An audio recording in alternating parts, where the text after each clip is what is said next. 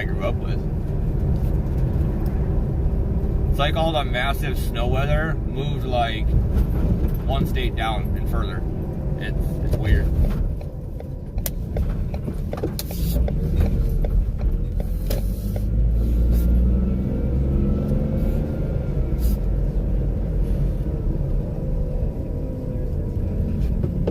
Yeah, I do it the old-fashioned way with a postal digger, you weirdo.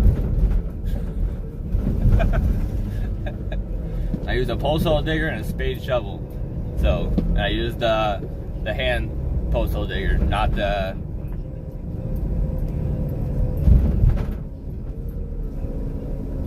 Oh, gotcha.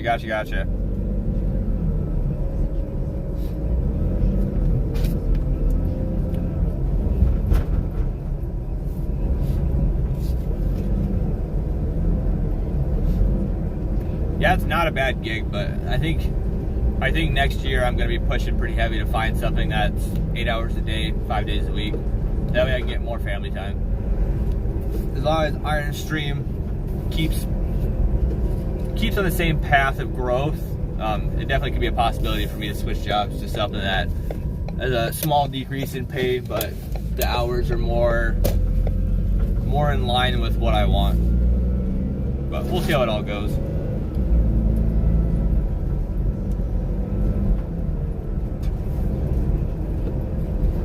Yep. Yeah, they definitely are. From Minneapolis all the way to the Canadian border, there's a dude out of, there's a dude in between St. Cloud, Minnesota and the cities that works like St. Cloud and south, but from St. Cloud all the way north to Canada, it is only me. And the dude that got hired in the town that's right next to ours, no, they're a cable company only. You're talking for looking for a new gig. Gotcha. I was not following along very well. But I would assume I could. I looked into the local cable company like in my hometown, and they're hiring, but it's at an hourly rate, and then they do the same type of scheduling as like this place where you work till you're finished, and then if it's busy, it's mandatory overtime. So it's the same shit, different place. But I enjoy this style of work. So I think if I'm gonna look for a new job, I'm gonna look for something in this type of field because I at least have a professional. I've been through it all, so it'd be easier for me to go into that job and do a good job. But there's no fiber company like directly in the town that we live in. There is like on the outside of town. They ran fiber all the way to all those places, so I'm sure I could get a gig with one of them too. I just haven't applied. So it's just me being lazy. Ooh, looks like we're gonna be in a trailer park. I wonder what number they have. Crap. Yeah, majority of it's all low voltage, right? And it's all the same type of troubleshooting, just different programs, which those aren't difficult to use. I gotta go see if there's a freaking trailer number on this. I don't think there is. Oh, there is. Trailer 104. Nice. Dun, dun, dun, dun, dun, dun, dun, dun. Trailer 104. Where might you be?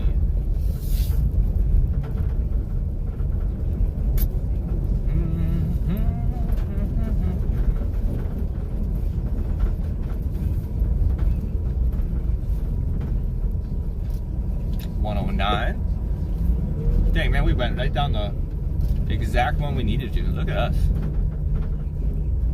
115, 116, 17. Is this 105? Crap. 104?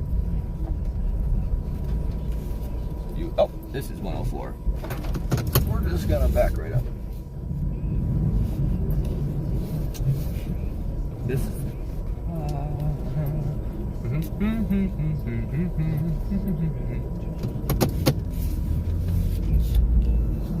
Alright guys, I will be out at this job for at least an hour and a half. So If you have any, if you talk in chat and I miss it, don't stress it. I'll probably scroll up once I get back. I appreciate you guys hanging out.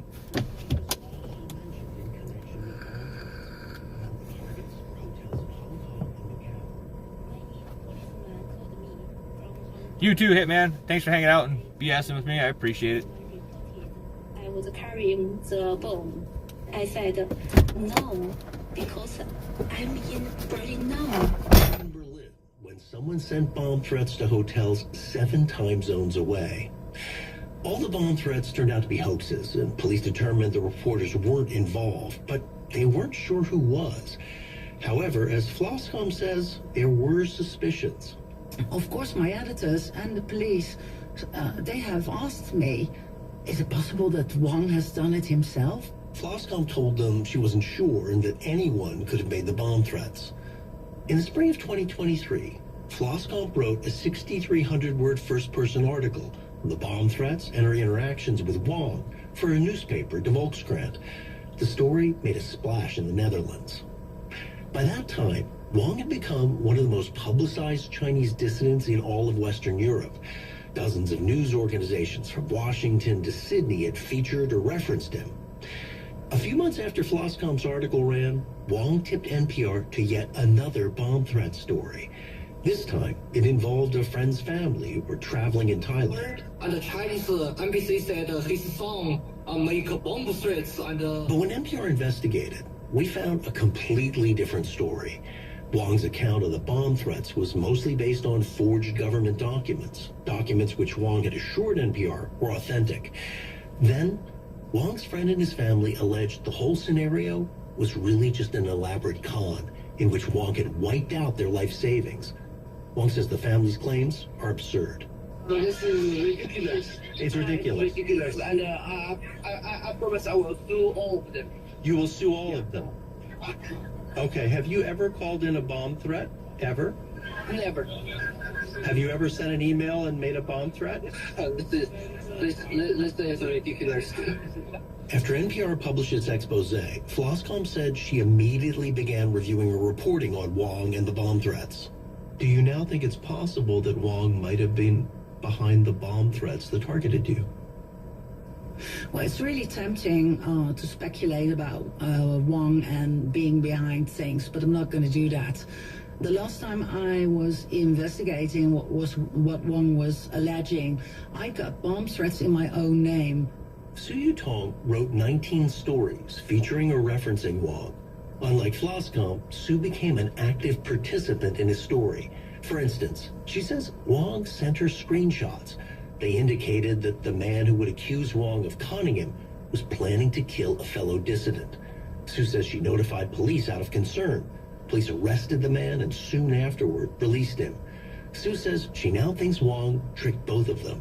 现在我认为就是王靖宇肯定 Su's apologized to Wang's accuser and to NPR for declining to answer our questions about Wang earlier. I would like to say sorry to you. I asked why. Because I didn't trust you before the report published. She's referring to NPR's investigation of Wang. And I had a question. Do you feel he betrayed you? Yes, 他欺骗了我. He deceived me, she says. I'm very angry. I'm very indignant. And she also says, No, I know Wang is a liar. Su says that after she was named in bomb threats, she felt sympathy for Wang. She now thinks she should have been more skeptical, as she explained to a Chinese YouTuber who did a 4-part series on NPR's report. Now, I think I was foolish, she says. I really was foolish. NPR shared Su's various claims with Wang. He said all were false. This is not true. All of it is not true, Wang wrote. I didn't tell her or ask her to call the police. Su Yutong is a real liar, he continued. She's a terrible reporter. De Volkskrant says it stands by its reporting on the bomb threat story, but no longer considers Wang a reliable source when it comes to China targeting critics overseas. Radio Free Asia retracted 2 of Su's stories on Wang and removed his comments from 8 others. In all, at least 10 news organizations have retracted or amended stories on Wang following NPR's investigation. Su Yutong says she now sees Wang very differently. 他欺骗了我们所有的记者，我觉得。 He deceived all of us reporters, I think, she says. This incident is a particularly bad thing for everyone's credibility. Frank Langford, NPR News, Washington.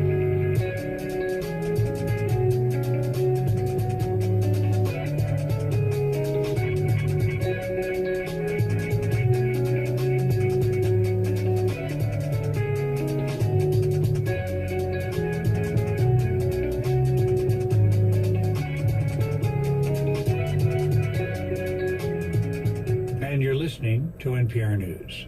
Support comes from True North Roofing, a woman-owned and led residential contractor offering roofing, siding, gutter, and repair services throughout the Twin Cities. True North's craftspeople are driven to help provide excellent care and service. TrueNorth-Roofing.com. Programming is supported by the Original Mattress Factory. Employee-owned and operated, mattresses and box springs are hand-built in its Maplewood, Minnesota factory and sold directly to the customer at Original Mattress showrooms throughout the region. OriginalMattress.com. You're listening to Weekend Edition here on NPR News. On What You Don't Tell Me, we cover the truly surprising parts of news, as Roy Blunt Jr. recently discovered. Is the Pope Catholic? I'm Peter Sagal. You'll never know what shocking things you find out on this week's show. For example, special guest Josh Gad is not actually an enchanted singing snowman. Join us for this week's eye-opening quiz from NPR. And you can listen to Wait, Wait, Don't Tell Me coming up at 11 here on NPR News. Programming is supported by the Minneapolis Institute of Art, offering inspiration, family fun, date nights, and galleries to unwind and relax. Everyone is welcome, always. Learn more at artsmia.org. I'm Jacob Alloy in the Twin Cities. You're listening to Weekend Edition. Coming up later this hour on the show, NPR's Scott Simon speaks with novelist Scott Turow about his latest legal thriller, Presumed Guilty. And we'll also hear about the new Mike Lee film, Hard Truths. And also part of that conversation is the star of it, Marianne Jean-Baptiste. So be sure to listen in for that. If you're looking for things to do in the Twin Cities metro area, the Walker Arts Center in Minneapolis is in the midst of their Out There series. It's an annual theater showcase featuring cutting-edge performances. There's a performance tonight of Exquisite Pain by Force Entertainment. Support for NPR comes from this station and from BetterHelp, committed to making mental well-being a priority and offering support in taking on everything life demands, with therapists available to communicate via video, chat, or phone at betterhelp.com/public. From Progressive Insurance, Progressive is looking for dedicated and forward-thinking individuals to join their growing team. More information, including application, at progressive.com/careers. And from the sustaining members of this NPR station. This is Weekend Edition from NPR News. I'm Scott Simon. The Eaton Canyon fire on the east side of Los Angeles remains active 5 days after it started. It has burned more than 14,000 acres and destroyed thousands of buildings. One of the families who evacuated, Peter and Victoria Wilson and their 2 teenage children, Harper, Charlotte, and Hugo, their dog, and their 2 cats. I think we just heard one of the cats. Yes, you did. Victoria and Charlotte Wilson join us. Well, it's very good to talk to both of you, and it must be good for you to hear the voice of your cat. How are you? I'm not sure. It changes moment to moment. Yeah. What happened? Well, we knew this windstorm was coming. We live in Altadena, and we knew when the fire started because everybody in the neighborhood was on watch. And we decided to evacuate before we got the order because we didn't have power, and we figured it was better to go sooner and not in the middle of the night. So we left our home at 7 o'clock Tuesday night and drove down the hill to my parents, and it was like like, driving through hurricane-like conditions. we had an emergency plan, so we packed some things. Of course, now Wednesday morning we learned that our house was burning, and we finally got photo confirmation Thursday that the house is gone. One of the crazy things that's hard to understand about the fire is the randomness of it. You know, whole lines of houses gone and then one standing, or a garage gone and the house standing, and things like that. So I'm sorry to ask, but I wonder what's running through your mind of things that might be gone now.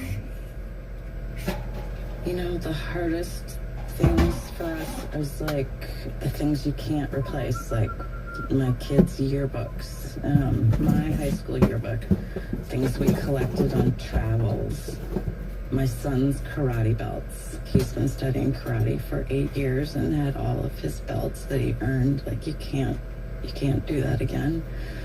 We grabbed some things, but it's the personal memory things that's the hard stuff. Mm-hmm.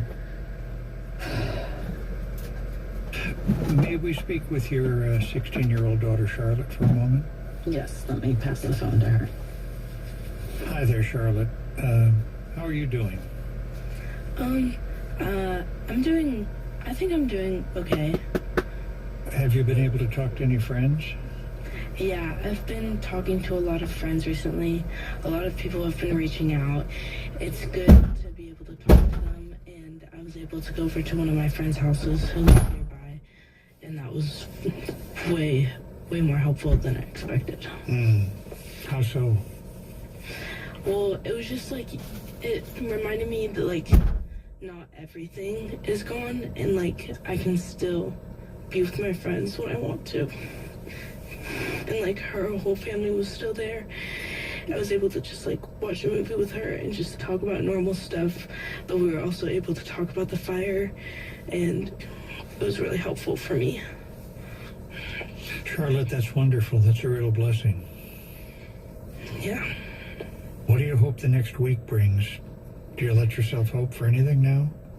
I mean, I just hope that people are helping each other, because I think that's really important right now, and just supporting our firefighters and just recognizing all the hard work they've done.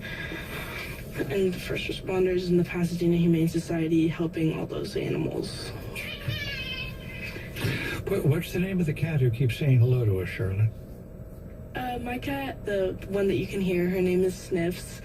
And then the other one that's kind of quiet but also in here is Mister. Sniffs and Mister. Well, our regards to them both.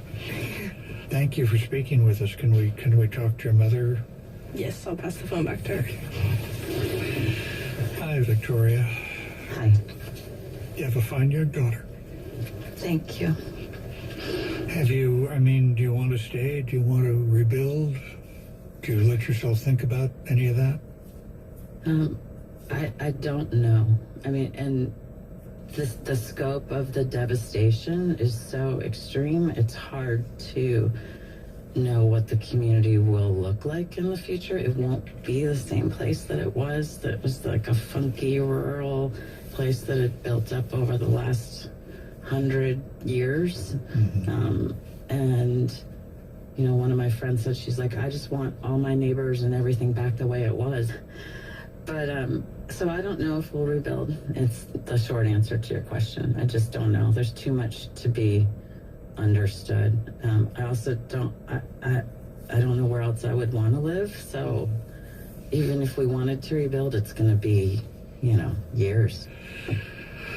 Well, Victoria Wilson, I want to thank you and your daughter Charlotte for speaking with us, and wish you all the best. Thank you, Scott. Senate confirmation hearings next week for President-elect Donald Trump's foreign policy and national security team. The nominees, many controversial in their own right, will be in the spotlight following a series of provocative remarks from the president-elect. Mr. Trump has said the U.S. should buy Greenland, take control of the Panama Canal, and make Canada a U.S. state. NPR national security correspondent Greg Myrie joins us. Greg, thanks for being with us. Hi, Scott. Which of Trump's selections are going to be in the hot seat? Well, the first one will be Trump's nominee to lead the Pentagon, Pete Hegseth, who goes before the Senate Armed Services Committee on Tuesday. Now, he's the former Fox News host who claims the military has become too woke, in his view, and needs to get back to basics. His TV commentary has certainly appealed to Trump, but Democratic critics say he simply lacks the experience to manage one of the world's largest bureaucracies, the U.S. Defense Department, which has nearly 3 million personnel worldwide. And Republicans now have this 53-47 majority in the Senate, so Hegseth and others will need almost every Republican vote to be confirmed. What other nominees might be most at risk? Tulsi Gabbard is a former Democratic congresswoman from Hawaii. She's up to be Director of National Intelligence, a role that oversees all 18 intelligence agencies.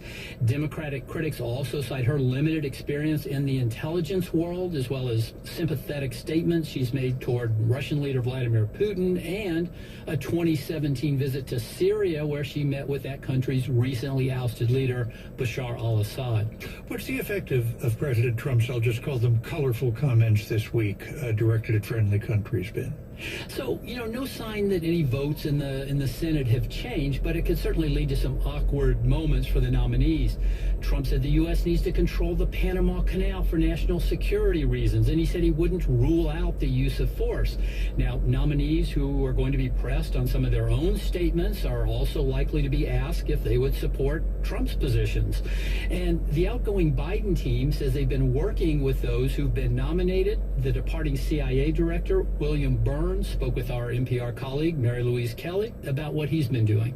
Well, I've had a couple of conversations with my successor, or at least the CIA director designee, John Ratcliffe, and I promised him that we would ensure the smoothest possible transition here. I stressed to him that this is an apolitical institution. Greg, of course, during his first term, President Trump threatened all kinds of things he didn't do, like pull the United States out of NATO. Is this latest batch of comments in that vein? Scott, probably too early to tell. Trump supporters say the president has always been unconventional and disruptive, but countries being named by Trump are trying to figure out whether this is bluster or whether he's serious.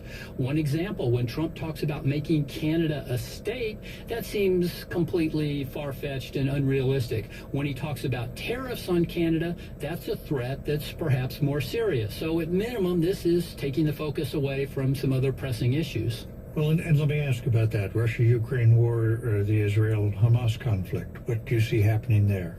So Trump is inheriting these complicated, protracted conflicts. He's made a few comments, but he's been pretty vague. He says, for example, if Hamas doesn't release the roughly 100 Israeli hostages by the time he enters office, there will be, quote, hell to pay.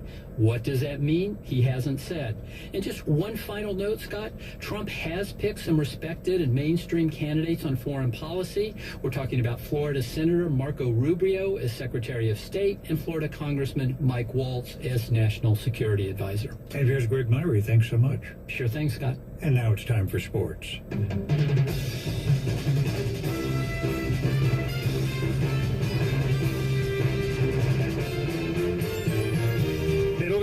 State versus Notre Dame in the college football finals, NFL playoffs. Can anybody beat Kansas City? Howard Bryant of Meadowlark Media joins us. Howard, thanks so much for being with us. Good morning, Scott. How are you? I'm fine, thanks. 28-14 win. Ohio State over Texas. Last-minute fumble return for a touchdown by Jack Sawyer. Quite a game. So it's going to be Notre Dame. Rah! Against Ohio State. All the controversy over the expanded playoff format. Is this a promising final? Well, I think that one of the things that we've been talking about for 50 years in college football is the polling. Does the polling represent the true champion? And here you are now expanding the playoffs, and you've got two teams playing for a championship that wouldn't have even been in the playoff last year. You had 4 teams, now you expand out to 12. So the first row of teams go down in the first round. The 9 through 12s go down, and then the 1, 2, 3, 4 go down in the next round. So I think it's an interesting way to look at it, because you've got Do you have the two teams that are playing the best right now? Absolutely. I mean, I think that maybe Arizona State could say, hey, we was robbed. But for the most part, Ohio State looks like the best team they've been the best team in the playoff. And I think that when you look at Notre Dame, I think one of the fun things about this championship is if you want the old blue chip blue blood franchises or programs, you've got them. Ohio State has got 5 national championships, and Notre Dame, the great Golden Dome, they've got 11. So this is so if you're an old school college football fan, you're absolutely getting what you want there. NFL playoffs begin today. The Houston Texans host the LA Chargers. But look, can anybody beat the Kansas City Chiefs? Well, it looked all season long like this team wasn't that good, and they just kept winning, and now suddenly the Chiefs look like the best team. Why? Because, one, they're the Chiefs. They've won back-to-back championships, and they've got the best quarterback, and they've got a coach who's going to the Hall of Fame, and they've got a great defense, too, so that's been the one constant that they've had. The real question when you look at all the other teams is, are you playing... When you get to the Kansas City stage, are you playing the Chiefs, or are you playing the Chiefs aura as well? And I think the answer is both. These teams that have played Kansas City, they've been right in it up until the last minute and find some way to make some fatal mistake because of the intimidation factor. We've never seen a team win 3 straight Super Bowls. And the sentimental thing, though, is not the Chiefs at all, Scott. It's the Detroit Lions and the Buffalo Bills, the battle that people would really love to see. Australian Open begins today. Jannik Sinner and Aryna Sabalenka, who are the reigning champions, favored? 100% favored. Obviously, you've got Sinner. Hard court players are tough. It's a different tournament. It's not the French Open. And so, obviously, you've got the great mainstay Novak Djokovic, who could win his 25th Grand Slam. You never really count him out, although at his age now, believe it or not, he's not the favorite he once was, the automatic he once was. He only has 10 of these championships. And then on the ladies' side, I kind of like looking at Coco Gauff now, who is beaten her rival Iga Swiatek twice now. Maybe Coco's ready to go get her second major. It'll be a great tournament, and don't forget a couple of Americans, Taylor Fritz, Ben Shelton as well, and maybe Daniil Medvedev. All right, we'll take a look. We'll enjoy it. Howard Bryant of Meadowlark Media, thanks so much for being with us, my friend. Talk to you soon. Thank you, Scott.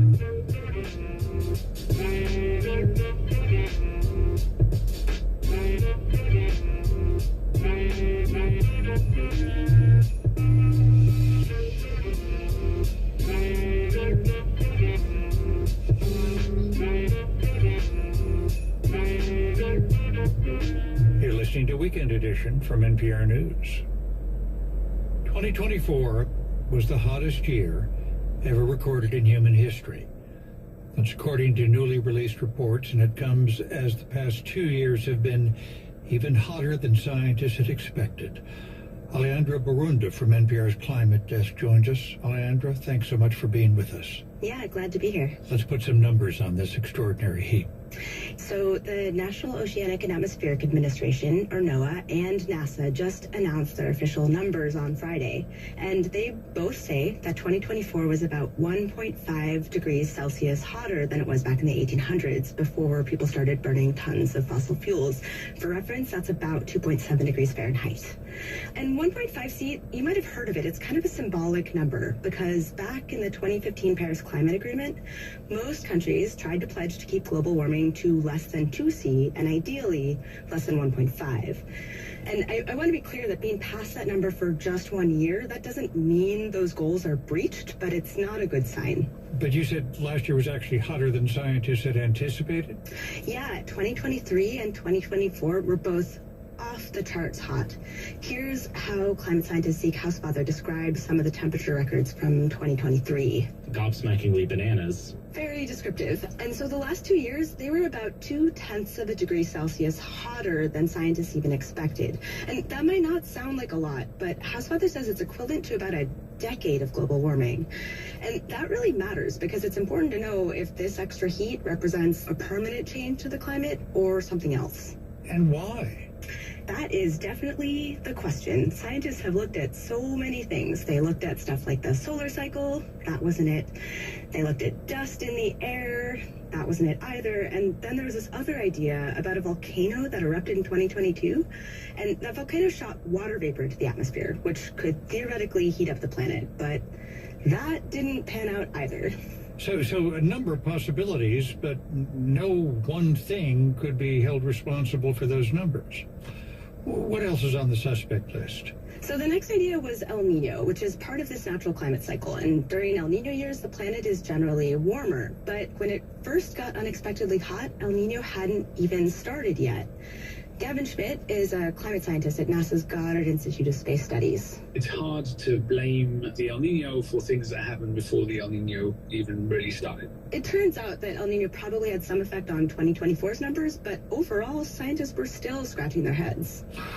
And what did they find? Yeah, they went to one other place, Scott. The next thing they looked at were these weird kinds of clouds. These are the tracks of ships. It's like a contrail from an airplane, but from a ship over the ocean. That's Andrew Gettleman. He's a climate scientist at the Pacific Northwest National Laboratory. Ships burn fossil fuels, and the pollution from that actually creates these cloud trails behind them that cool Earth. And in 2020, that ship fuel actually got cleaner, and that meant smaller ship track clouds and, in turn, a hotter planet. And that could actually make up about half of the mystery heat. And scientists think decreases in other clouds that were also formerly caused by pollution might make up another chunk.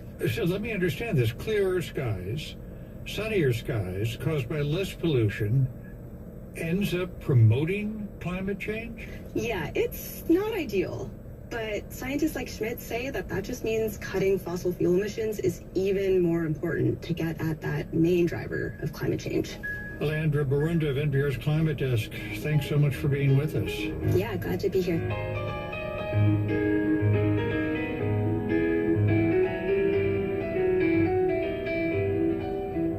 This is NPR News. Support comes from Science Museum of Minnesota, where you can join the conversation in the new Mind Matters exhibit, share a wow moment over a live science performance, and a giant screen movie with their new refreshments. Tickets at smm.org. Support comes from At Sarah's Table Chester Creek Cafe. Host your holiday party in their sky room with a welcoming atmosphere for a memorable celebration. Beautiful views, perfect for any festival gathering. Farm-to-table cuisine, extensive wine list, and beverages available. After 4 years on the job, Transportation Secretary Pete Buttigieg is preparing to return to life as a civilian. We sat down with him to talk about the Biden administration's Historic Infrastructure Act and why it didn't seem to resonate with voters. A lot of the things that we work on are worth doing, whether they're getting you a lot of political credit or not. That's on All Things Considered from NPR News. And that's coming up later today at 4 o'clock here on NPR News. I'm Nora Rahm with these headlines. Firefighters in Southern California are reporting some progress in containing several major wildfires that erupted this week. Officials say the Eaton fire in Los Angeles County is now about 15% contained. In the southern U.S., tens of thousands of homes and businesses are still without power after a snowstorm. It was the first measurable snowfall in Atlanta in several years. Icy, hazardous conditions continue. And singer Sam Moore has died. He was one half of the 1960s duo Sam and Dave, with hits including Soul Man and Hold On, I'm Coming. He was 89. I'm Nora Rahm, NPR News in Washington.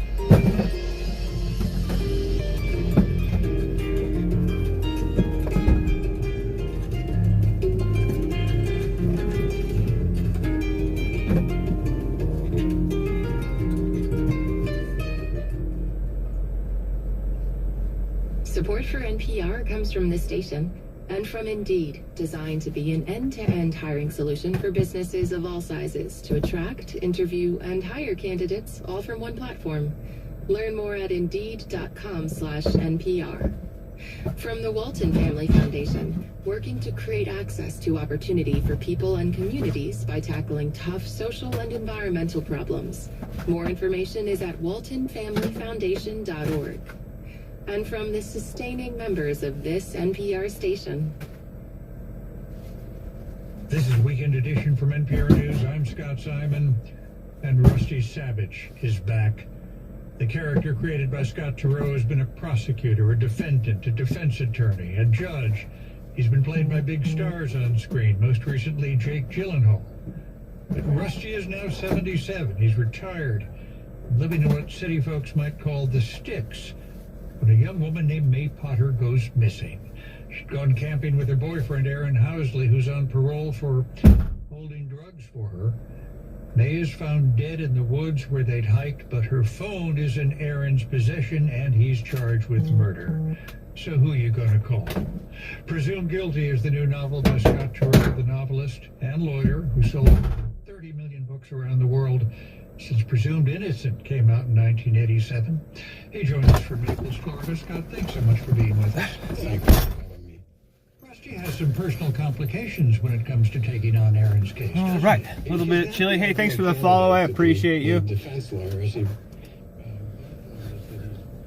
Currently at a job, so if I miss your messages, I apologize. Probably about another hour here, and then I'll be back in that truck and moving, so.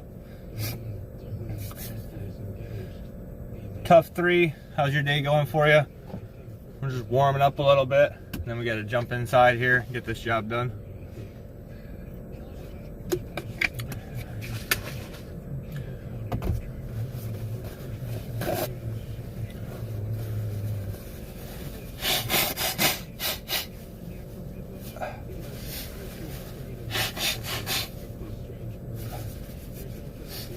A little bit chilly out there.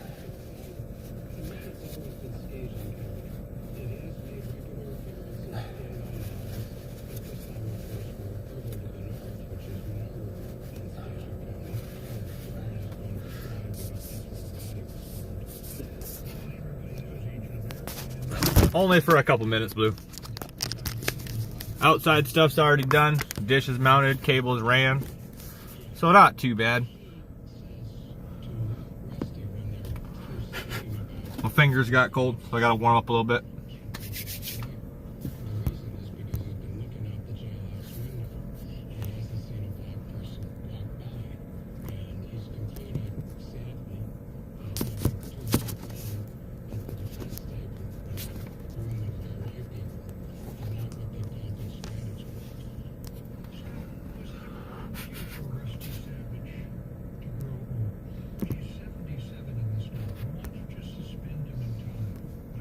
Yeah, it's called an S-tube.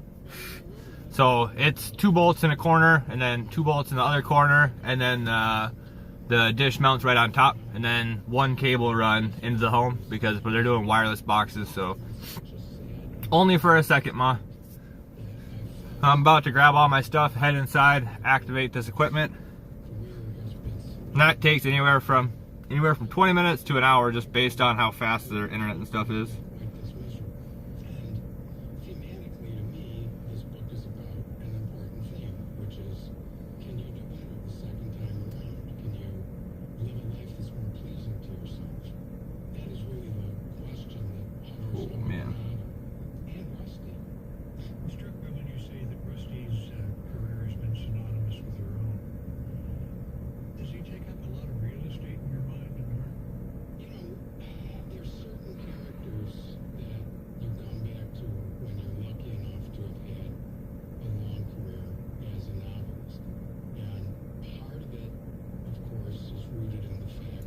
I think I might be short 1 box. Hold on. God damn it.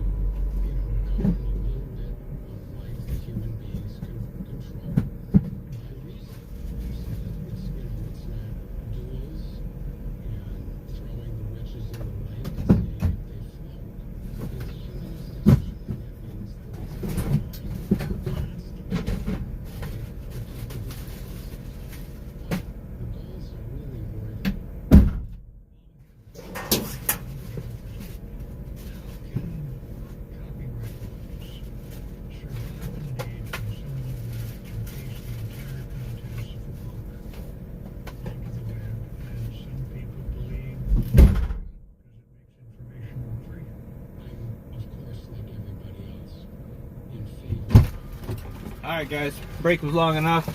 I'll be back after I finish up this install. Thanks again for hanging out. Hey Ted, have a good day, man.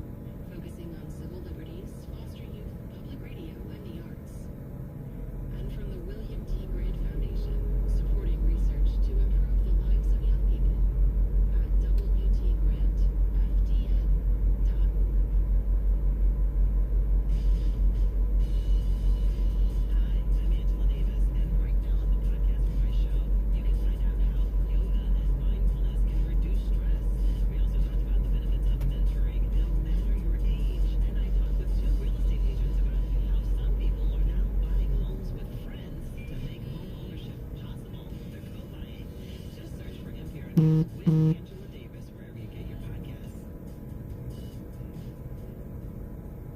This is 91.3 KNBJ Bemidji.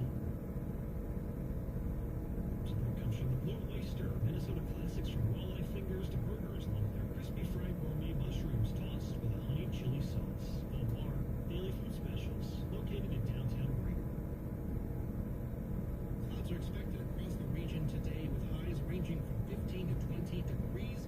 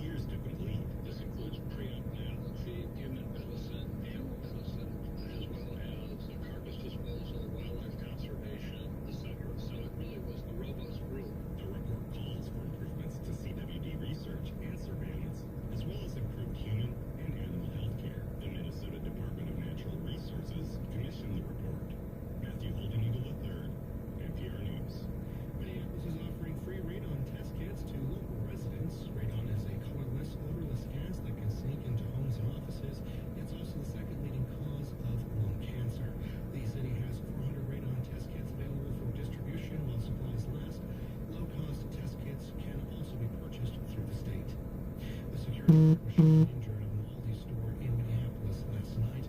Police report the shooting occurred around 8 p.m. at the grocery store chain's Franklin Avenue location.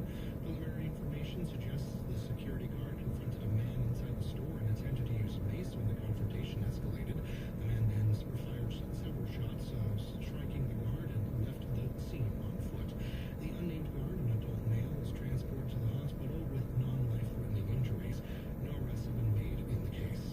Looking at weather, a winter weather advisory is in effect late this afternoon through Sunday for the northern half of the state, except in the northwest, the far northwest, I should say. And highs are expected to range from the teens and 20s in the north to near 30 in the south. I'm Jacob Malloy in the Twin Cities, and you're listening to NPR News. Support comes from Christopher Strom Architects, design leaders in modern custom homes, lakefront retreats, and secondary living spaces. Christopher Strom Architects, graceful, modern warmth for everyday living. You can start the conversation at ChristopherStrom.com. The following program was taped in front of an audience of real live people.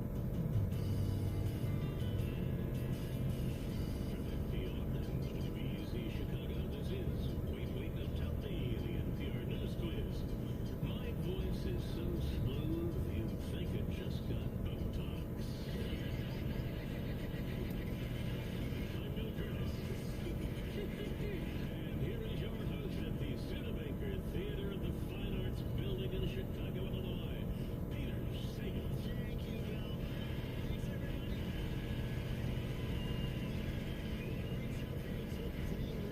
We are going to be talking to actor Josh Gad, who is probably most famous for playing Olaf the Snowman, the beloved character from the Frozen movies. That is, unless you are listening to us right now with young children, in which case, later on, we will be interviewing Olaf the Snowman.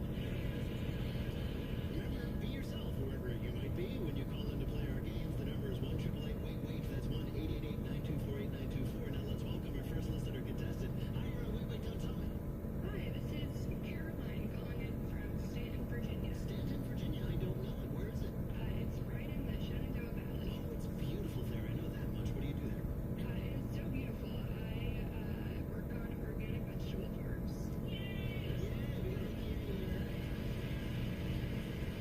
Wow, you know our audience. That's everybody listening to this is currently holding a tote bag on the way to a farmer's market. Yeah, I thought this would play well with the NPR crew. No fool you. Well, welcome to the show, Caroline. Let me introduce you to our panel this week. First, it's a comedian performing at Cobb's Comedy Club on January 25th as part of San Francisco Sketch Fest. It's Josh Gondelman. Hello, thank you so much for having me here. Next, a comedian and host of the podcast Fakes the Nation, and you can also see her at San Francisco Sketch Fest on January 31st. It's Negin Farsad. And making her debut on our panel, it's the host of the TikTok series Boy Room. It's Rachel Coster. Who's Bill this time? The first new one of the year. Bill Curtis is going to read you 3 quotations from this week's news. If you can correctly identify or explain just 2 of them, you will win our prize. Any voice from our show you might choose for your voicemail. Are you ready to do this? I'm ready. Okay, your first quote is from the Prime Minister of a certain island northeast of Canada. It's not for sale. Unless Donald Trump still wants to buy it. That would be Greenland. Yes, Greenland. At a press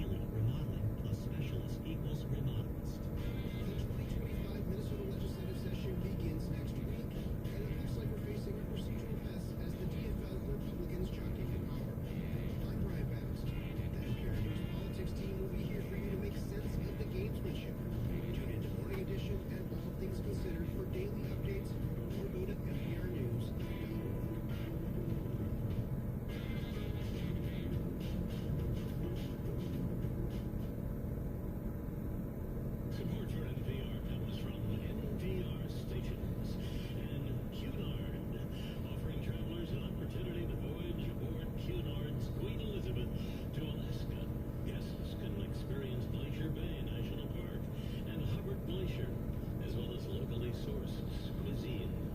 Learn more at cunard.com.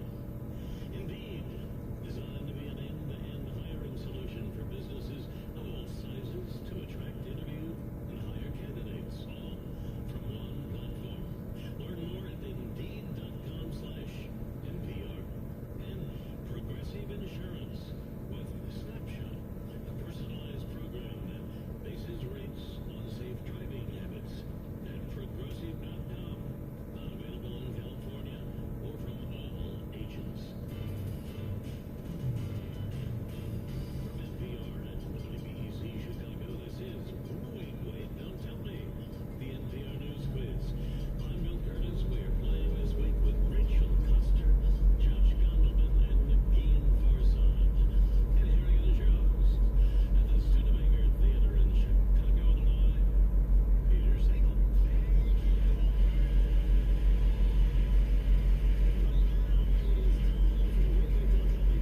Listener game. Call 1-888-WAIT-WAIT. Declare game in the air, or check out the pinned post on our Instagram page at WaitWaitNPR. All the info's there. You're on Wait, Don't Tell Me. My name is Greg, and I'm calling from Daytona Beach, home of Evergreen Paranormal University, where I work. Oh, and what do you teach there? I teach mathematics. You teach mathematics, like the math that a pilot needs to know. Most of my students are the engineers. Okay, all right. It's not like you teach them how to read a fuel gauge. Zero. My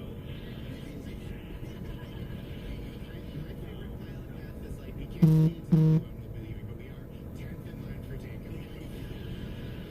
Greg, it's nice to have you with us here to play the game in which you must try to tell truth from fiction. Bill, what's the topic? What ails Wales? There's controversy in Wales. It's not just that the Welsh language is hoarding the world's supply of the letter Y. Our panel is here to tell you about what's going on in that little section of the United Kingdom. Pick the one who's telling the truth, you'll win the waiter of your choice in your voicemail. Ready to play?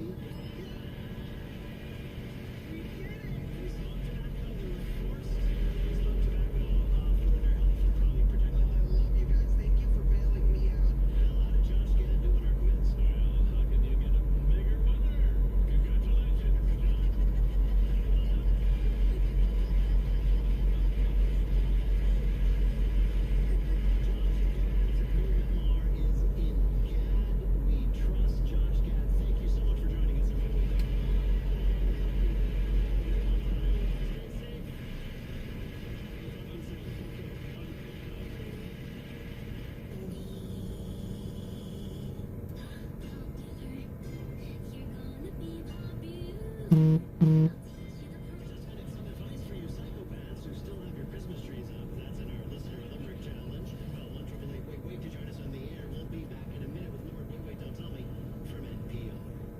for programming comes from Explore Alexandria, offering lakes, trails, and activities to explore all year round, and a place to find yourself as well.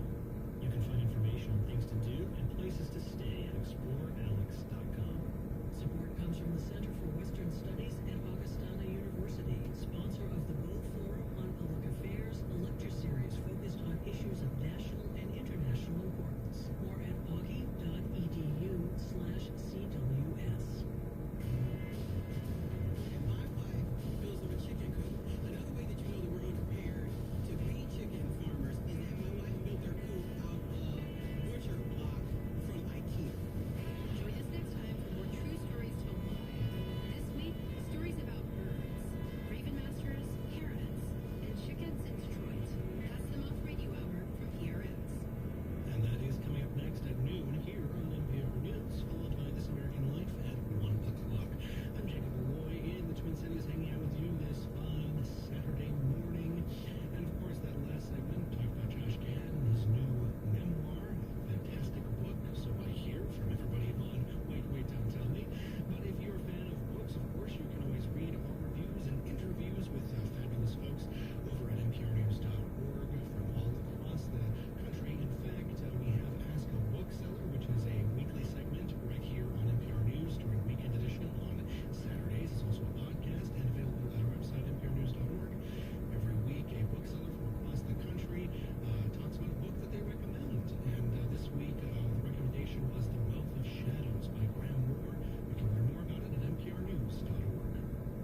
Support for NPR comes from NPR stations and the NPR Wine Club, bringing people wines inspired by NPR shows. Whether purchasing a few bottles or joining the club, every purchase supports NPR. Available for adults 21 or older. NPRWineClub.org. Your part-time controller, a nonprofit accounting specialists providing financial management services to support stronger nonprofits who make the world a better place. Learn more at iptc.com/NPR. And BetterHelp, committed to helping clients with issues ranging from relationship challenges and goal setting to grief and depression. Learn more at BetterHelp.com/public. From NPR and WBEZ Chicago, this is Wait, Don't Tell Me, the NPR News Quiz. I'm Bill Curtis. We are playing this week with Josh Gondelman, Rachel Coster, and Nagin Farsad. And here again is your host at the Studebaker Theater in Chicago, Illinois, Peter Sagal. Bill, and next is Raimia in our listener Limerick Challenge game. If you'd like to play, give us a call at 1-888-WAIT-WAIT. That's 1-888-924-8924. Right now, panel, though, some more questions for you from the week's news. Nagin, this week, Kia, the car company, recalled over 20,000 EVs because the seats may not be securely fastened to the chassis. They looked into the problem, and they blame it on what? Okay, the seats are not connected to the chassis, which I'm imagining is going to be and so why is it not fastened? They've tried to figure out, like, not, they had to check 20,000 cars to make sure the bolts were fastened. Of course, they wanted to see how That one guy runs it.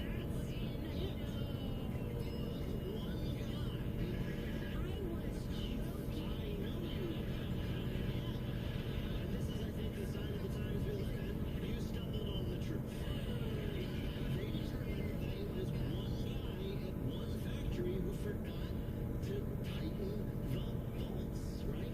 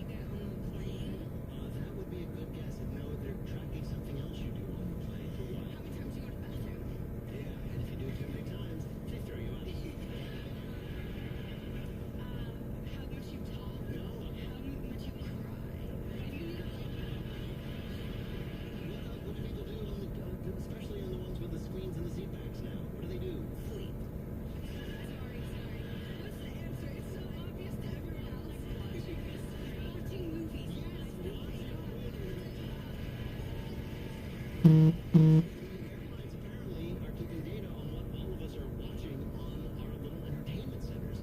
Airlines know everything about what you're watching. They know what you like to watch, when you pause it, how fast you press skip when the characters start disrobing and there are kids behind you. So now, like your profile on like the United app is like TSA pre-check number, prefers aisle seats, and watched 4 hours of MILF Manor. A seat alone may cost you. For me, they know to put me between two tennis stars.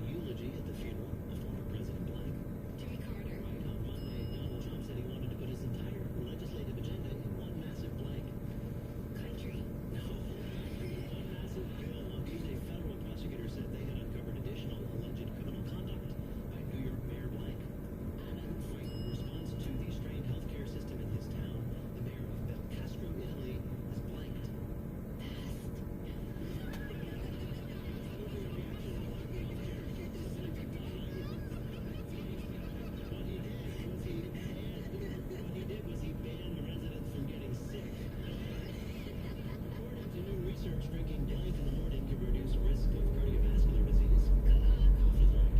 They showed on at Hacks with big winners at this year's Blank Awards. Golden Globe. Right. This week, man complained that he missed his flight home from Arizona thanks to blank.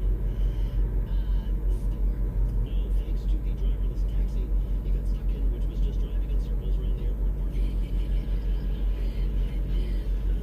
Couldn't get on his flight. Come on, man. Everybody knows you need to arrive at the airport at least 2 hours before your flight, plus an additional 8 hours for your driverless taxi to run out of gas so you get a seat. Bill, how did Rachel do on our quiz? Very good for a rookie. 4 right. 8 more points. The total of 10 is still trailing by 2. All right. So how many then does Josh Nolan need to win? 5 big ones to win. Here we go, Josh. This is for the game on Tuesday. Meta announced it would no longer be blanking posts on Instagram and Facebook. Fact-check it right. On Monday, Canadian Prime Minister Blank announced he was resigning. Justin Trudeau right after the Supreme Court refused to issue a stay. Blank was sentenced for his conviction in a hush money case on Friday. Donald Trump right. California Highway Patrol officers who pulled over a Rolls Royce for speeding found blank inside. Nobody. No, they found 5 cell phones, 4 bins of marijuana, and a riding shotgun, a baby spider monkey wearing a onesie. Was my next guess. On Monday, a Pulitzer Prize-winning cartoonist at the Washington Post resigned from the paper because they refused to publish a cartoon critical of blank. Billionaires like Jeff Bezos. Jeff Bezos and other billionaires. Yes. On Tuesday, Peter Yarrow, 1/3 of the folk group Blank, passed away at the age of 86. Peter Paul and Mary Wright. This week, 17-year-old Luke Leveler became the world darts champion, overcoming the fact that he cannot legally blank. Played darts in bars? No, he cannot legally buy darts in the United Kingdom. There's a law in the UK banning the sale of dangerous weapons like knives, swords, and even darts to anyone under 18, and the new world champion doesn't turn 18 for 2 more weeks. But it's really a problem. He can just fly to America, buy any gun he likes, and then hold up a darts show. Bill, did Josh do well enough to win? Well, you got 5 right, 10 more points. You put all his points together, he has 13, which is a win. There you go. I was worried you were going to put him back there. Congratulations, Josh. In just a minute, we're going to ask our panelists to predict after congestion pricing. What's the next previously free thing that New Yorkers will have to pay for? But first, let me tell you that support for NPR comes from NPR stations and Made in Cookware. Made in Cookware is crafted by chefs for use in restaurants and home kitchens around the world. Their cookware can be found at madeincookware.com. Progressive Insurance with Snapshot, which monitors safe driving habits to determine a personalized rate. At progressive.com, available in California or from all agents. And Subaru, featuring the 2025 Forester with updated exterior design and an 11.6-inch Starlink multimedia interface. Learn more at Subaru.com. Wait, Don't Tell Me is a production of NPR WBEZ Chicago in association with Merchant Haircut Productions, Doug Berman, Benevolent Overlord Philip Goedeke, Red Star Limericks. Our public address announcer is Paul Friedman. Our tour manager is Shane McDonald. Thanks to the staff and crew at the studio.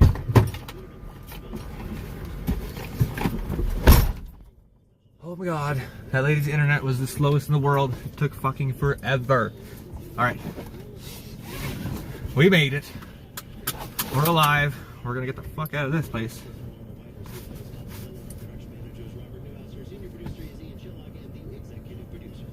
Once I figure out where the hell I'm going.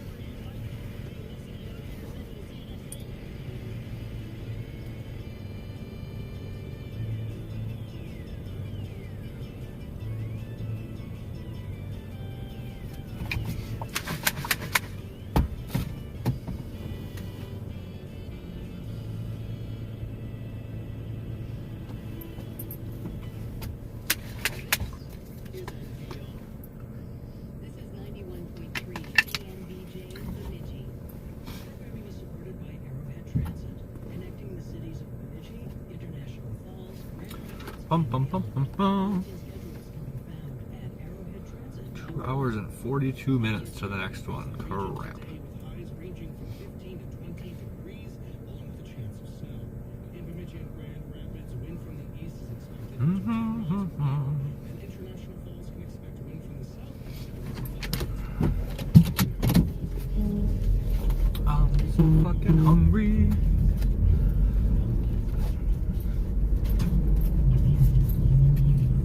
Maybe we'll get lucky and we'll have good signal all the way to the new place. What do you guys think? I'm doubting it.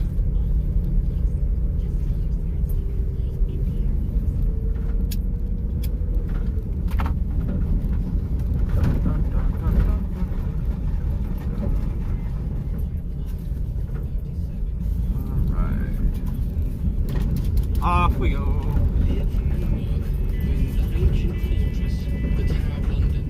One of the legends tells us that should the ravens leave the Tower of London, it will crumble into dust, and a great harm will befall our kingdom. Now we keep 6 ravens at the Tower of London by royal decree, just in case. Next up, the Moth Radio Hour. I'm Catherine Burns. This week, birds, raven masters, parrots, and chickens in Detroit. Yvonne, how goes it? Hopefully you're having a good day. Oh no, we can't whip it. This is the company vehicle. Don't get me in trouble, Yvonne. It's not nice. You're trying to trap me. You know, my gut, I almost tapped the brakes and hammered the gas just by, like, you know, how am I, like, I would have been if an old buddy told me to whip some shitties.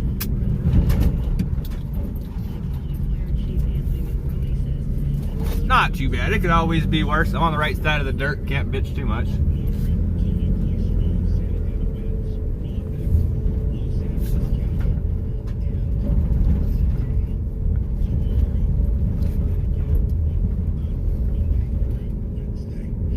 LA County Fire will be prepared.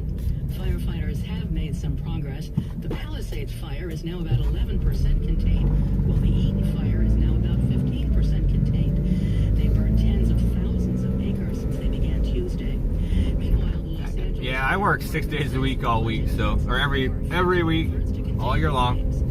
So, I'm used to it, but Los Angeles Fire Chief Christy... if Iron would just hurry the fuck up and go famous, I wouldn't have to work anymore. I could just be a lazy bum. Emergencies.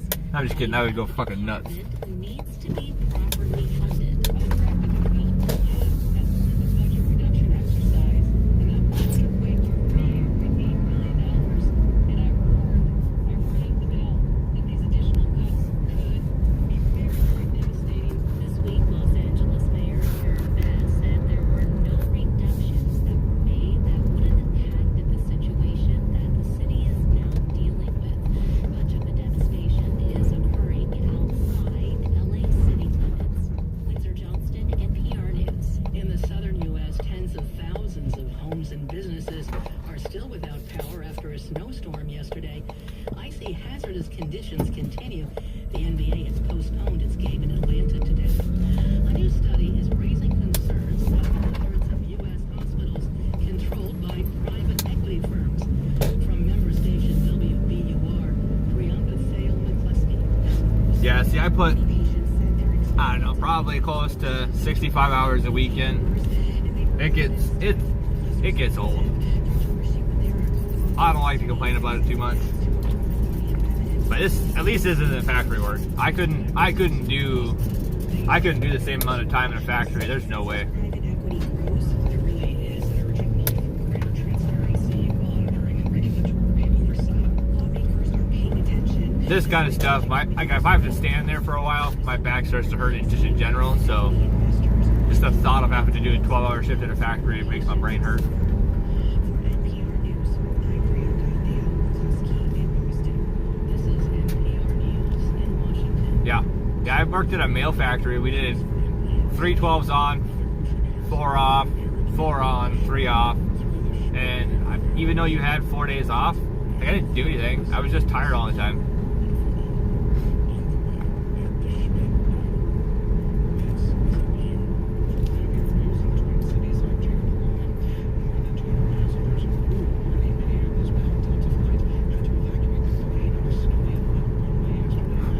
Yeah. It's just mentally draining, I think.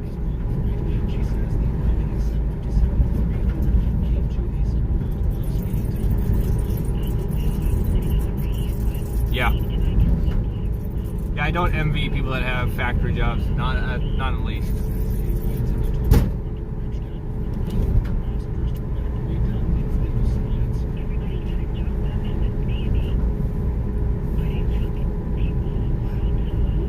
Yeah, I've worked at that mail factory, and I also worked at a refrigerator company where they built refrigerators.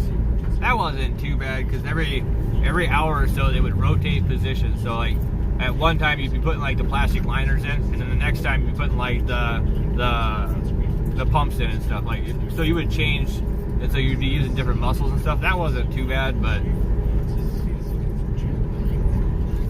most of those places are like, okay, every 2 hours you get a 10-minute break, but you start your break the second you leave your machine, and then by the time you get outside and have your cigarette or go to the bathroom, like you have to turn around and go right back to your spot. Like, I don't know, that's dumb. I like the freedom to be able to do whatever the fuck I want. So I worked at a junk mail factory. So the place I worked at, they would print and like sign deals, like say like Discover, right? So they would send out all of Discover's junk mail. So they had the printing area, and then they also had a place called Commingle where they would send it to all 50 states, and then we would sit and organize it, and then we'd throw it on pallets for those states. I did the printing side of it, I did the Commingle side of it, and then I also drove forklift for them I drove forklift for like a year. That wasn't too bad. Yeah. So that place went out of business. My mom and my sister both worked there for shit. They were like pushing 9-10 years, but the company sold because there's not money to be made there anymore. Nobody checks their damn mail, or if they do and they see spam, they just throw it away. They don't even open it.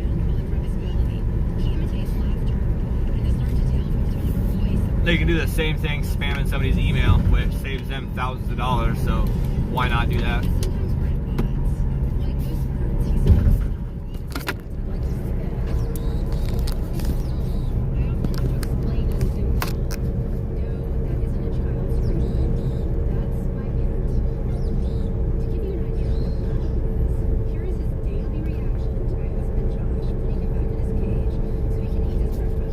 Says my phone is too hot. It's yelling at me.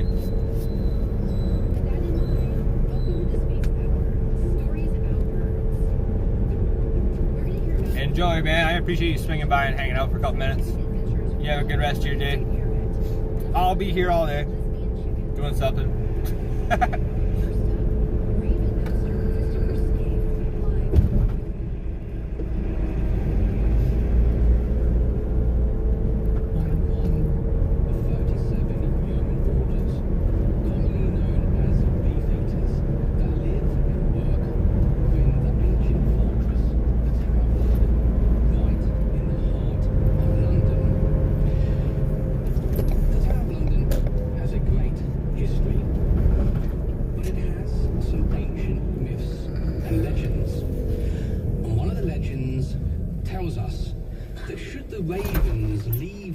London, it will crumble into dust and a great harm will befall our kingdom.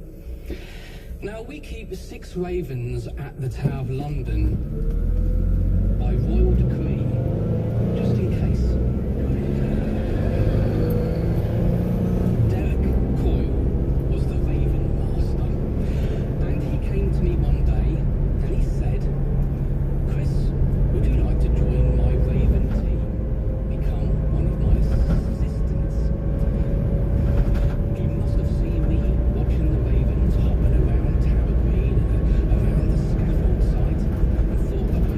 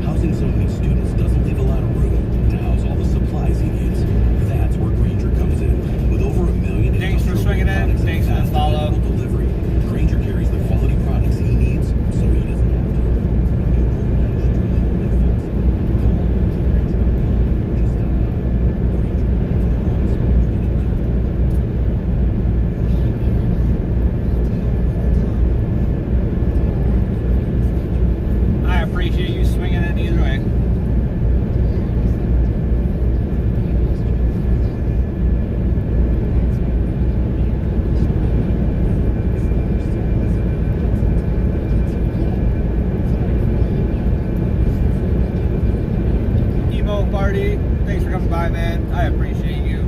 You're doing your thing today. I hope you're having a blast.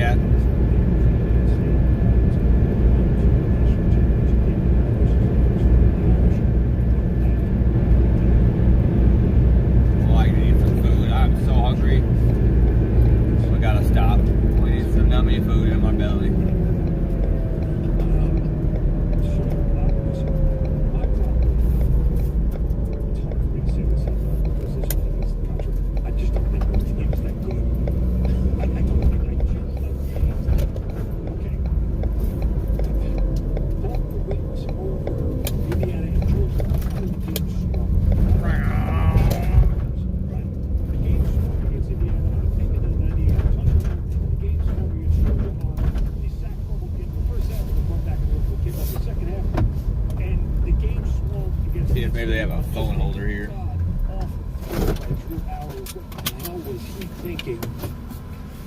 I'll be right back, guys. Enjoy some NPR. Penn State had overtime written. Nope. Right? Like, that was, you know, and there's no guarantee Penn State will win.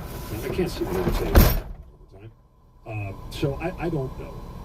But what I do know here is that for the narratives that surround college football programs and coaches and players and everything else, James Franklin is not to blame for that loss. He's just not. I agree. He coached a very good game. He put his team in position to win. You know, he didn't make any big mistakes. All he did was put his team in position for a game that his team could have won. However, Paul Feinbaum of the wonderful Paul Feinbaum show also said on Get Up that he does blame James Franklin for the loss.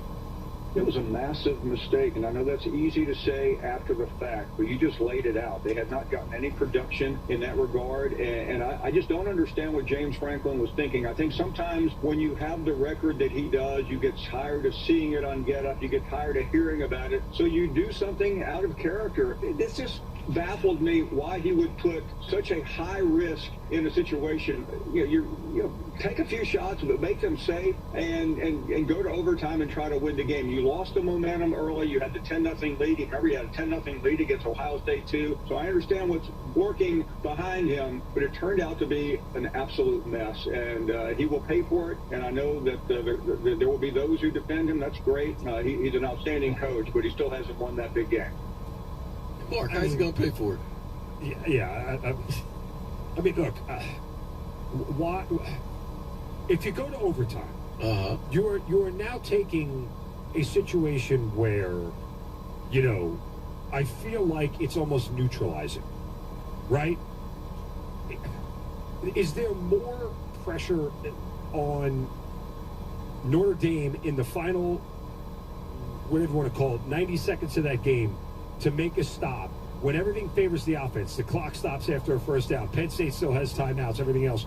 You know, there's more pressure on them in that spot than there is in an overtime situation where you're pretty much guaranteed points regardless. I mean, you could argue that Notre Dame's kicking was, you know, their weakness, and putting them in an overtime situation might have actually, you know, been a benefit. I just, Penn State was able to move the ball pretty consistently throughout the game. Drew Aller was definitely off. He missed a lot of open shots in the game. Right. You know, there. It was an issue. Right, that's the issue and the problem right there, is that Drew Aller certainly was not in a spot to where he was playing football at a high level. What was he doing? He was missing left and right. Routine passes that he'll hit in his sleep he was missing by a long shot. So right there it tells you that things weren't right with him. So if you want to, congratulate for not going away from his quarterback and going to the run game more often than not, then I can listen to that. But to flat out say it was Franklin's fault that they lost that game is just a stretch and a half to me, because it was not his fault. No luck. No phone holders there. I had ibuprofen though.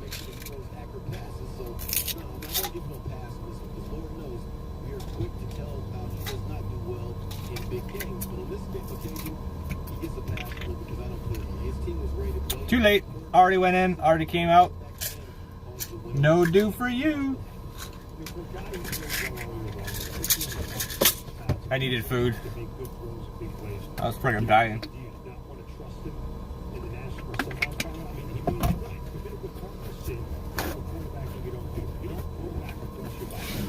Alright.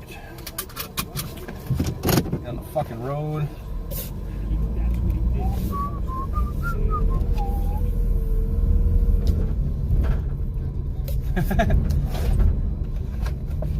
Not me. Dude, what the hell, man? These asshats didn't even cut this pizza. Ugh. We'll just eat it like a... That's so dumb. See? They didn't even cut it. They just left it one big old pizza, dinks.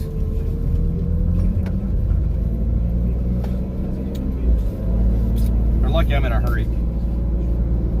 I'd go back and tell them they're dumb. That's frustrating.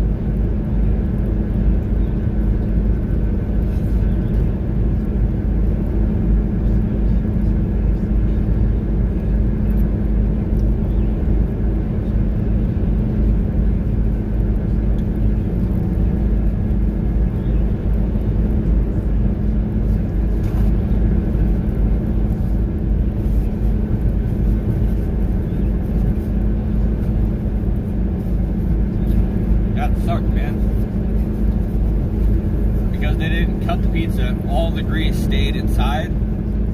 That's freaking messy as shit.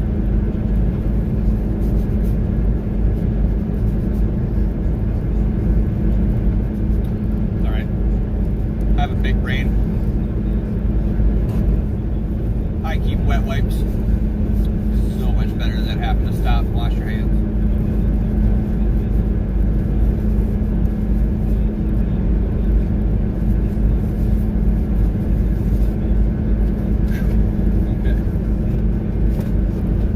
Places now.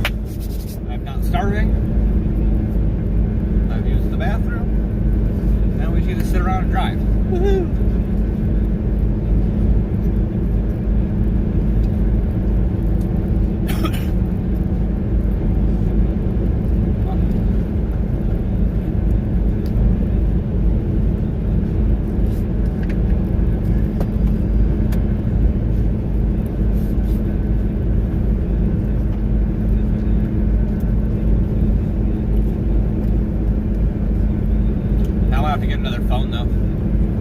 Drives me nuts. I'm so used to hearing how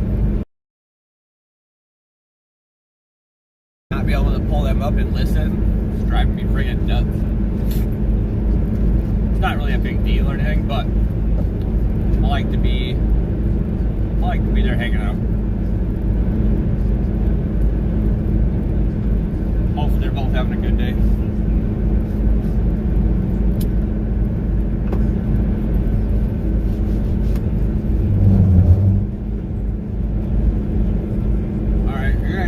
It's gonna roll down my window. Hopefully it's not too bad.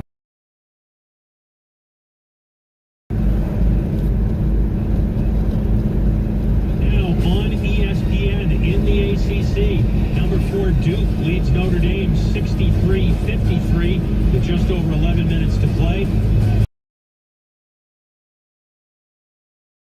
USC on the road leading 13th ranked Illinois 57-53. 3 NBA postponements today. Rockets and Hawks in Atlanta by winter weather. Spurs and Lakers.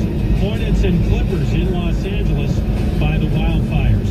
In the NHL right now on ABC, almost halfway through the first period in Florida, the Bruins lead the Panthers 1-0. I have no idea about hockey. I don't know where the Panthers or the Brewers are from.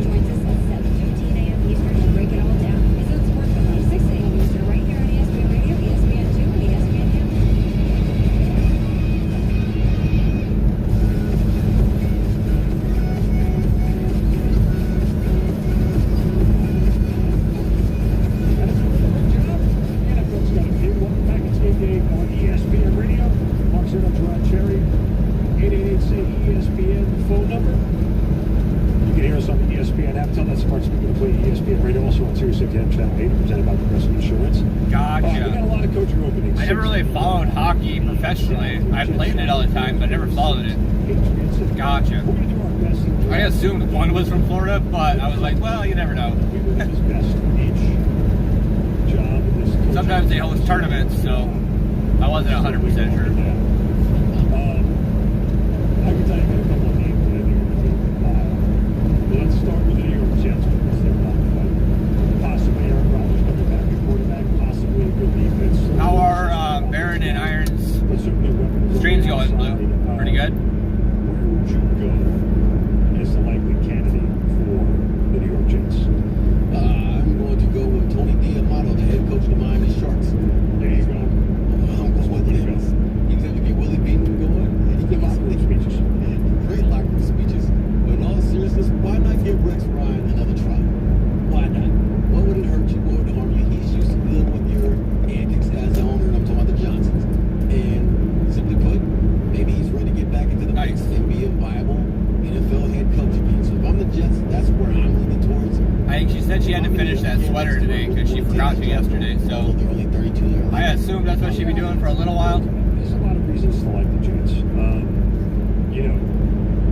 Second place in that division is up in the Rams. And look, I'll say this, and I've said it 100 times in the past couple weeks. The number one measure of whether you should take a job or how you grade a job in the NFL is can you win the division in 2 or 3 years? Because at the end of the day, if you don't win the division, then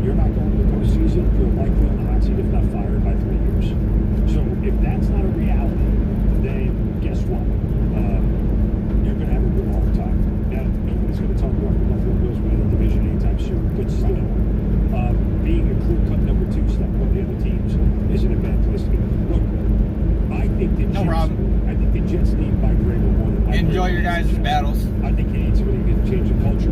I think you need somebody who's no BS, who's not going to be afraid to say things, who's not going to be afraid to tell ownership and the GM, you know, hey, stick it. I got this. I'm in charge here. Kind of deal. Not only that, I'm going to let them toughness to a defense that used to be tough, very good. This year they were very soft. Like they didn't look like they were the same Jets defense from 2 years ago. That would eat, you know, would take your lunch money and eat your lunch right in front of you. Right now. So I will bring the Jets. All right, Jacksonville. They got a lot of talent on the roster. They're in a much winnable division of anything, if you ask me. So who you like? I'm going to say his name at least twice on this thing. But if I'm the Jaguars, I'm calling John Gruden. I'm calling John Gruden. Sure about that? Yeah, 100%. Listen, I've said this repeatedly. They're all, whatever his sins were, okay, right or wrong, there have been plenty of other instances of people in the NFL who have done much worse and been given second chances. He paid his price. He sat out a year and a half. He hasn't been back in coaching.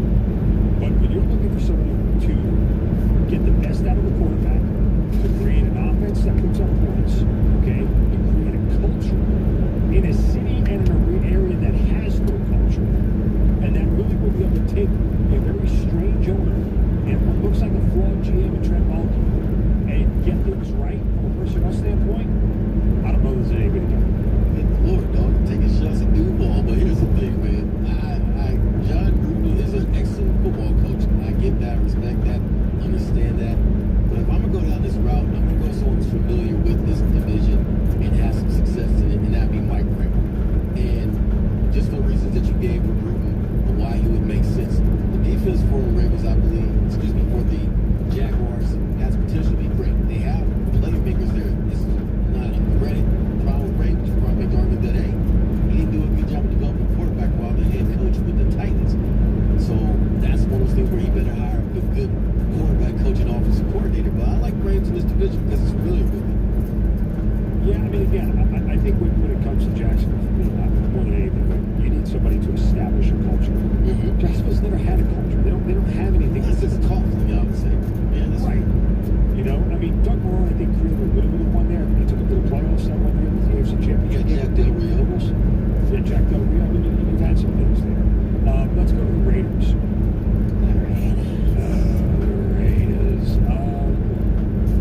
You know, look, they are in one spot where somebody, again, this is not a winnable division by any stretch. You still got to get over the Broncos and Chargers before you even sniff the Chiefs. Right. So this is a straight uphill climb for whoever's going to take this job. But you need somebody to establish an offense there, more than anything, in a division that's dominated by defense, right, between the Chiefs, the Broncos, and now the Chargers with Jim Harbaugh. You need somebody who can create an offense that can counter those. I wouldn't try to match the defenses they have because it's going to be really hard to do. I think you need to create an offense that creates a whole bunch of headaches for those defenses.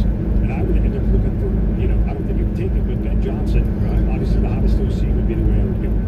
Yeah, that makes a lot of sense. And since I'm getting the feel that Tom Brady's going to have some say in this head coaching hire with his minority ownership, why not get the band back together, minds him playing, and just bring Josh McDaniels in and see if he can get the job done for him? Talking about offense and what that entails.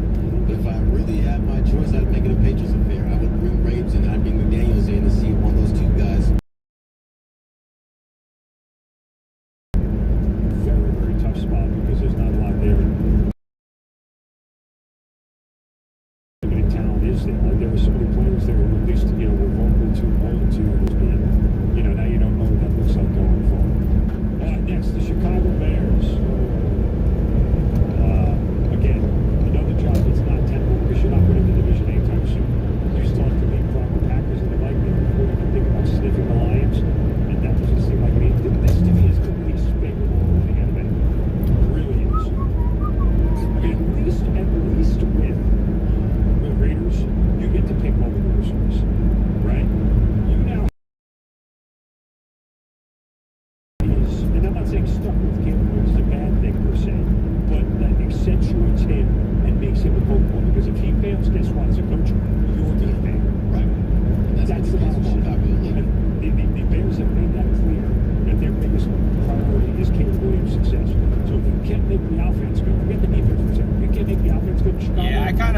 Blue. I know I talked to her last night, and she was kind of upset she didn't get it all taken care of yesterday, so I knew she'd start with that.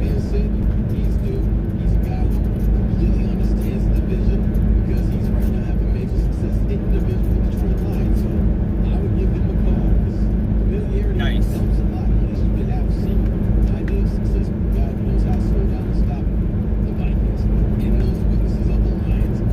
Dude, for being somebody that in the past few months is starting to come around a lot more, these wickets were really helpful for a decent person. That's interesting because I know when he played for the Jets, he wasn't fans of the Patriots, so bygones be bygones. A job also is a job, right? I know I talked to Iron about leaving, making sure those sweaters were just barely above cost, but we don't want to make any profit on them. Maybe $1 or $2, but nothing crazy. It'd be nice for as many people as.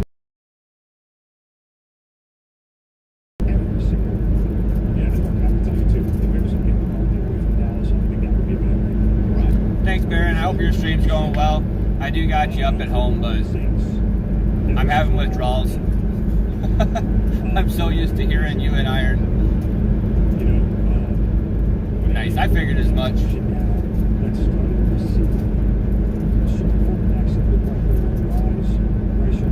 Blue, if you're in my kick chat, you want to just pin that AGB charity message.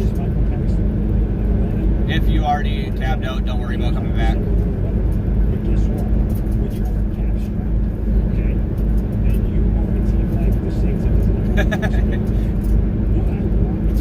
I don't know, I might have him die on purpose just to fuck with him.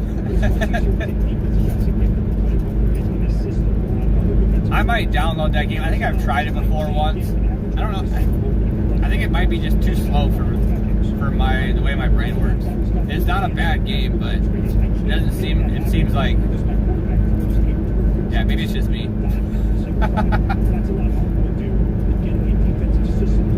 Then again, maybe I need a slower game. I'm getting kind of old. Fortnite fucked me up yesterday. I got my ass whooped. Yeah, I know. You don't have to answer me, Blue. I'm talking to you because I know you can hear me, but don't worry about answering me. Yeah, no worries, man. No worries at all. Like I said, I just know you can hear me, so if I'm talking to you, don't feel like you have to answer. You can come back whenever you have free time, man.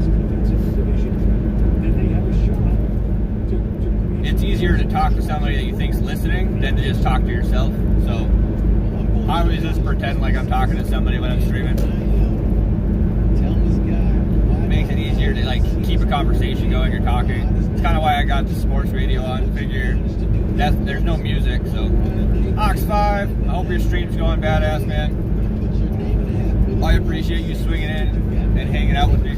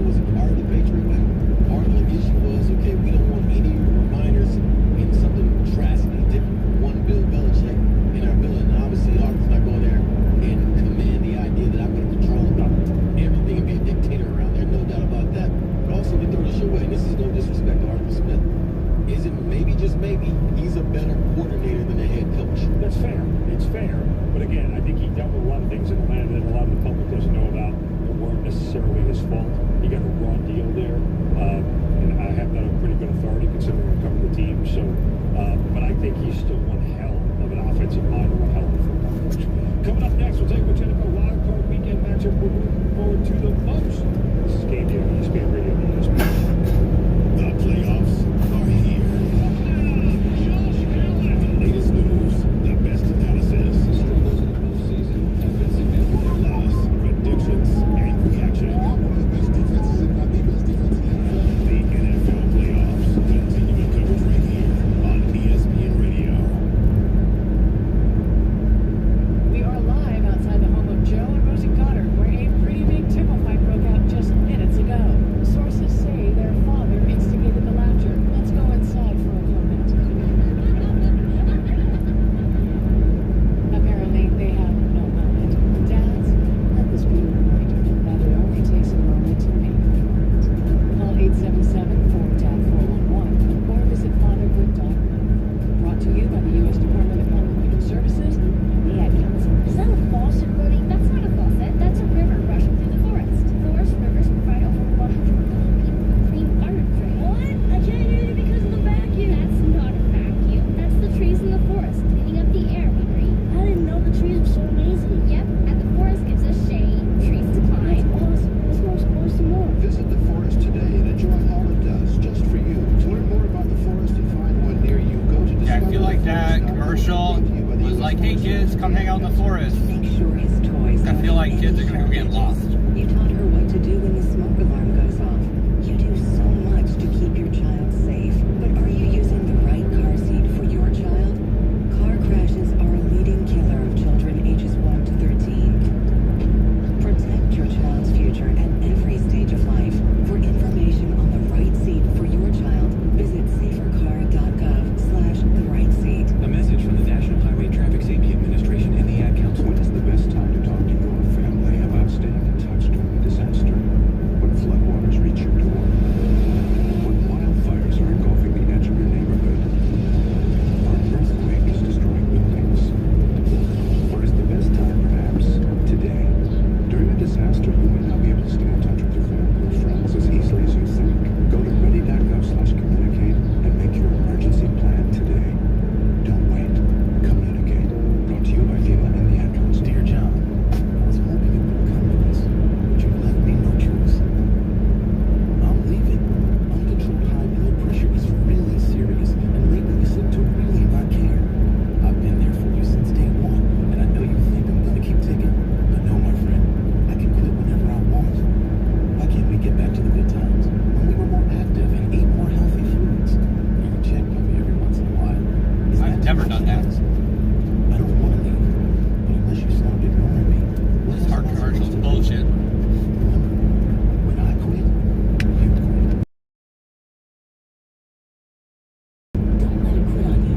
Doing the minimum to control your high blood pressure isn't doing enough. High blood pressure can lead to a stroke, heart attack, or death. Get your blood pressure to a healthy range before it's too late. Find out how at heart.org/blood pressure. Check, change, control. A message from the American Heart Association. Hanford Center with coverage beginning at 9:45. I wonder if my YouTube went back live. 1 at Lumberjacks 2 I never on checked. 9. On 104.5, then Lumberjacks 1. Bemidji girls basketball is home against Proctor with pregame at 1:45. Then tonight on 100.1, the Timberwolves are home against Memphis with pregame at 6:45. And on 104.5, the Wild are on the road at San Jose with pregame. Yeah, it'll be up and down. I'm pretty north, so if you look up Bemidji, Minnesota, it's like 2/3 of the way up the state of Minnesota, and there's crap signal. But no worries.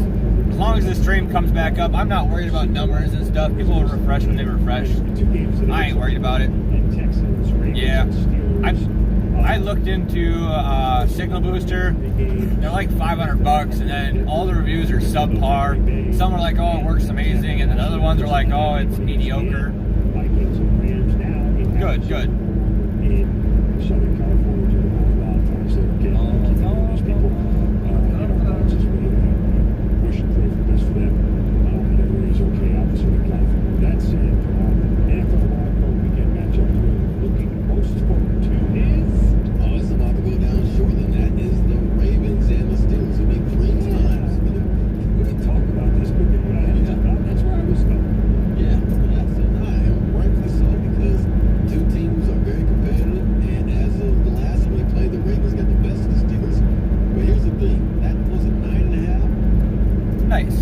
biz up. She does kind of smell like poop. I told her to shower. She told me that because she's friends with you, she can't. Because that way you can smell an improvement when she walks by you.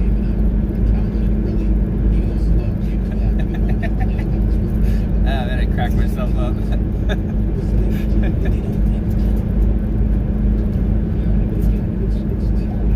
How's your stream going, Barrett?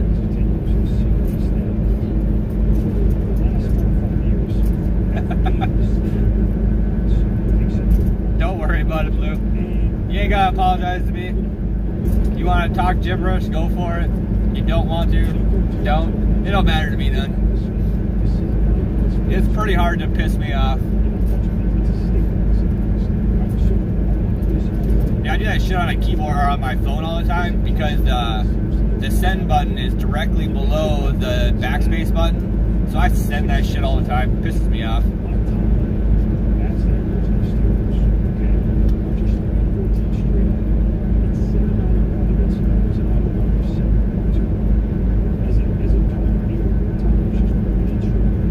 I went and bought a fucking. I think I bought a new headset yesterday. Anyway, I spent $80. I took it out of the box, and it feels like I bought a $5 headset. Like the plastic's mad about it.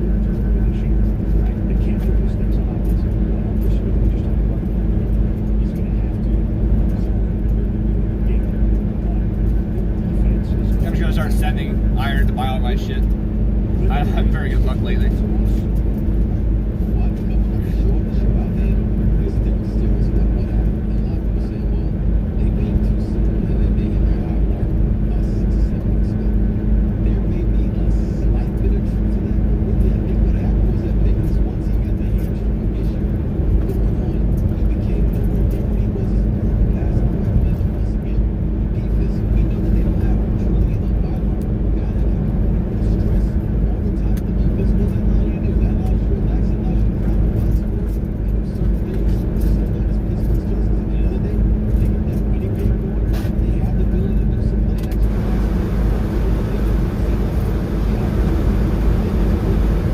Sorry guys, I gotta cool it down in here. The phone says it's too hot. May sound like crap for a little while.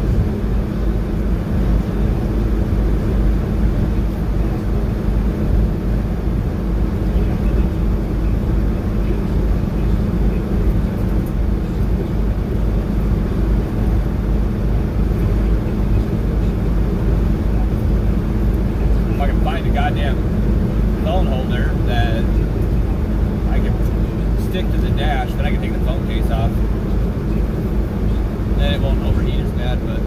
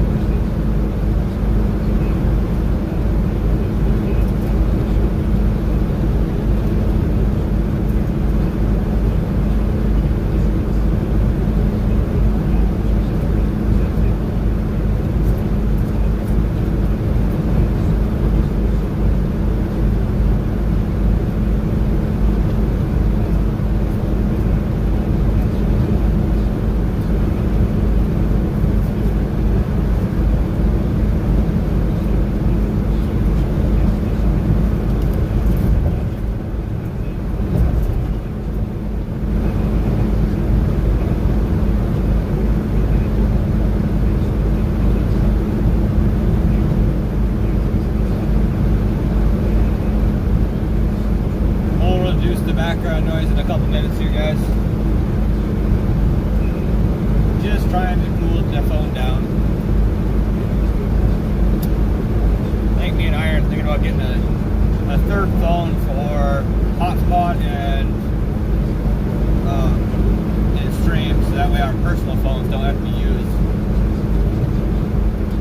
But we'll share it, so we'll see. We're thinking about it.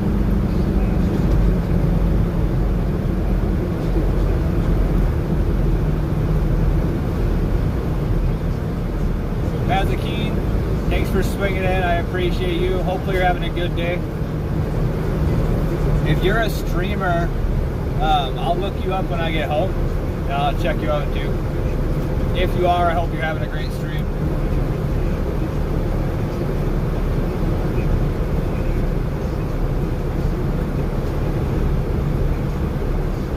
That's the only thing I dislike about the IRL stuff, that I can't swing in and check on people. That's alright. We'll do it later when we get home.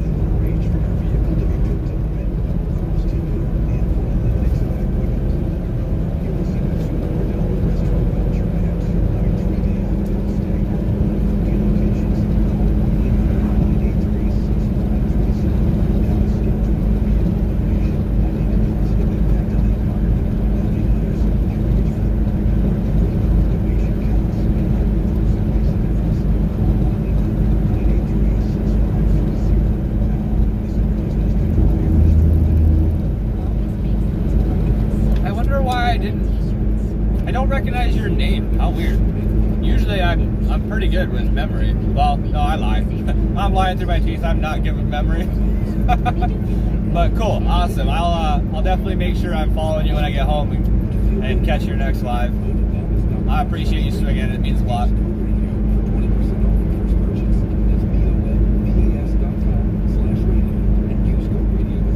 Yeah, the day's not going too bad. Lots of driving, so figure shit, might as well just go live.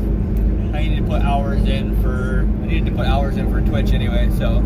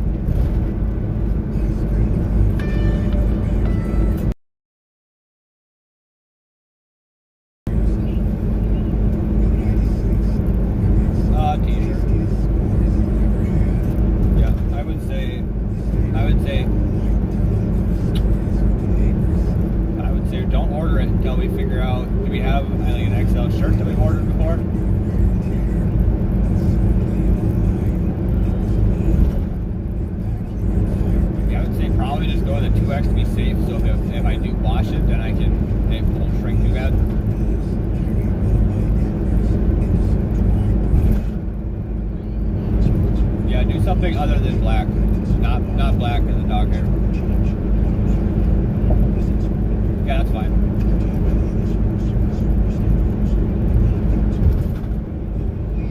I don't think I'll probably wear it that often. Just go with an XL.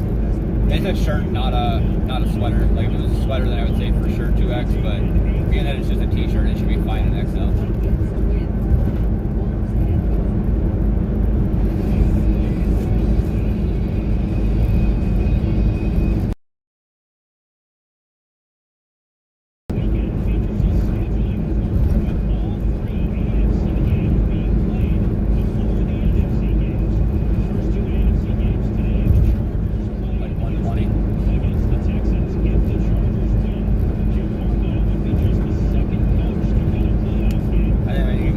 Like $1 or $2 over cost.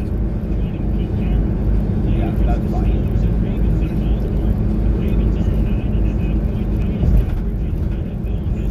No, just pay for it. We don't want any payments out there, so everything else is taken care of. So just we'll have to do some talking when we get home, but we should be fine. Yeah.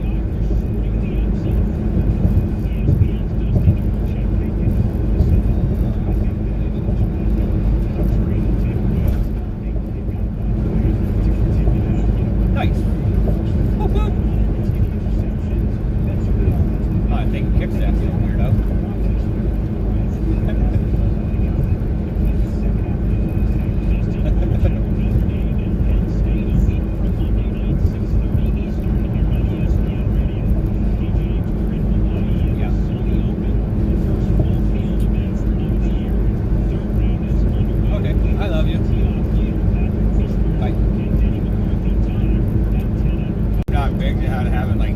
On my shirt, but it'll be cool. You can tell that Iron's having a blast with it.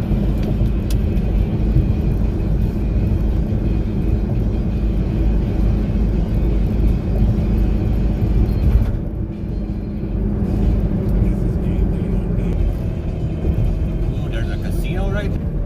That radio station is not coming in well anymore. Can't have music. NPR's got classic music on. I guess we'll listen to that. I don't think Twitch cares about classic music.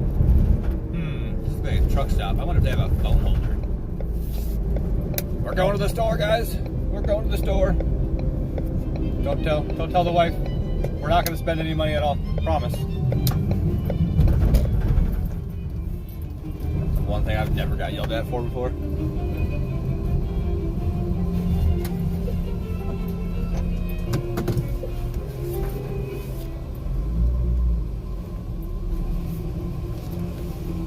Alright guys, I'll be back momentarily. We're gonna go look for a phone holder and use the potty, and then we'll get back on the road. Okay, cool.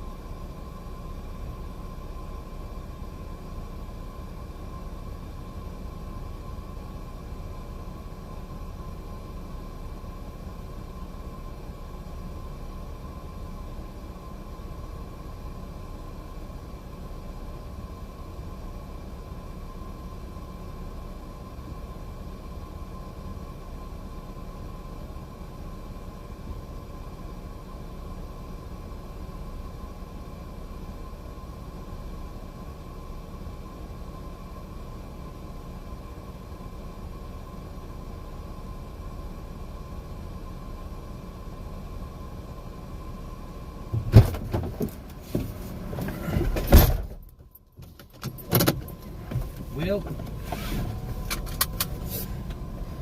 Hey, U-Haul party, thanks for still being here, man. No phone holders in there. I guess we'll just drive down the road. Maybe at the next one. Oh, crap.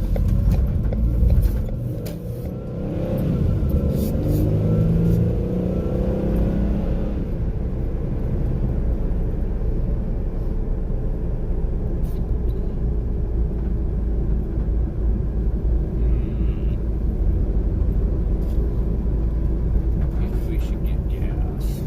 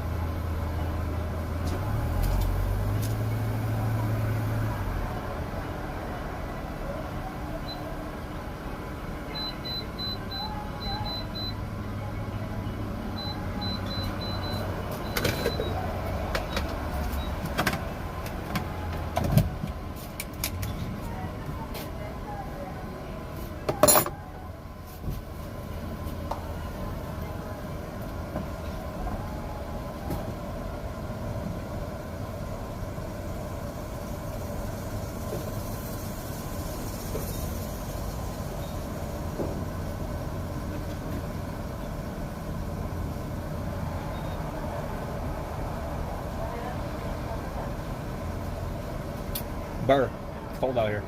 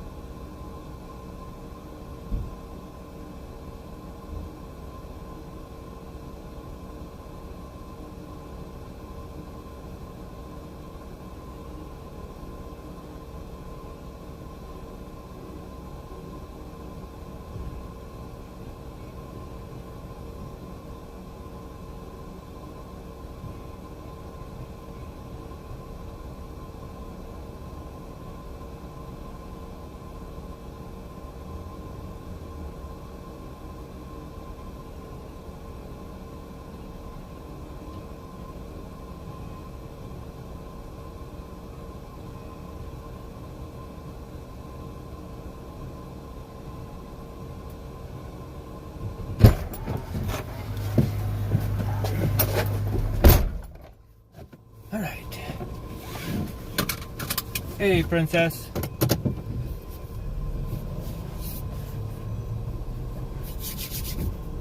Hope you guys are having a good day off.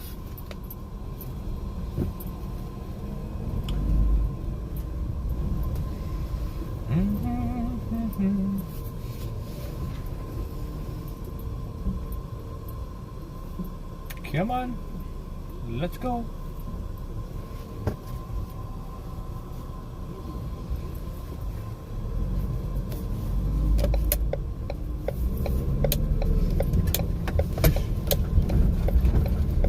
That was a struggle for them.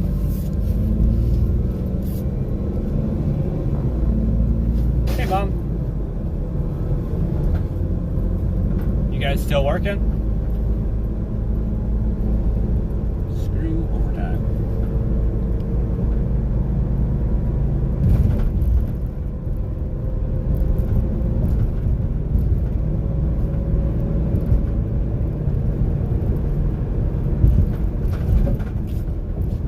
Same here. I'm kind of just dicking around today. I still have an hour and 40 minutes before I even get to my next job. Then I have 2 installs, and then I have like a 3-hour drive home. So I'm not really in too big a hurry.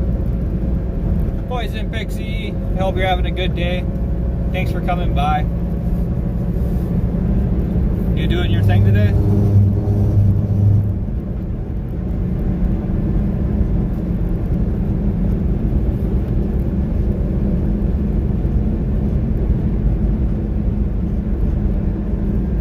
This is true.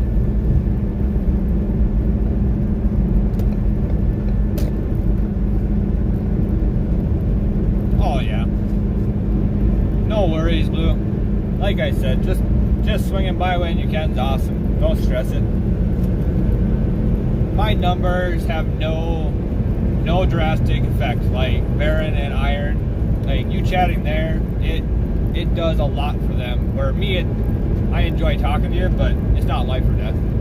So don't ever stress it, man.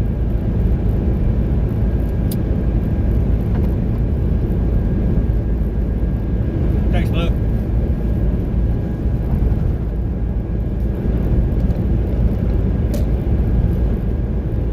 Blue, what state do you live in again? I don't know why I can't ever fucking remember that.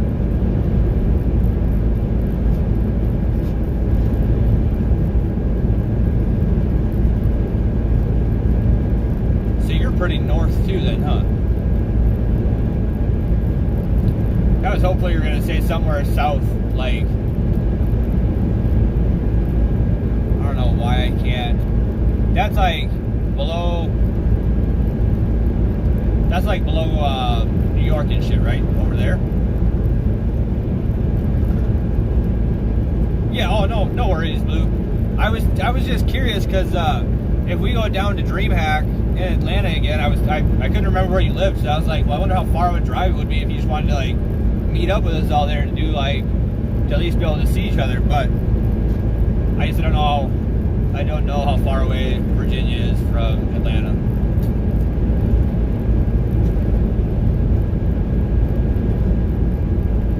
Yeah, when I get pulled over when I get home.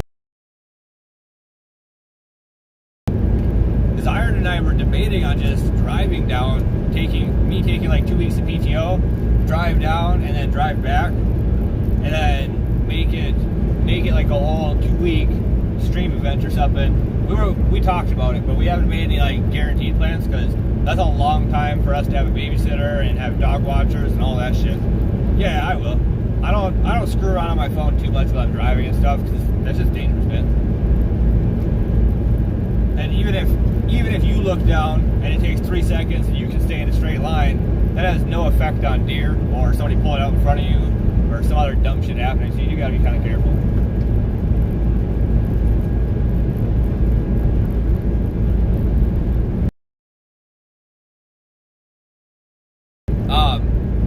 So anything you do, if for some odd reason, like say me and you got in some huge fight, and I was like, fuck you, and you're like, fuck you too, and then I reported you, right? It's your brand at risk. So just ban them, dude. and I'll explain it to them. I've already talked to them, so they should know.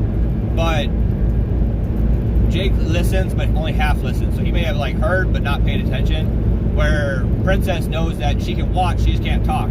So if she talks in there, then she's gonna get banned. And that's what I don't think Jake understood. But just ban them. Blue, if you're in voice with Baron, he didn't hear that. Just let him know to ban them both. Oh, all right, Blue. Because we don't want you to risk your brand just because our kids didn't listen. I was going to delete the app, but they do watch their mom, and then they like to check up on me. So if they're in your chat and you have 18 plus, just ban them to make sure that you're safe and nobody else is like, oh my God, well, you know, Iron's kid's in there and now I can't be in there. Like, you don't need that shit. There's no hard feelings from Iron and I. We explained it to them so they understand. They might be butthurt for a second, but... Oh, so she can talk in your voice, Blue. So that's fine, right? You can be 18 plus and she can be in your voice and you guys can talk. But if you're an 18 plus and she's in your chat, no, I've explained it to them, Baron. They know. So, and I'll re-explain it to them. So they understand. They understand that it has nothing to do with you personally. It is solely based on, like, this is your income. Like, you do this for a living, it's your job, so you have to follow the rules. So, and if they can't understand that, then I'll re-explain it again. It's no big deal, man. Okay, well, so Princess heard. So she heard, she can explain it to her brother. You can't be in somebody's chat that's over 18. But no, Blue, she can definitely be in your voice parties. But if she's in your chat and somebody else tried to report it or whatever, then you would have to change it from 18 plus to non-18 plus, and you smoke and stuff. So you're better off just banning them in the chat so they can't talk, because they can still go watch. They just can't talk in your chat, which will keep you out of trouble. But I honestly don't think it's that big of a deal all around, right? For anybody that's not KCIP, the worst thing you're gonna get is a warning. But like, say Baron or Iron, if they get hit, they may lose everything they've worked their ass off for. So you have to be, for those two, they have to be more careful. But you can definitely have them in your voice and talking, and that's fine. Just not in your chat. And that's only if somebody decided to get a wild hair up their ass and report somebody, or if you're doing something really crazy or whatever. You know what I mean? Like, I think we probably made it a slightly bigger deal than we needed to, but that's all right. Well, we'll just move forward with understanding that if you're not 18 plus, that you're not allowed to talk and chat, and if you do, you get banned. It's easy enough. Yeah, I figured you'd get it. Because that'd be like if you were on the phone with your niece or something, right? You can still have that on stream, and nobody, even if you're 18 plus, has no effect on your stream or them or anything like that. And it's not like you're sitting there saying dirty jokes 24/7 or something crazy.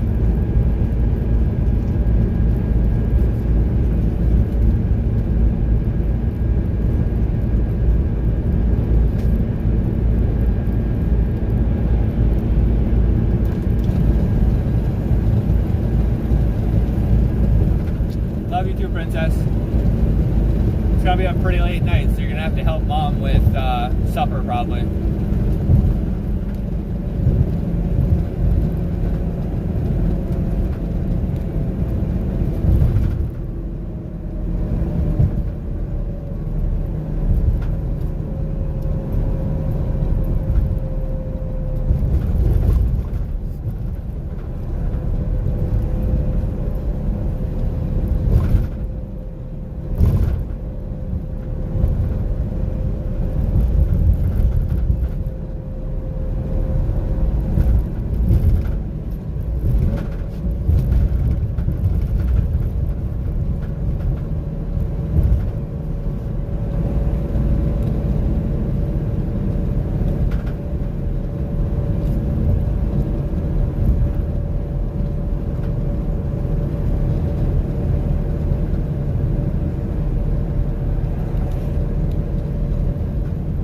You'll probably have to Discord DM her or PlayStation DM her. She's probably jumping around. you hear that, Princess? Blue wants to know if you want to play Fort.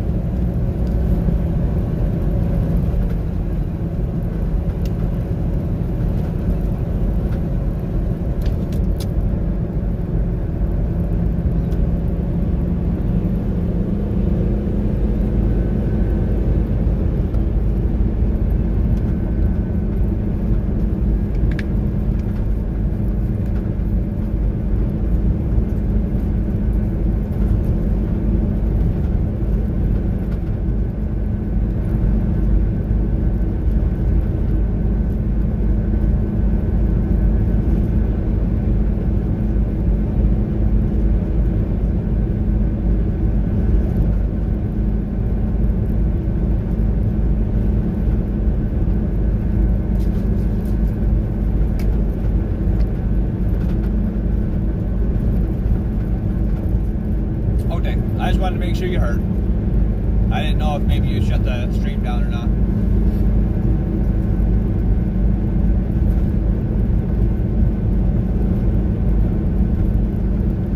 Where'd you get that emote? I don't know if I know the streamer that has those.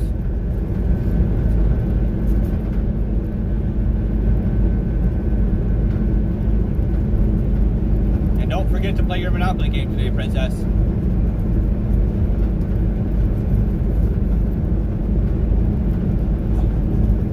Auntie got to level 22. I don't know what the hell she's doing. She's got to be spending money or something.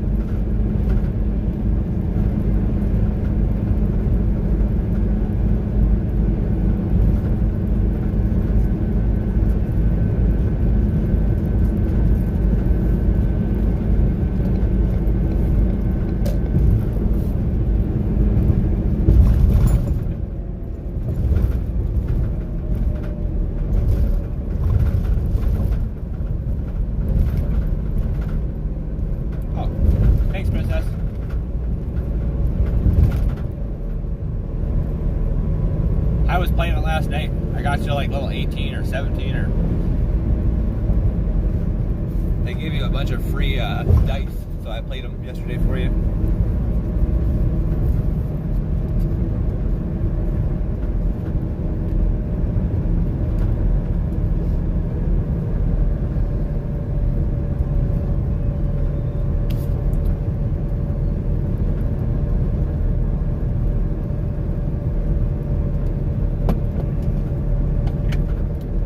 My second job over here by Duluth's not going to like me. I'm not going to get there till like 5 o'clock.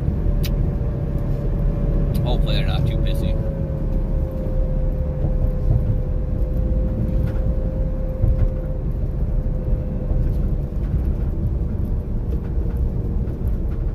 Oh, really? I don't remember seeing that one in there. I might have just missed it.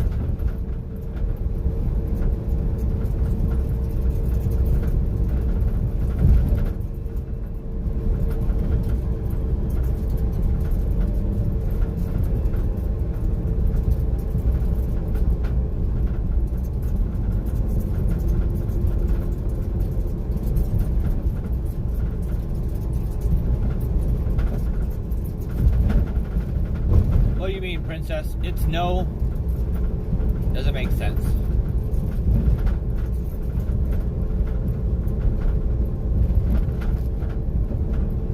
The way you spelt it was like, I know you're here. Not like now or no.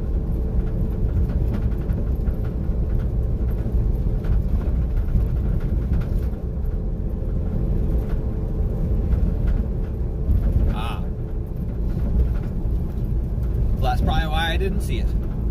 But I also don't pay attention to the emotes that I don't like, or I don't prefer. I usually have like 1 or 2 favorites, and I just use those.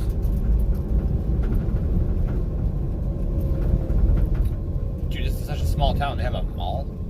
That's crazy.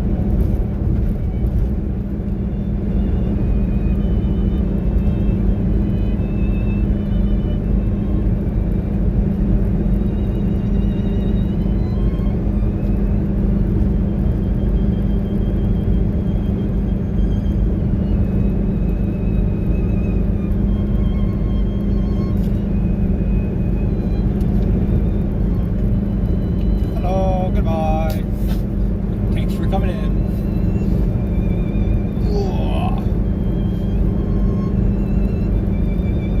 Welcome back. Goodbye again. Hopefully you're having a good day.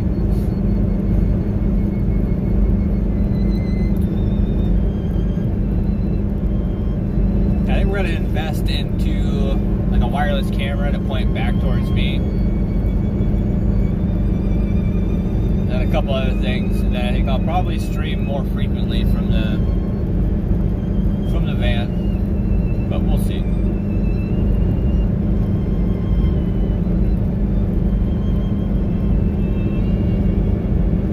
We'd like to get like a setup so that when we IRL with Iron, we take like a car ride somewhere, we can have a little bit better of a setup so we can transition from vehicle to vehicle.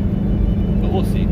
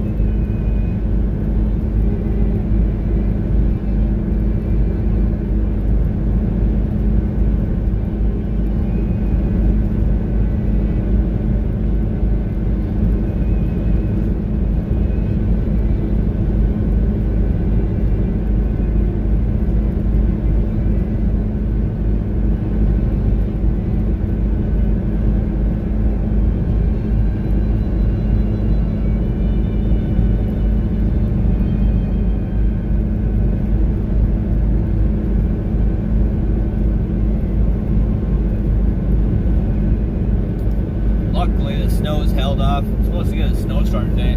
They say storm, but 3 to 5 inches isn't too bad. Shouldn't be anything too crazy.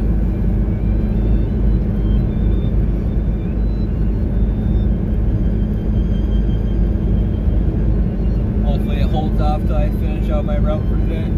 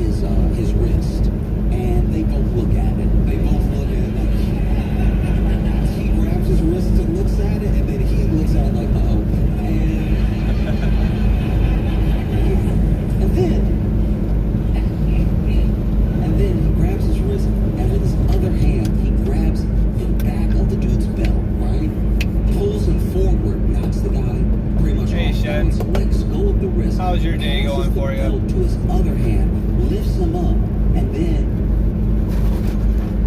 explains to the public, "Hold on.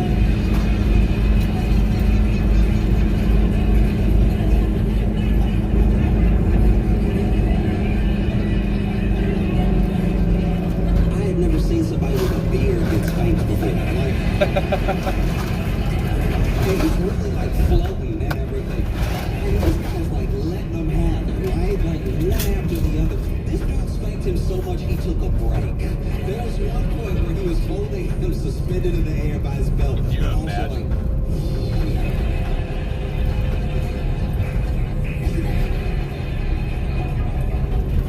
and then after like the 36th lick, let's go, the belt dude drops to the ground. He gets up and he sort of limps off, a lot of expletives and stuff, but it's kind of done. And this guy goes back into the bar we were just in, because he wasn't watching the show. The show was in like a back room. This guy was just in the bar, and I had no idea like what the fight was about, because once again, we had already walked out. It was already happening. But he walked back in, and I'm like, I'm a curious duck. You know what I mean? Like, so I go back in after him, and I'm like, "Hey man, are you okay?" Which is a weird thing to ask him, but it's like, "Are you okay? What was all that about?" And then he turns to me and goes, "I look like a lot of dudes' dads."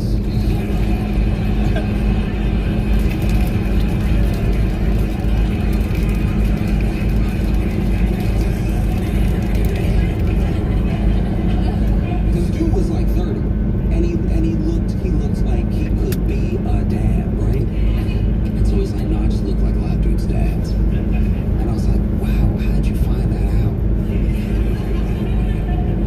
And he was like, "Oh yeah, you know, after the 4th or 5th fight, I'm starting to put things together."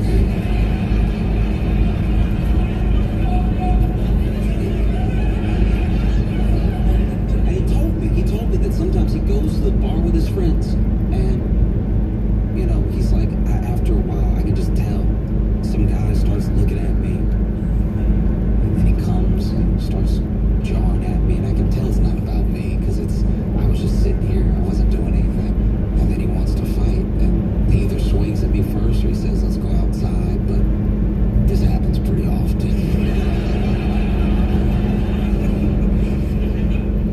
And I was like, "Wow, are you a dad, though?"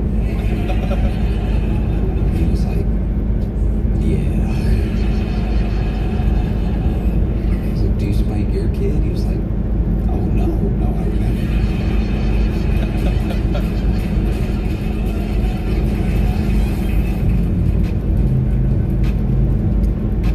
That'd be nuts. Get in a fist fight, the dude fucking spanks you. Comedy.com. Tenderhearted is not a good way to win. Matter of principle. It works out better for everybody that way. Eckhart Carrot is the short story about someone like that. This is a story about the bus driver who never opened the door of the bus for people who were late. Not for anyone. Not for repressed high school kids who ran alongside the bus and stared at it longingly. And not for high-strung people in windbreakers who'd bang on the door as if they were actually on time and it was the driver who was out of line. And not even for little old ladies whose brown paper bags full of groceries struggled to flag him down with trembling hands. And it wasn't because he was mean that he didn't open the door, because this driver didn't have a mean bone in his body. It was a matter of ideology. The driver's ideology said that even if the delay caused by opening the door for someone who came late was just under 30 seconds, and even if not opening the door meant that this person it would still be more fair to society to not open the door, because the 30 seconds would be lost by every single passenger on the bus. And if there were, say, 60 people on the bus who hadn't done anything wrong and had all arrived to the bus stop on time, then together they'd be losing half an hour, which is double 15 minutes.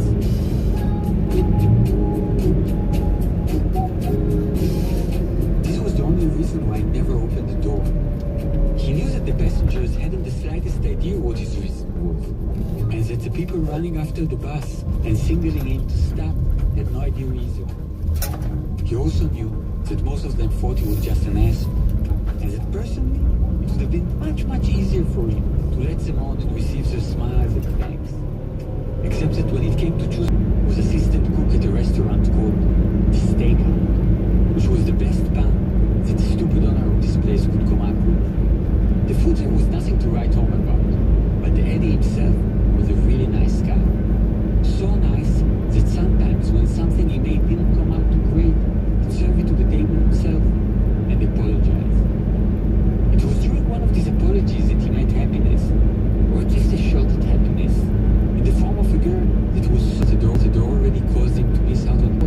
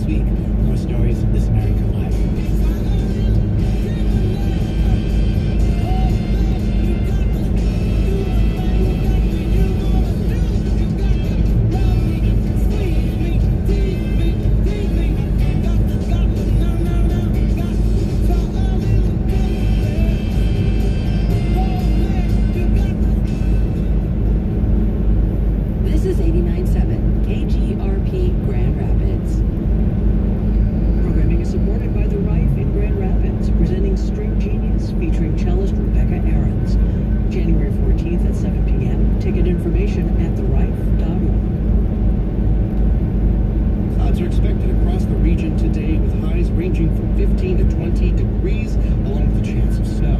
In Bemidji and Grand Rapids, wind from the east is expected up to 10 miles per hour, and International Falls can expect wind from the southeast at around 5 miles per hour. International Falls can also expect a winter weather advisory to go into effect at 3 p.m. this afternoon, and that will last into tomorrow. NPR News is wherever you are, on the radio, on your smart speaker. That weather's and gonna hit me on the way home. Shit. Every day we have new Instagram stories that will delight, enlighten, and inform you. Hopefully it's not too bad. News on Instagram.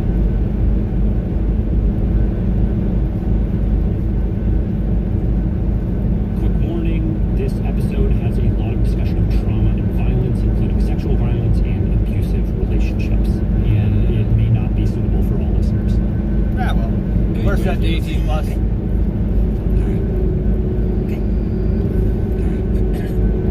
You're listening to Radio Lab. Radio From WNYC.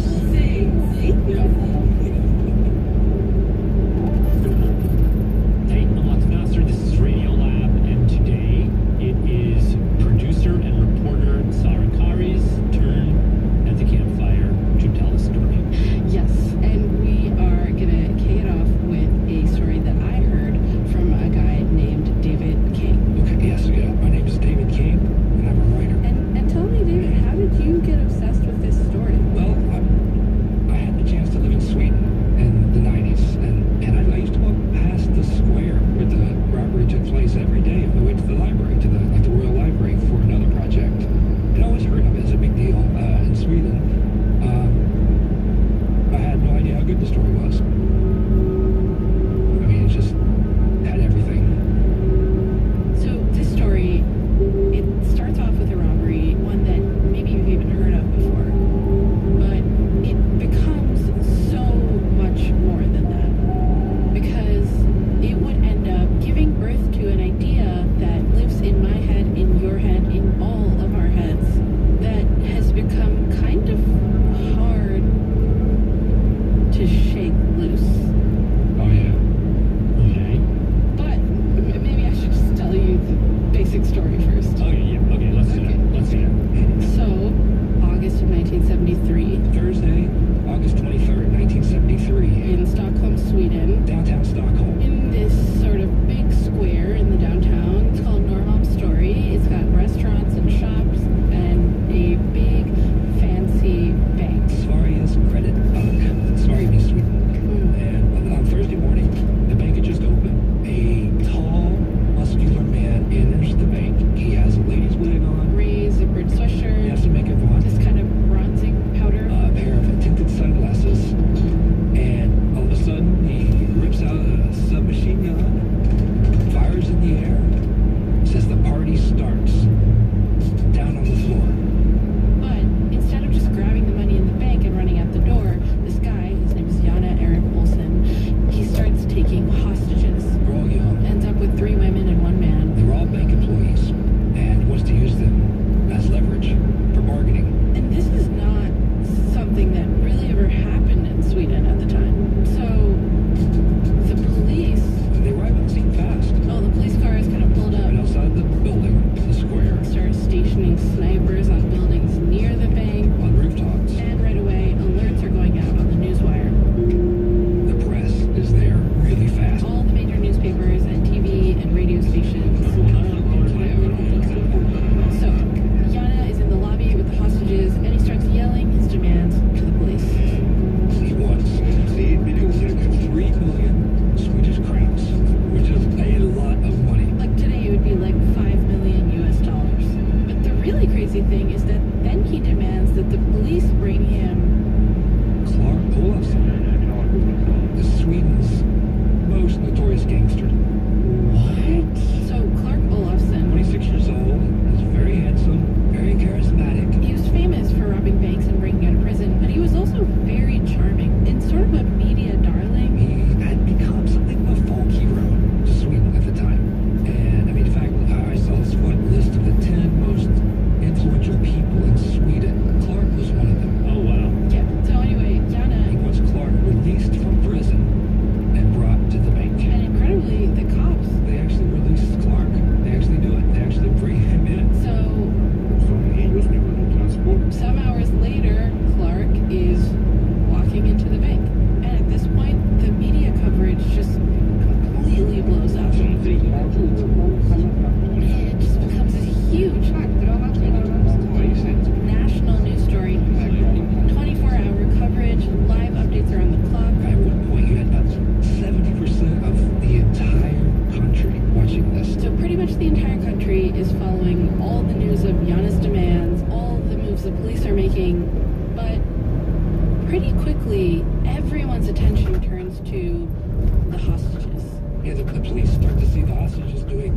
unexpected things. By this time, Yana and the hostages are sort of back in the bank vault, and the police have made their way into the lobby of the bank.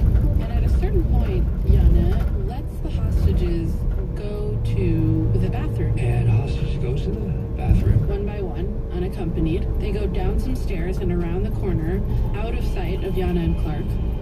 And then they...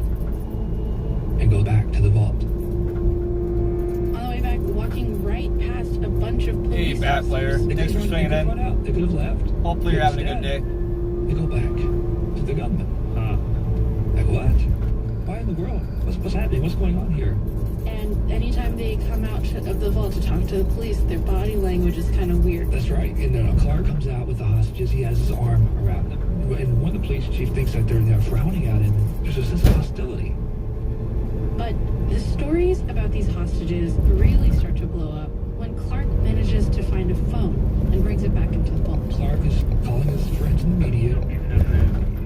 And at some point, the TV program Tuelt manages to get one of the hostages, this young woman named Elizabeth, on the line. So they ask her, you know, how are you doing? How are you holding up? And she says, you know... So we're in good shape. We've been looked after. Been real gentlemen toward us. And when the reporter is like, so the four of you are just sitting there, hanging out? Elizabeth corrects him, says, no, we're not four. We're six. Then Radio Sweden gets an interview with another one of the hostages, Christine Enmark. Christine comes on the line. We interviewed her. We were not sure what she was going to say. This is Bro Jansen. He was an editor at Radio Sweden at the time, and he told me that Christine basically says She's more afraid of the police than she is of the robber or Clark Olofsson. the police are the real danger here. That was extremely unexpected. Like they're bad-mouthing the police? Who trusts the robber armed more than she trusts the police? And to the people listening to the interview, it's just weird because she doesn't sound scared or distressed. Not depressed or anything like that at all. She just sounded angry, actually. And so now everyone at home is glued to the news, trying to figure out what is going on with these women who seem to be siding with the gunman. Again, if you weren't brought into the story yet, I have another reason to be glued to your television or your radio. And for 6 days, the hostage crisis carries on like this. There are reports that the hostages are helping Yana and Clark destroy security footage, that they are insisting to the police to let Yana and Clark go, and that they want to go with them. And at the end of this whole thing, when the police get them all out of the vault... How was your day at work? Hopefully it went really smooth. They're all saying goodbye to each other like they're old friends. Yes. So they're hugs.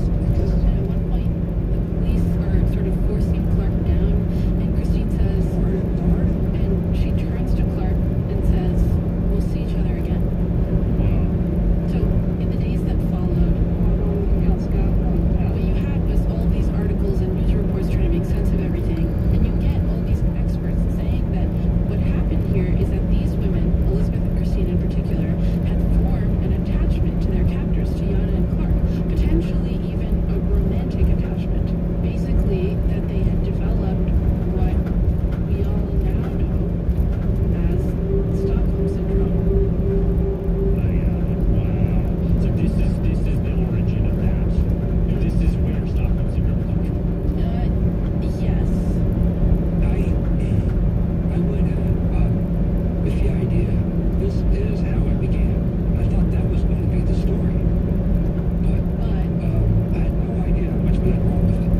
According to David King, who ended up writing a whole book about this called 6 Days in August, when he dug into the details of this case, the whole story sort of got flipped on its head.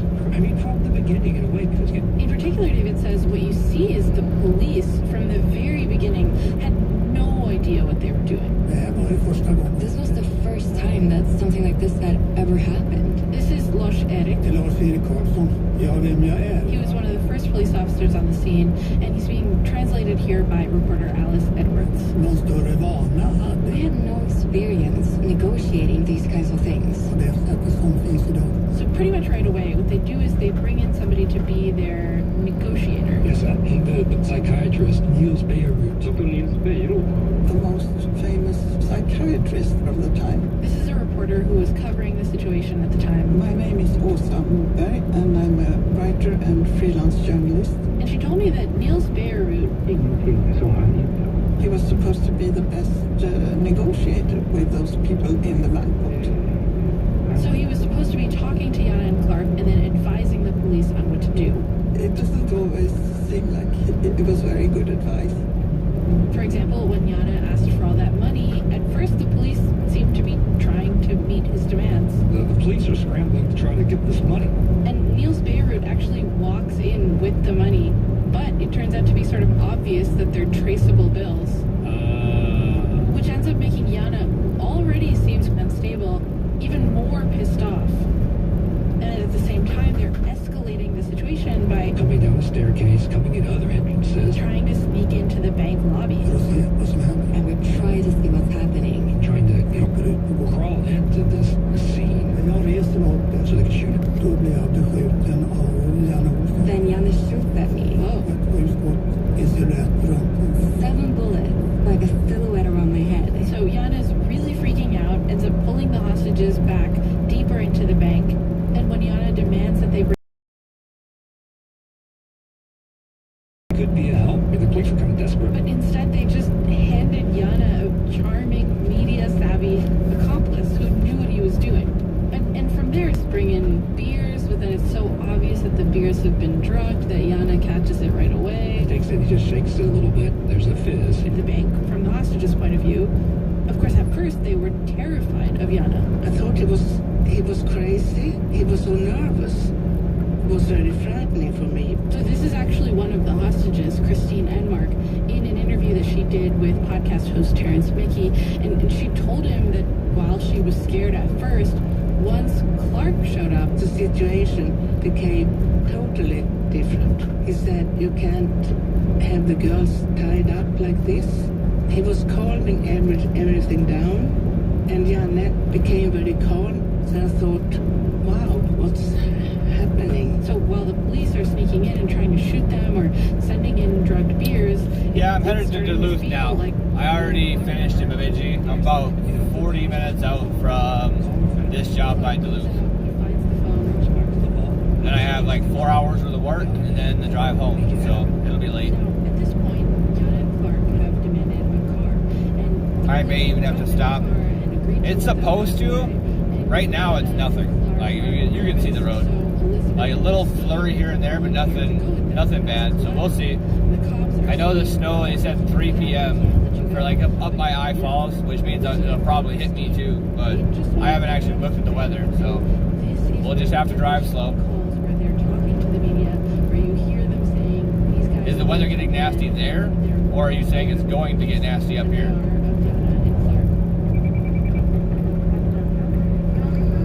Not in this piece of crap. Alright, I'll just pull over at a gas station and take a friggin' nap if I have to. I don't care.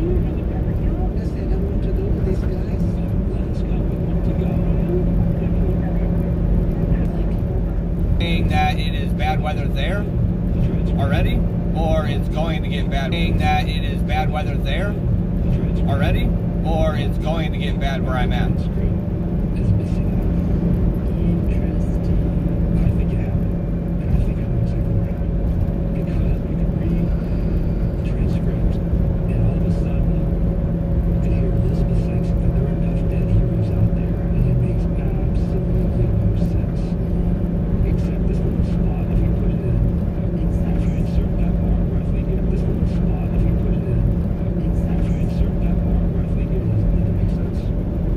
Just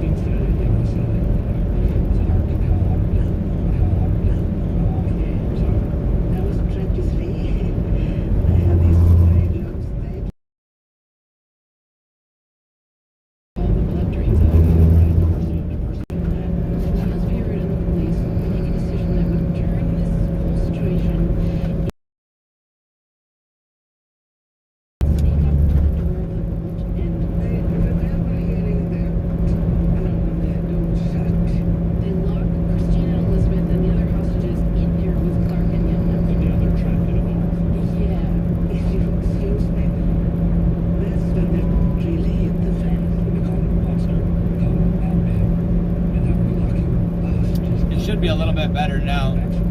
Can you hear me? Or is it still cutting out? Well, it's new today. They just haven't thought it out. They just were like, let's contain them. Let's get trapped with them all day. And a plan. Trapping. Hey, Angelic Angel. I hope you're having a good day. Hopefully your stream's going well. Thanks for swinging by. I appreciate you.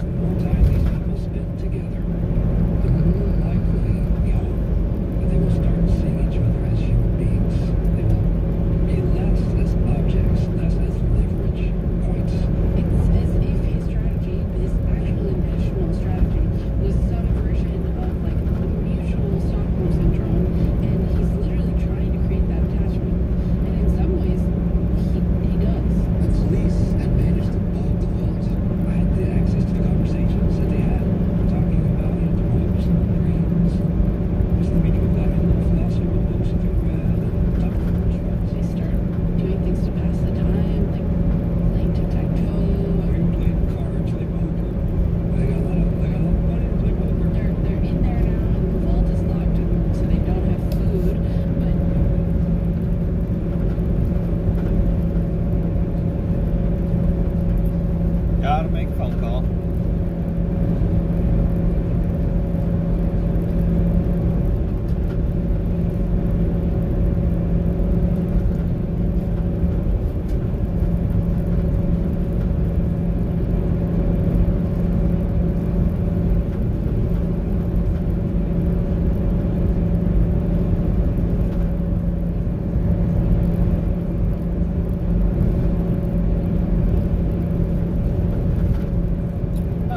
DirecTV. I got you guys scheduled for an install today. I'm about a half hour away. I just wanted to call and give you a heads up. Thank you. Bye. Better call the next one too.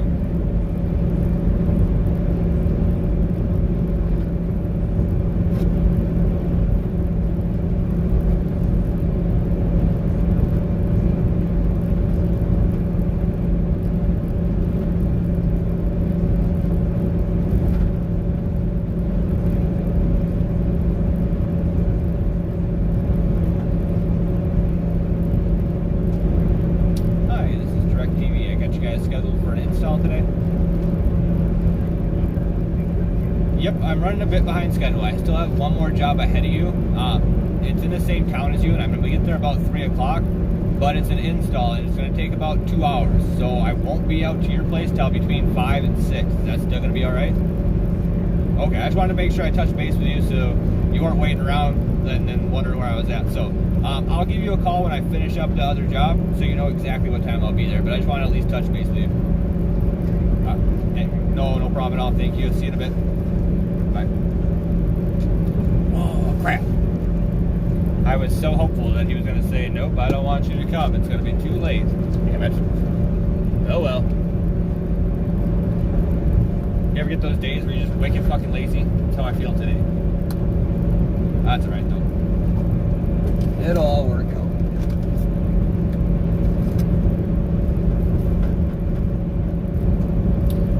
This vape juice here, probably like the best one that we've found so far. It's cotton candy. Yeah, am I cutting out right now, or can you hear me? Well, I have good signal, so I must not be. Are you saying that it's already getting bad there, or that it's going to get bad later tonight? Because I knew that.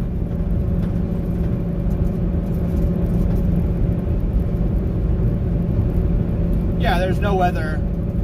There's no weather here, but yeah, no, the cell phone, if it's cutting in and out, best practice is like when it comes back, then ask whatever you're gonna ask for. It's snowing there now, not here.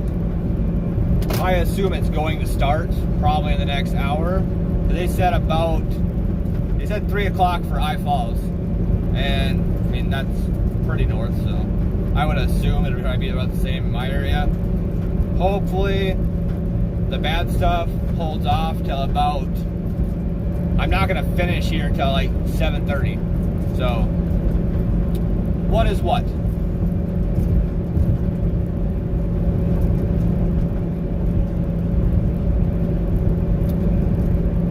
Give me more information on your question, man. What is what? Yeah, the driving view.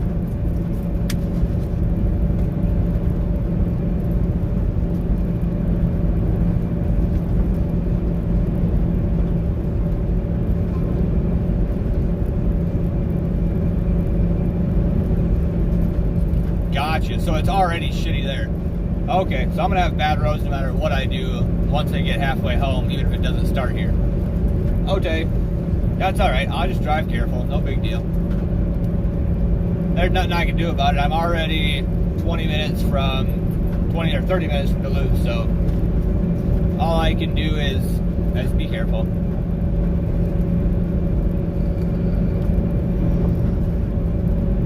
I had somebody come in on Beam and ask me if this is a driving stream. It's funny because Beam, it shows you when somebody stops watching. They ask the question and then not even 2 seconds later, they left. Like, why would you ask a question and not wait for an answer? yeah, I know you guys were. There's like, if I would have, I don't know, left earlier or made better time, but there's nothing I can do about it now. This thing's crap on ice, so I'll have to drive 20 miles an hour all the way home, but nothing I can do about it.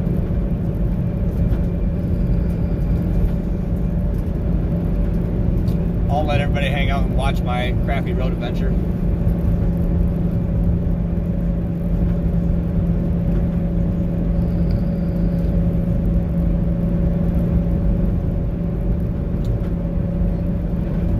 Hey, Strack. Bye.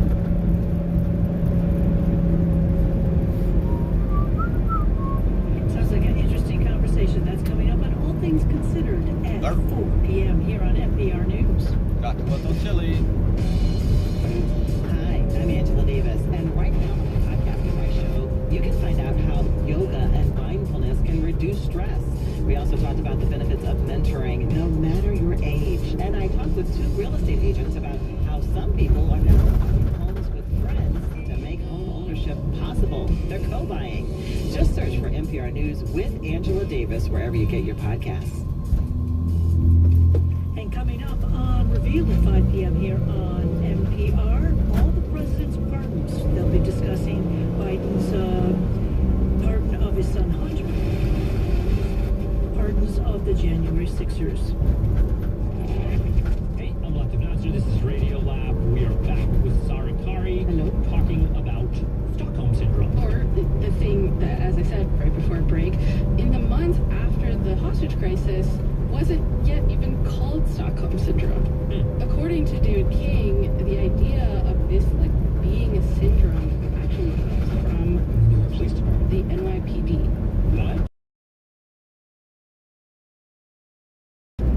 In the early 1970s, hostage negotiations kind of systematic approach for what to do. It was, let's see if we can talk about what we're going down.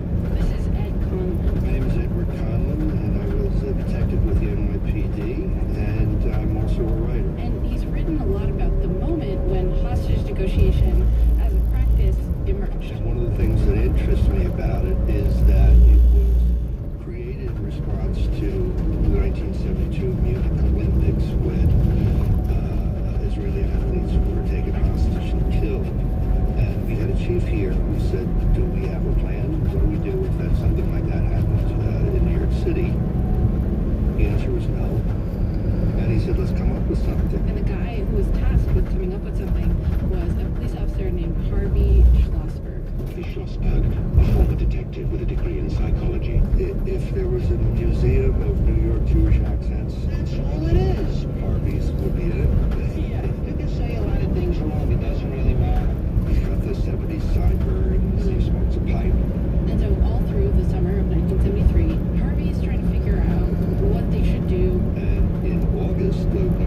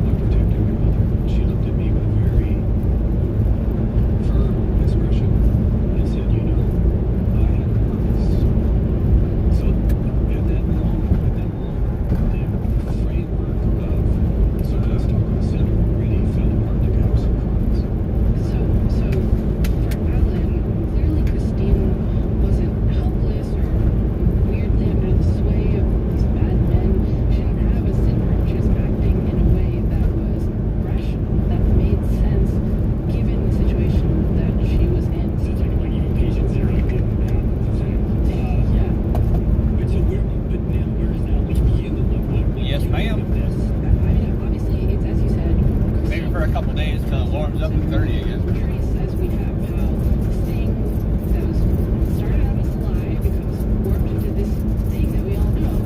And so I guess for a lot of the reporting, I've kind of been operating on that assumption. This is a lie. There's nothing here. But as I went through the reporting, I came across accounts of people that, felt something for their captors, felt attached to their captors, and I haven't known what to do with it. I don't know. I feel like I've even seen this in my own life. Like there are people who are in these very complicated, toxic relationships and they can't get out. Like there is a thing to be explained. I mean, yeah, true. And even when I go online, go looking around places like Reddit or TikTok and talk about Stockholm syndrome, right away, Very real trauma response that can happen called Stockholm syndrome. you can see that, like, for a lot of people, Stockholm syndrome in a relationship starts to symbolize this thing that kind of working for it started out as a lie. It feels like people like a Stockholm syndrome or something. Their truth that they feel seen in some way by Stockholm syndrome. They're self-diagnosing with it, and under every one of these TikToks, there's comments and comments of people being like, "Yes, that is me." And honestly, I just felt stuck. But after the break, I will tell you about how I got unstuck.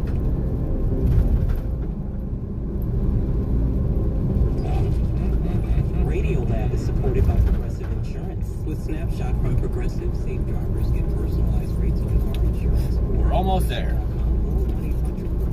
Snapshot is not available in California or from all About 10 minutes. Radiolab is supported by Progressive Insurance. More walls and more tires protected. Customers can customize their insurance needs and protect what's important by bundling home and auto today. Or at Progressive.com or 1-800-Progressive.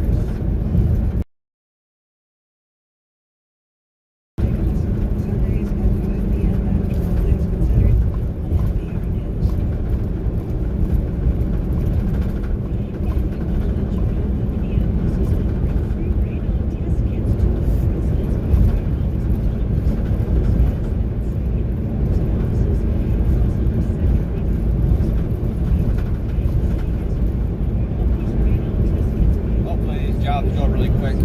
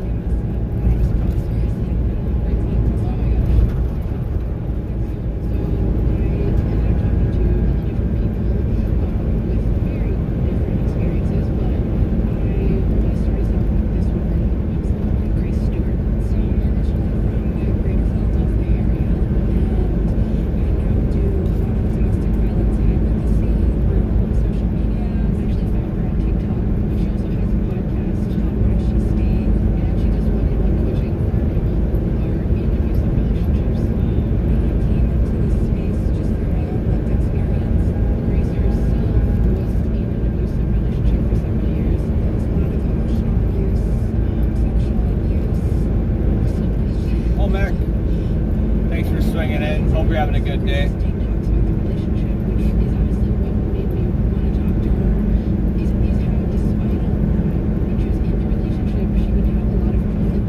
Are you also a streamer, man?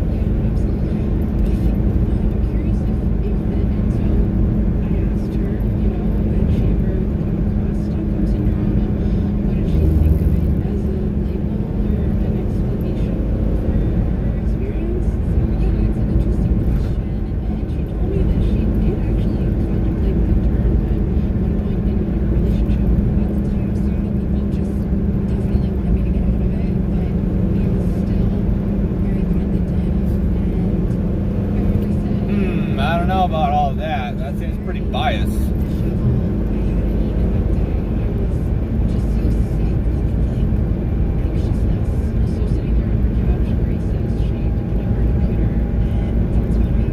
Thanks for the follow, Mac. I appreciate that.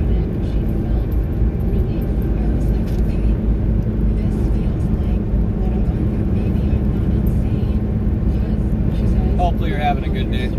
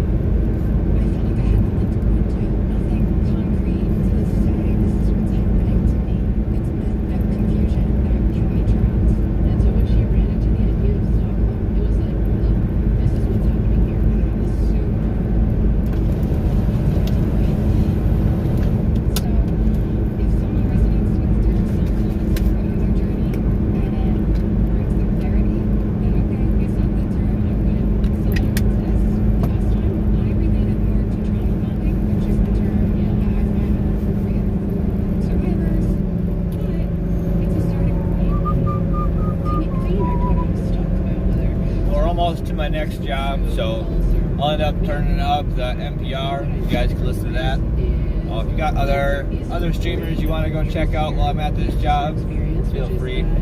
I'll be back probably about an hour and a half, something like that. Hopefully it only takes that long.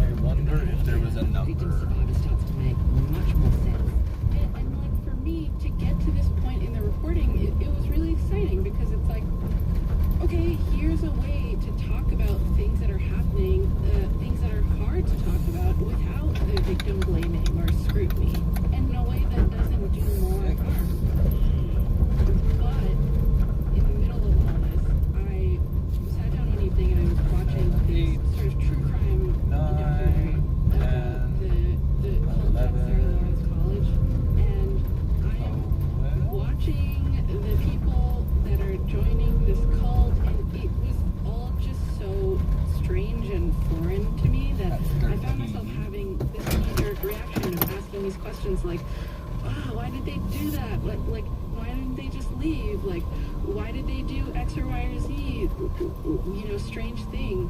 And so, of course, as I'm doing this, I'm like, better double check. Oh my god, I am still doing the same things, like all of those same impulses to scrutinize the victim, and it's like, it just like immediately just slotted right back into my brain. And like literally in the midst of all this reporting, so that felt very uncomfortable. Yeah. And so I'm sitting there and I'm 19. thinking all Looking this for stuff, 19. and I'm like, honestly, maybe what I need to do is call one of these people. I'm gonna take a sip of this water. Yeah, do. And get used to hearing every detail in such high fidelity. And so I did. 15, 16, 17, I kind of want to get a little bit into your backstory, and I think that this is the conversation that This could be an easy one. where I want Hopefully to this is be. the right And place. not just like intellectually, but also emotionally. Recognize that what I'm about to ask is a really big question, but you already know what I'm gonna ask. Like what happened? Yeah. Alright, guys. I went to We'll get this install done, and I'll be back after. I'll turn up some NPR, and then I'll scroll up on chat once I get back. So I appreciate all you guys. And we said yes. And he started a sort of self-improvement routine with me and my roommates, which seemed fairly innocuous at first. And the next summer, he got an apartment in Manhattan and offered Me and you a both. couch to crash on while I was working in the city. We'll go and talk to him first, and then we'll come back. And all of that devolved over time. They used to have into DirecTV, so it abuse, could either be sexual really abuse, quick or a pain in the psychological, butt. physical abuse, coercion, and ultimately what you would call a cult. And that averaged around maybe 8 people in this apartment in Manhattan. I was there for about 2 years altogether, and then I left. And So, about 6 years after Daniel left the cult, news about it broke. This is in 2019. It became a big story. But for those 6 years, he said he didn't talk to anybody about it at all. yeah, I think just I couldn't really face what had actually happened. Right. And I mean, it's like, how do you... It's just such a crazy thing to say out loud. It's like you're telling them you saw an alien. Totally. It's really, it takes a lot of self-confidence that I don't really like come with out of the box. No, I get that. I wish there was one word I could say and it would be fully understood, but counterintuitively, actually leaving the situation required letting go of a need for an explanation. I had to accept that I wasn't going to know why this had happened, how I could justify it to myself or others. I just needed to listen to my body and leave, or else I felt like I was gonna die. But, you know, I wish that I didn't feel like any of it was my fault, you know? Everybody who hears a story of a man beating and sexually abusing a bunch of 18 to 20-year-olds in an apartment in New York think to themselves, I would have walked out the door. I mean, I felt myself doing this when I watched the documentary, like knowing everything I know and working on this, I was still just like searching for something like what was it about these people, you know, and like catching myself asking that question. I mean, it's fair. That has been hard for me to navigate too. There were people who were living in that same house where he was sleeping on the couch and didn't get pulled into the cult. But, you know, speaking for myself, I was 18, going to college for the first time, had not reckoned with my neglectful upbringing and my mom's chronic illness and my own struggles with sexuality and just trying to figure everything out and having no guidance. And that's a great time for somebody who presents as a kind of father figure to show up and offer some relief. On the other hand, Daniel says, I mean, he knows that his vulnerabilities don't fully explain what happened either. Like, we all have vulnerabilities. We all like, have a lot of vulnerabilities, people right. have vulnerabilities Right. and trauma and all of Right. these things. And Right. and it just seems like, you know, you could either scrutinize the victim survivor more and more, or you could look at the pernicious tactics of the perpetrator. But Daniel feels like both of those things can leave people with the same picture of the person who is going through the experience. That you sort of become like a mannequin and someone's pulling the strings as if you're being magically controlled. Yeah. And I think that it's so much simpler than that. I did things that I might not otherwise do because I was in a situation where that seemed like the most sensible option according to the information I had, you know? And I was scared.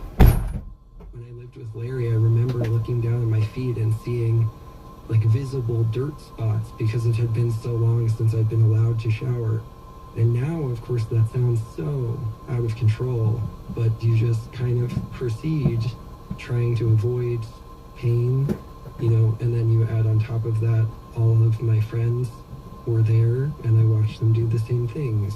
We didn't have opportunities for like crosstalk or reality checking. It's like, you know, him slicing a grape and having me taste it and say that it tasted different sliced horizontally or vertically, and I agreed.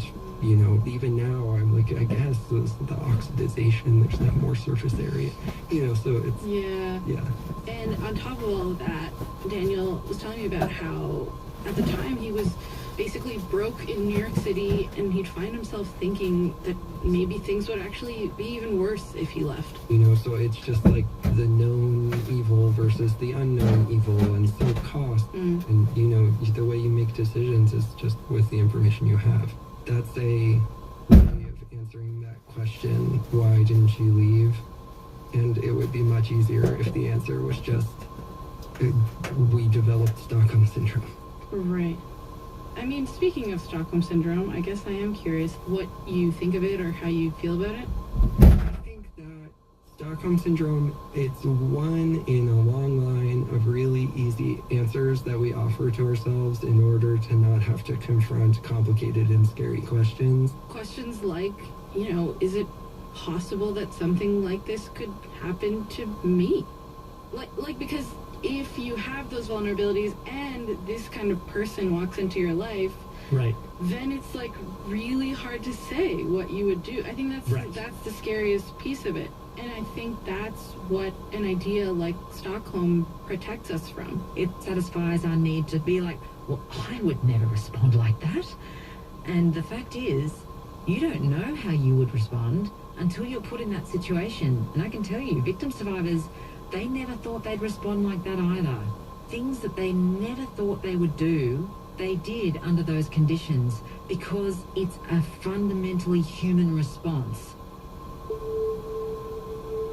I actually think that trauma is unfortunately one of the more normal experiences you can have. Yes, the facts of what occurred are extreme, but when people hear Stockholm Syndrome, it's just like, it's such a throwaway term. And I think we should be suspicious of any concept which doesn't invite further curiosity. I mean, people, if it is a thought-terminating answer, and we just say, oh, well, it was Stockholm Syndrome, anything that ends our curiosity, I think, is really bad.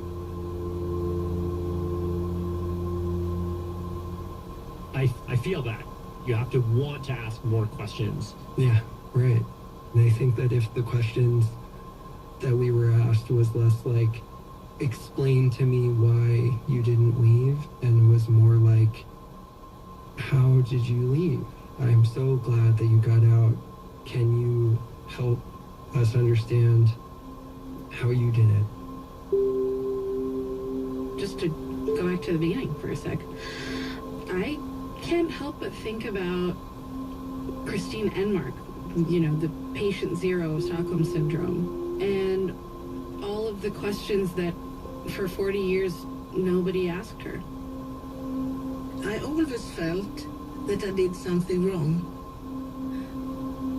I said wrong things. I said that I was afraid of the police. I wanted to get out. I wanted to go with them. And after this drama, all the attention has been focused on this. Instead of looking at what did Janne do, what did Clark do, what did the police do, what did the society do, you said that they're not really healthy. They got into something wrong. You know, a syndrome. So I have this 40 years of the feeling of doing something wrong. All the things that I did was instinct of survival. I wanted to survive. I don't think it's so odd.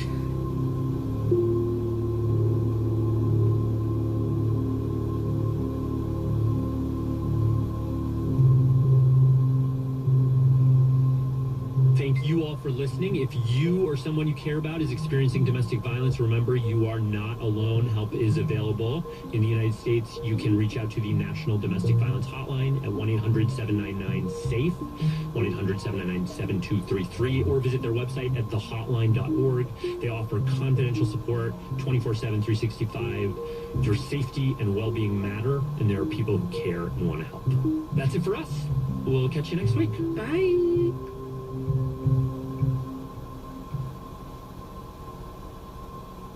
NewsHour is coming up next here on NPR News. You're listening to 91.9 WINH Hinckley.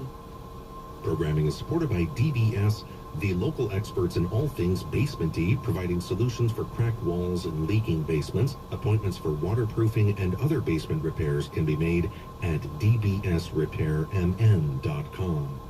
Here's a look at your local weather forecast from NPR News. Highs are expected in the upper teens and lower 20s today, along with light wind and a chance of snow.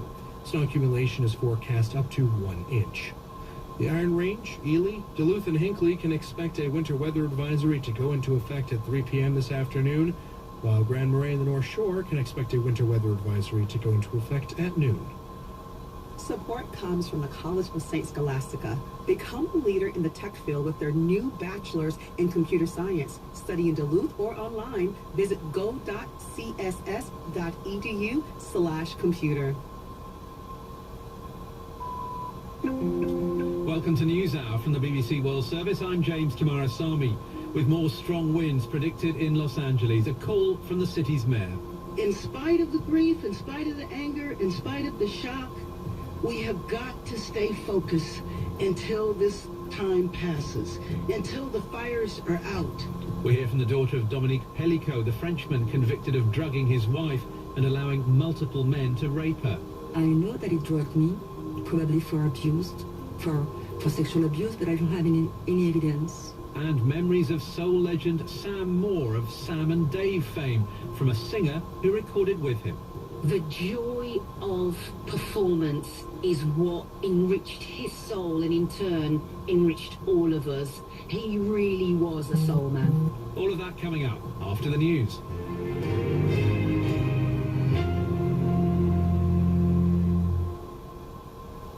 Live from NPR News in Washington, I'm Nora Rahm. At least 11 people have died as several major wildfires continue to burn in Southern California. Officials say some 153,000 residents of Los Angeles County are under evacuation orders. LA County Fire Chief Anthony Maroney says the strong Santa Ana winds that have helped spread the fires are returning. Moderate to locally strong Santa Ana winds will affect Los Angeles County, and today, tomorrow, and then again on Monday through Wednesday. LA County Fire will be prepared. Firefighters have made some progress. Officials say the largest of the fires, the Palisades, is now about 11% contained. It's burned more than 22,000 acres since it began Tuesday. Officials have declared a public health emergency due to the thick, toxic smoke. NPR's Bill Chappell reports. With much of the LA area covered by a red zone of unhealthy air quality, people are looking for ways to avoid breathing smoke. A big concern is the fine inhalable particulate matter that can lodge deep in our lungs. To clean indoor air, experts say you should use filters rated at MERV 13 or higher if your home's HVAC system can handle it. Portable HEPA air purifiers are also good. And online, people are sharing ways to improvise, like using air filters to make a cube around a box fan. If you go outside in smoky conditions, you should wear an N95 mask and drink plenty of water to help your body deal with irritating pollution. Bill Chappell, NPR News. The wildfires in California prompted President Biden to cancel a planned trip to Italy this weekend, where he was to meet the Pope. Today, the White House announced Biden is awarding Pope Francis the Presidential Medal of Freedom with distinction, the highest civilian honor in the U.S. In a new report, the U.S. intelligence community says it has not found evidence that a foreign country is behind the so-called Havana syndrome that's caused health problems among U.S. officials overseas. NPR's Greg Myrie reports. The new assessment is the work of 7 intelligence agencies that have been seeking the cause of ailments that first afflicted U.S. officials in Cuba's capital in 2016. Once again, they say it's unlikely or highly unlikely a foreign government is responsible for problems that include chronic migraines, balance issues, and memory loss. However, 2 of the agencies, which are not named, have shifted their position. They now say it's possible a foreign power has developed a weapon that could inflict such harm. One agency estimates a 50-50 likelihood that such a weapon has been used. The other agency says it's unlikely it's been used. Greg Myrie, NPR News, Washington. This is NPR News in Washington. Support for NPR comes from NPR stations. Other contributors include the Doris Duke Foundation, which aims to support the well-being of people and the planet for a more creative, equitable, and sustainable future. And listeners like you who donate to this NPR station. For NPR News in the Twin Cities, I'm Kelly Blyer. The Center for Infectious Disease Research and Policy at the University of Minnesota released a new report this week examining preparedness when it comes to chronic wasting disease. That's in case it spills over from deer into other animals or humans. The report took a group of 67 national and international CWD experts 2 years to complete. Michael Osterholm, who led the effort, says that cross-species transmission might be already happening. We have some limited data now suggesting that feral pigs might be infected. Well, if they can get infected, surely it's possible that domestic swine could also become infected. What would that do to the swine market? What would that do to the cattle market? These are huge issues. Commissioned by the Minnesota DNR, the report can be found online at U of M's CIDRAP website. St. Cloud Mayor Dave Kleis is leaving office next week after 20 years on the job. He governed through big changes in the city, including growth and changing demographics. He dealt with challenges, including the pandemic and a 2016 stabbing at a local mall that injured 10 people. Kleis told NPR's Morning Edition that one of the biggest changes he's seen is a growing divisiveness in politics. He says that's concerning. I see it sometimes even kind of creeping into that local level. I believe strongly that local government should be nonpartisan, and but even that gets into that local piece. But the divisiveness, I think it was compounded so much during COVID. Kleis will swear in his successor, Jake Anderson, next week. This is NPR News.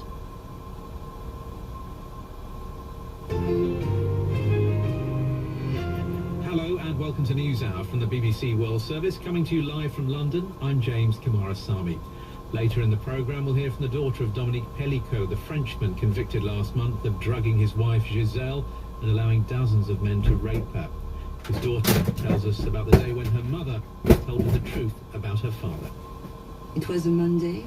I received that call from my mom. It was like an earthquake or like a tsunami in my own living room.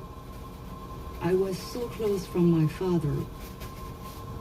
You can't, imagine. It was a nightmare. We begin in Los Angeles, where the rolling threat from wildfires, which have caused at least 11 deaths and destroyed thousands of properties, is expected to pick up pace again, with new evacuation orders being issued for neighborhoods surrounding the city. In Altadena, this father and son told us how they watched their house burn to the ground. I've lived through fires up in the foothills before that got really close but never got into the houses so much. But this one, it moved so quickly. It was, on a distant ridge 1 minute, and then 10 minutes later, it was like right on top of us. It was crazy how fast it moved with the winds blowing it. And suddenly then our house fired, and then it just burned and stuff. It's so sad. The California Department for Forestry and Fire Protection has lowered the number of active fires from 6 to 4, but the biggest in the upmarket Pacific Palisades area now covers nearly 23,000 acres and is far from contained. And the LA County Fire Department Chief Anthony Maroney warned that a confluence of factors meant the threat level would stay high for the next few days. Moderate to locally strong Santa Ana winds will affect Los Angeles County, and today, tomorrow, and then again on Monday through Wednesday. LA County Fire will be prepared.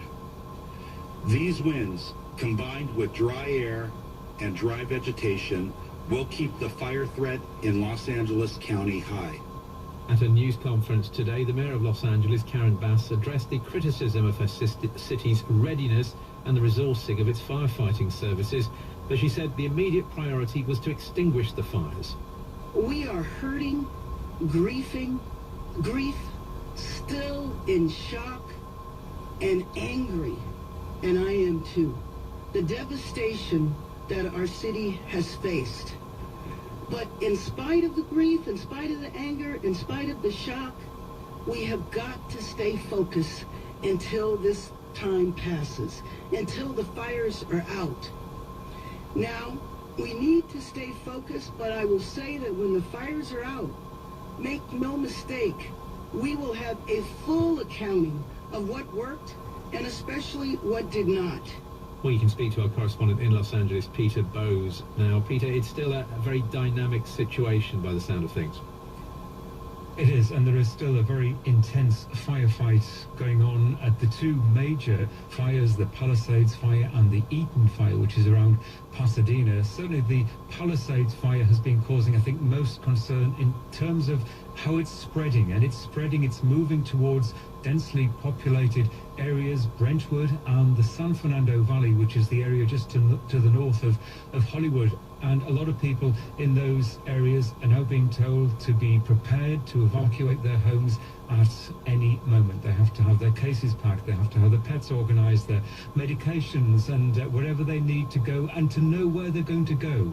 People are being warned, you need to have a plan to escape as soon as possible. It is good news that there are now just 4 active fires. Once upon a time, I wouldn't have called that good news, but it's down from what it was.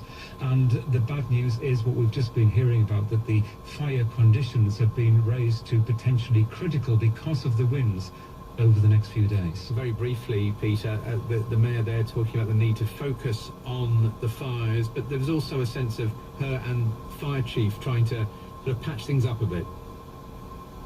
They've been talking about sorting out their differences in private, which indicates to us that there are differences. And I think this is the politics that is going to unfold over the next few months. And there is a determination, I think, amongst everyone to focus on the issue at hand, and that is getting these fires out and people to safety. Peter, many thanks. Peter Bowes there. Well, it's one of the dreadful ironies of this situation that while some of the worst damaged neighborhoods overlook the vast expanse of the Pacific Ocean, firefighters have been struggling with a lack of water. Among the possible contributing factors, a Santa Ynez Reservoir, which helps supply water to the Pacific Palisades, was undergoing maintenance when the fires broke out. California's Governor Gavin Newsom has now ordered an independent review of what he calls that deeply troubling water shortfall. Well, Jeffrey Mount is a senior fellow at the Public Policy Institute of California's Water Policy Center. He's been studying water in the state for the past 40 years. So what does he think about the problems of getting enough water to the firefighters? The intensity of the fire is so high, it has overwhelmed LA's capacity to fight it. And in many of the Southern California communities, they have a tank system that is usually at the highest end of the community and feeds water by gravity into the fire hydrants. And what happened in a number of places in this particular fires, they just ran out of water. They either emptied their tank and were unable to refill it quickly enough, or there were so many straws in the glass, I mean, so many hoses hooked up to the hydrants that basically there was no pressure. Now, in some places, the storage was empty at the beginning of the fire. This time of year, we don't expect fires in January in Southern California. So oftentimes they're doing maintenance on their systems, and they'll just drain it and do maintenance. That seems like the appropriate time. And that was what was happening to the Santa Ynez Reservoir.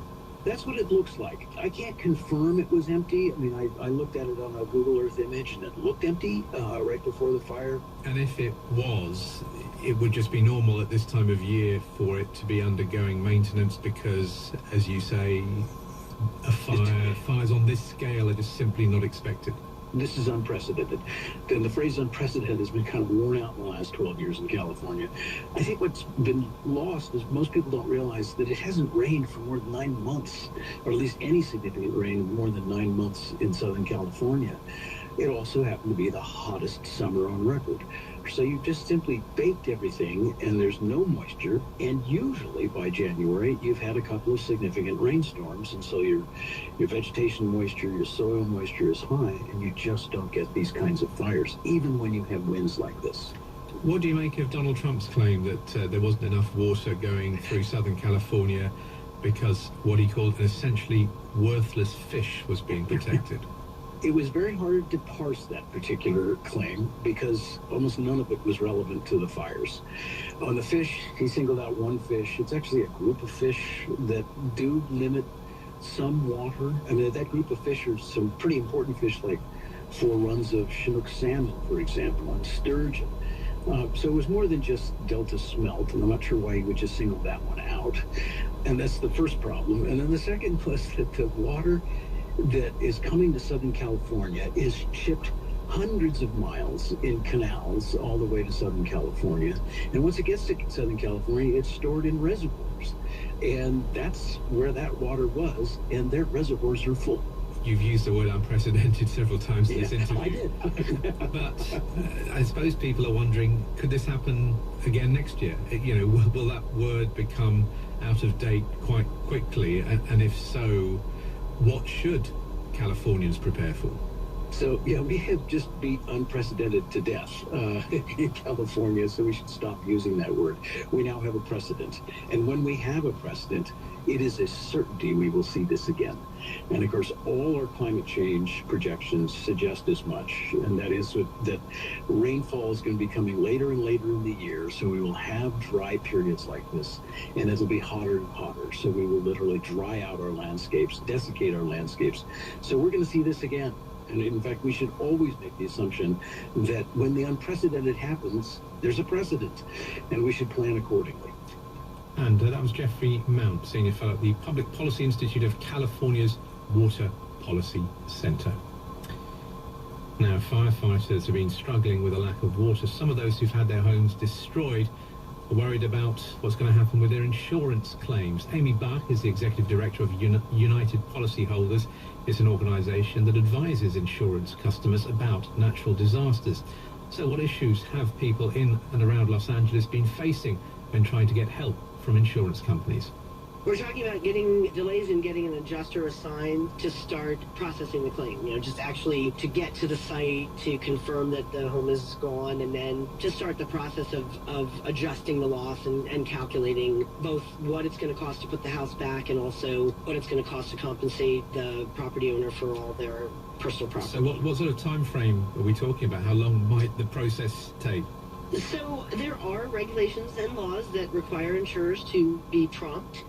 You know, they're supposed to pay or deny claims within 40 days, but they often ask for and get extensions. For most wildfire-impacted households, they're looking at least 1 or 2 years before they can really get their insurance claim sorted.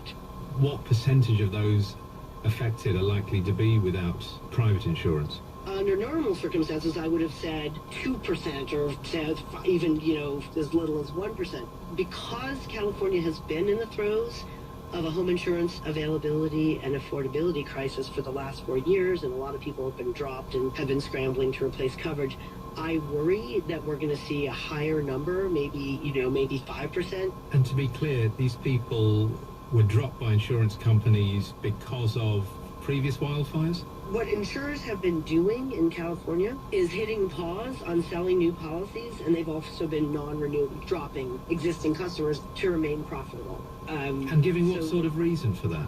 That in our era of drought-related, associated with climate change disasters, they have not been able to charge enough to cover those risks.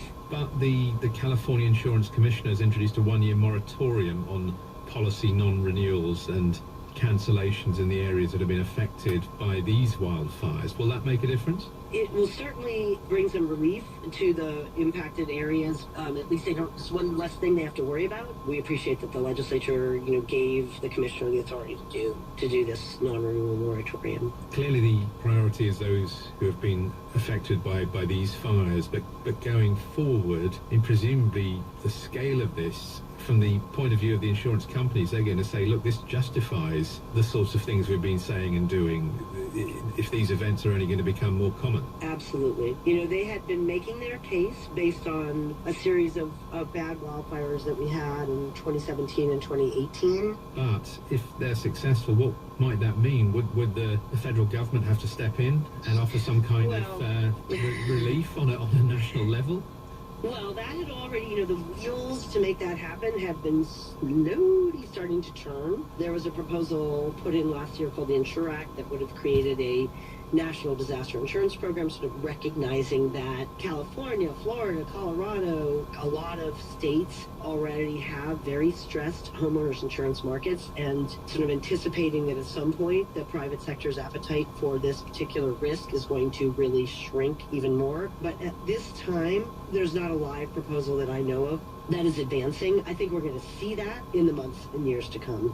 That was Amy Bach, Executive Director of United Policyholders. You're listening to News Hour from the BBC World Service. Support comes from Hamline University, offering Minnesota's first and only bachelor's degrees in forensic science. You can apply today and graduate ready to start your career as a professional forensic expert. Learn more at hamline.edu/forensic. Wake up to Morning Edition every weekday at 7:20. We'll bring you 10 minutes of local stories and voices. We're calling it the Minnesota Connection. Start your day informed, inspired, and delighted on Morning Edition. From Joe Biden's controversial pardon of his son, the blowback over the Hunter Biden pardon has been swift, to Donald Trump's promise to set people free who attacked the Capitol on January 6th. It's a terrible thing that has happened to a lot of people that are being treated very, very unfairly. The politics of pardons on the next Reveal. Reveal is coming up at 5 o'clock here on NPR News. You're listening to the BBC World Service. This is News Hour, coming to you live from London with James Kamarasamy. It's about 3 months since the first reports emerged of North Korean troops joining the fight against Ukraine in Russia's Kursk region. Since then, the reported number of North Koreans on the battlefield has risen, together with the reported casualty figures. Earlier this month, the U.S. Secretary of State Antony Blinken said at least 1,000 had died or had been wounded in the last week of December, and President Zelensky has given an overall figure of deaths and injuries 4 times that amount. But as befits the enclosed, secretive nature of the regime in Pyongyang, little is being known about their deployment. But could that be about to change? Today, the Ukrainians have for the first time published photos of what they say are 2 North Korean prisoners of war. Let's hear more from the BBC's Sarah Rainsford in Kiev. Sarah, tell us a bit more about these 2 captured prisoners. Well, the photos and the video that have been released by the Ukrainian authorities show the men in prison cells. On the doors it's marked prisoners of war. There are 2 different cells. 2 young men. One has his face bandaged. He has an injured jaw. The other one has both hands bandaged. But there's also an interview with a doctor who says that otherwise they're apparently in reasonable health. Now, the SBU, the intelligence service here, has also published some results of what it says are its initial interrogations of these men, and it says that both men were professional soldiers in the North Korean military who were deployed to Russia, where they say they thought they were going for training, but ended up, of course, instead fighting in the war with Ukraine. They describe one of the men as a sniper. They say the other is a lower-ranking soldier, but both of them, as I say, supposedly professional soldiers. They've also released a video of the special operation, the Special Forces operation, which Ukraine says was how the 2 men were captured.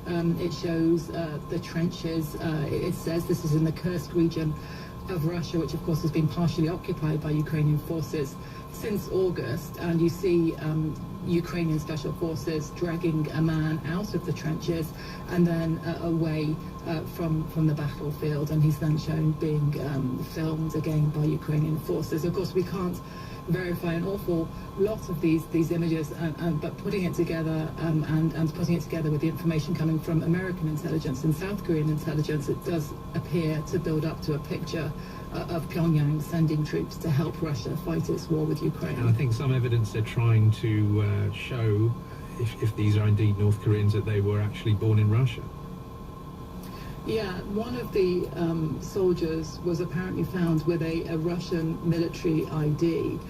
The document itself looks to be genuine, but when you open it up, it has the name and the patronymic and the surname and the place of birth of a Russian citizen, a man from a region near Mongolia, the Tuva Republic, so identifying this man as if he were Russian. Now, Ukraine has captured North Korean soldiers before, it says, although we've never seen any proof of that, and it has previously said that those men also had what it called fake Russian military documentation, and it was saying that that is part of Russia's effort to hide the fact that it is using these foreign forces, because although Vladimir Putin's never denied their presence, he has not either confirmed that Russia is relying on Pyongyang in its war. Sarah, many thanks. BBC's Sarah Rainsford in Kyiv. The soul legend Sam Moore, one half of the 60s duo Sam and Dave, has died aged 89. A spokesman said he passed away on Friday due to complications while recovering from surgery. His bandmate Dave Prater died in 1988. Their hits include Hold On I'm Coming and Soul Man.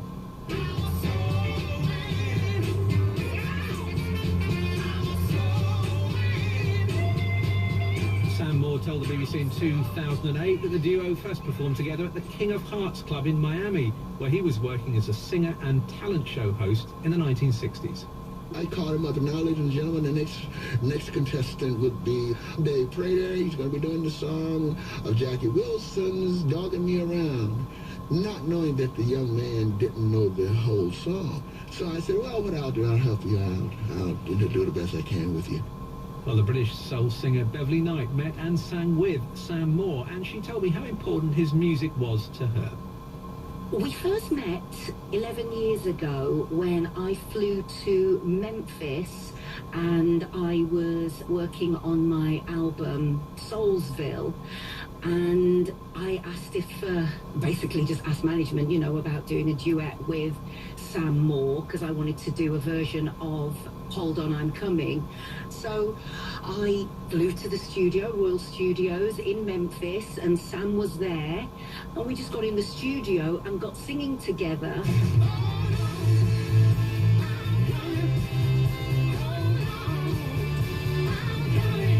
And he laughed and smiled his way through the whole process. It was just joyous. The joy of singing, as advanced in age as he was, had never diminished. It was like just being there with this great guy, loving his life, singing his song, but with someone, you know, of a totally different generation. And we just had a ball. We had to swap roles. I kind of sang what would have been his original lines, and he kind of moved into the Dave role.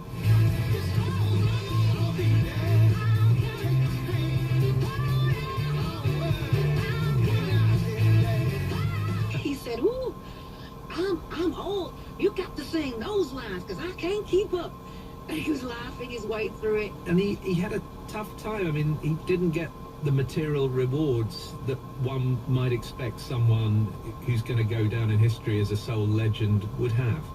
No, he didn't. It's one of those situations where the voice and the song have gone on into eternity as being so special, but the man himself, not so much. And that's heartbreaking. But I think that's sadly not unusual, though. No, not unusual at all. I mean, in fact, pretty commonplace in those times, which is awful. I think he understood, though, that he himself was legendary and how much love and respect he had from his musical peers and how much love he had, you know, how much love was afforded to him from the wider music-loving public. You know, Blues Brothers, I think, helped to really kind of help his star to shine that bit brighter. I just wish that he could have had the accolades, you know, and the financial security that lots of other artists kind of went on to have. Just eluded him.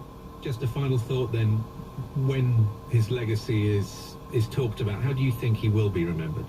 I think people will think of Sam Moore as the absolute dynamo and incredible live performer, full of electricity that he was. You look at those old YouTube videos, any videos of him performing, and you can hear those records. It just jumped right out of it.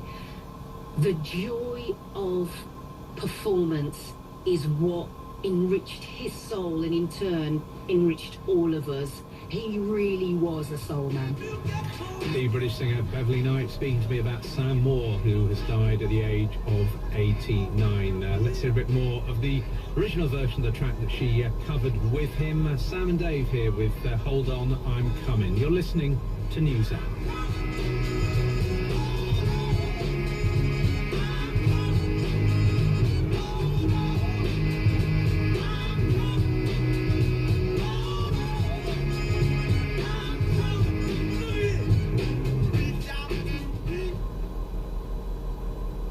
Distribution of BBC NewsHour in the U.S. is supported by Seed.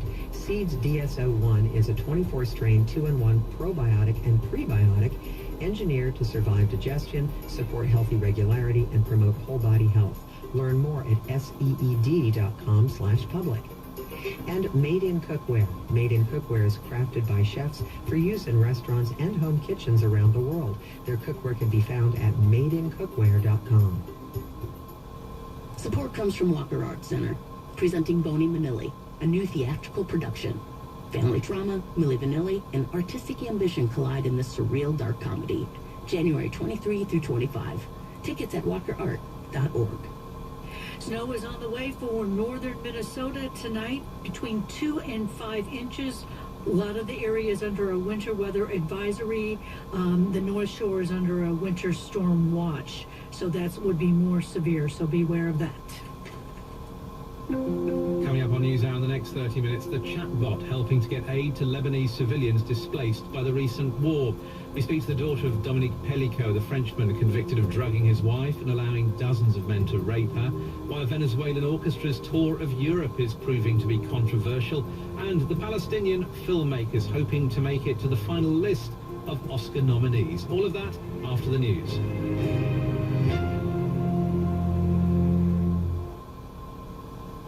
BBC News with Eileen McHugh.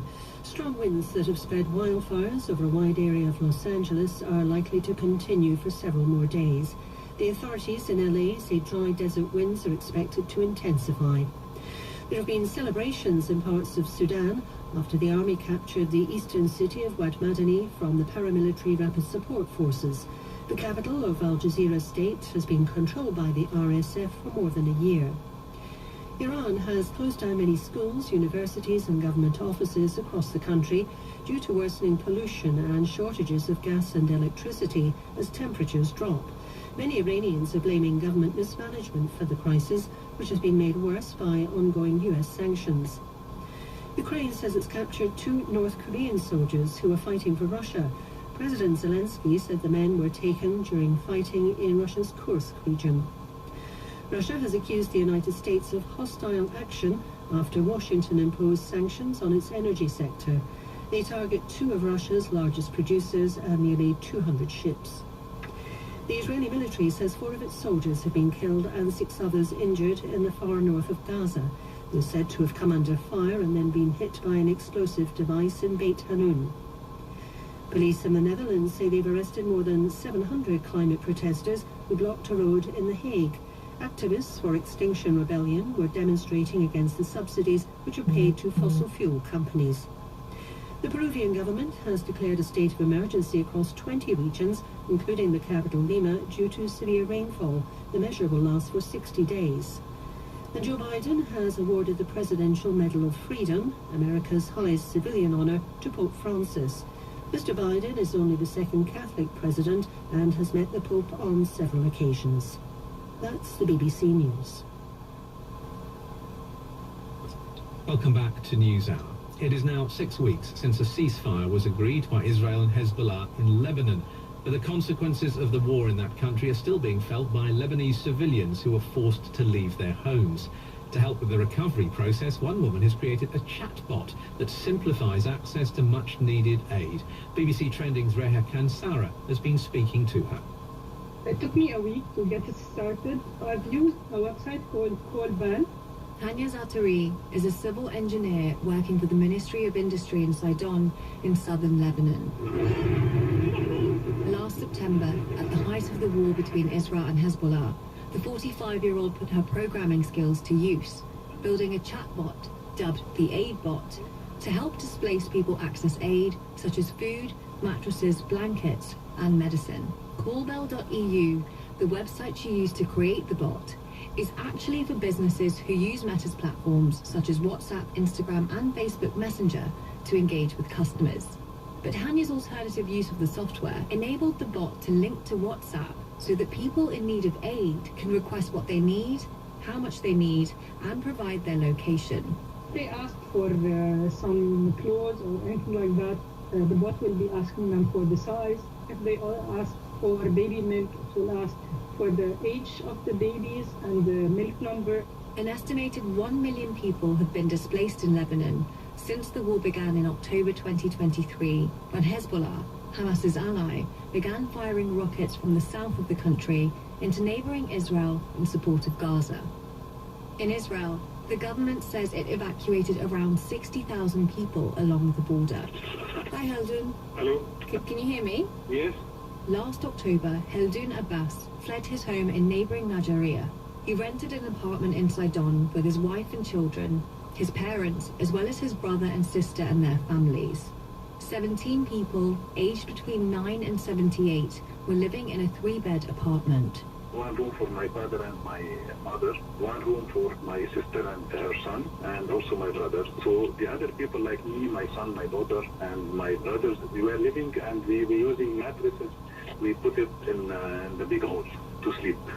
We receive food like rice, like spaghetti, all this detergents. We receive a lot from her. According to people I've spoken to on the ground, there's not enough aid to go around. A financial crisis dating back to 2019 means the Lebanese government cannot afford to help civilians without funding from creditors and aid organizations. But charities such as Islamic Relief and UNICEF have told me they need more funding to fill the gap. Hania and her small team have so far delivered 78 food parcels to families of 5 or 10 people, and 323 blankets across Sidon and other parts of Lebanon. The aid bot might just be a drop in the ocean, but to the families receiving aid through it, it's helped make life a little less stressful. Reha Kansara reporting, and you can hear her full documentary about the chatbot or aid bot wherever you get your BBC World Service podcasts.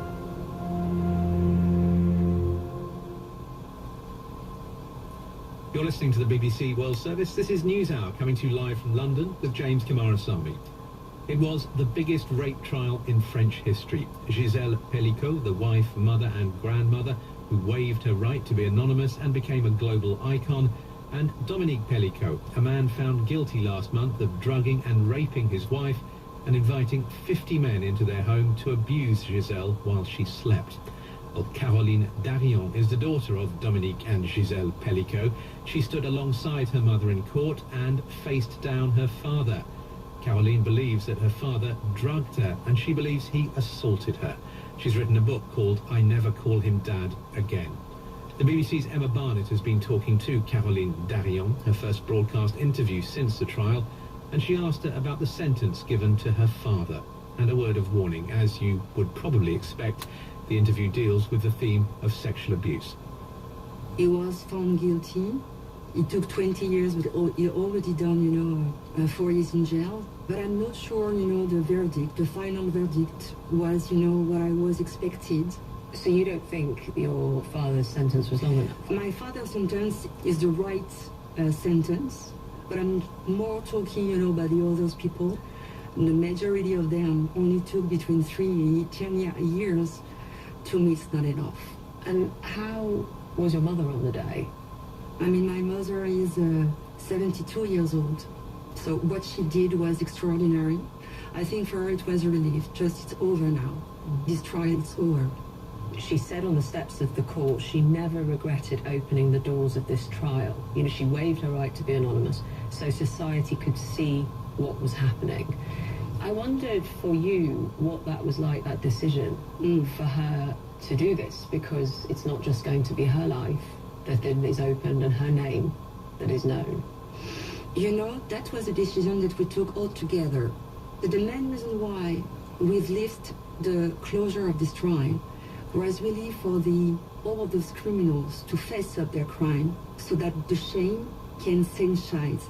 Your book here, I'll Never Call Him Dad Again, it's a really powerful read. And you say so clearly in it, there is a time before and there is a time after when you get a terrible piece of news. How can you describe how you found out what your father had been doing to your mother? It was a Monday. I received that call from my mom. It was like an earthquake or like a tsunami in my own living room. I was so close from my father. You can't, you know, imagine. It was a nightmare.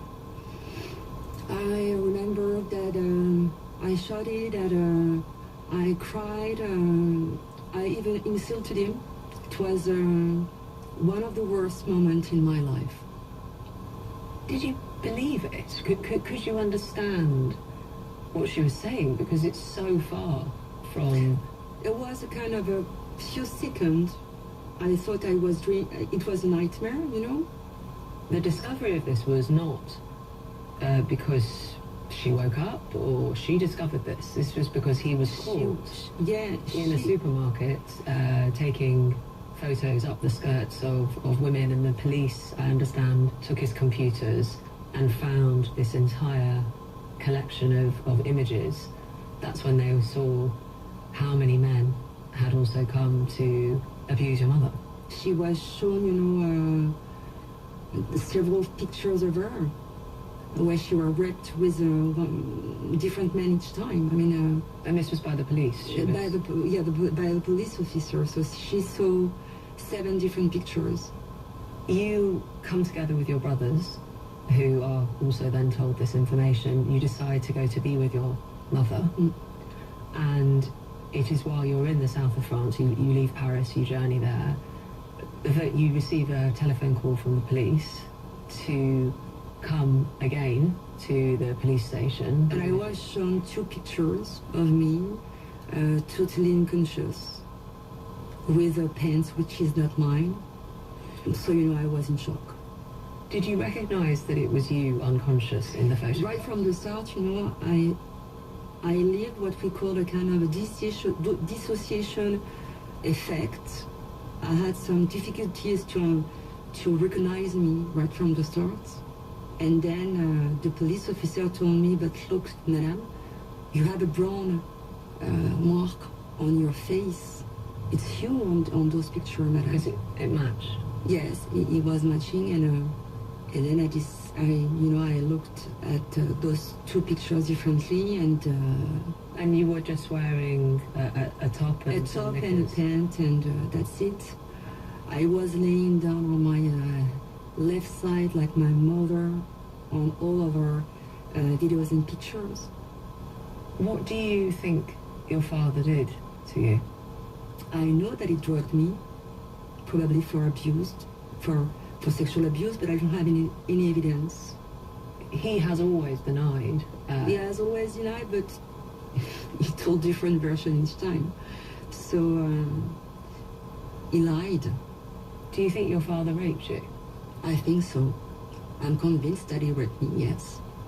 Right from the start, you know, I tried to tell my mom that I was convinced about, you know, the fact that I was drugged and probably raped.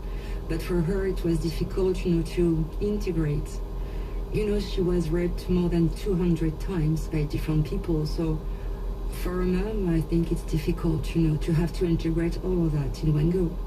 You're also in this position of being the daughter of the torturer and the tortured. That's a terrible burden, to be honest, because I've lost my dad, and I have to go through this trial with my mom. You know, our family will never be the same. We've lost a part of something inside of us. But you also have talked about him being a good father and supporting you and going cycling with you and supporting your dance ambitions. And you know, to me, when I thought about Dominique, I only see now someone who I don't know. It's a stranger. There's a part of my life which is not existing anymore. Your mum's mantra, some of the words she became famous for, and you said them yourself, was shame must change sides. Have you been able to achieve that? Have you been able to not feel shame? I'm not ashamed. I want to be proud. I'm totally different from Dominique. What is your view as to why he did it? He was always a sexual pervert. Always. There's no way you can wake up in the morning saying, okay, I'm going to drug my wife. So I think there is two Dominique coexisting, you know, in him. So he decided to choose the dark side. I don't know if it's a monster, but he perfectly knew what he did. He's not sick. He did everything consciously. Do you think he should die in prison? Sure. He is dangerous. There's no way he can go out. No way. Caroline, thank you very, very much for talking to me. Thank you. That was Caroline Darion, the daughter of Giselle and Dominique Pellicot, speaking to the BBC's Emma Barnett. Well, the Pellicot trial has revived the debate in France about chemical submission, the practice of administering drugs to someone in order to carry out a sexual assault without their knowledge. Leila Chouachi is a pharmacist and an expert on chemical submission with the French National Agency for Medicines and Health Products Safety. She's been running an annual survey of the few established cases of chemical submission since 2003. So I asked her, what does the data reveal? In 2022, it's the last result we have, we registered 1,229 cases where victims suspect that being drugged under their knowledge. And actually what we saw is that most of the time women are concerned as the victims, but also we have men and transgender person. Most of the time the perpetrators are men. Actually, most of the time, the perpetrators are known by the victims because chemical submission is a question of a betrayal, and it's a betrayal by a person you trust. So this is not what's often called date rape, which is people who meet someone who perhaps their first or second encounter, who find that their drinks are spiked. This is different. Exactly, it's completely different. It's a misconception of what is a criminal use of drugs. Most of the time, people think that when you're a victim, it's because you weren't careful enough. So for example, I don't know about you, but I mean, when I go to the restaurant, I don't take my glass with me when I go to the toilet because I trust the restaurant. You know, so it's very important to understand that because we have so many misconceptions which lets victim know that if you're just careful, nothing may happen to you. That's not the case. You know, even for violence, I mean, in general, of rape in general, it's someone you know, someone you trust. And most of the time, that's the shocking phenomenon. What does the law say in France? Is there a specific law, or people calling now for a specific law about this offence of chemical submission? When you drug someone under its knowledge, it's make the sanction worse. So of course now people are speaking about maybe introducing more the conception of consent. We need to be very careful with this. I mean, it can be a good idea, but it can be a false good idea because for many years association which fight against sexual violence, sexist violence, made all their possible to focus on the perpetrator behavior.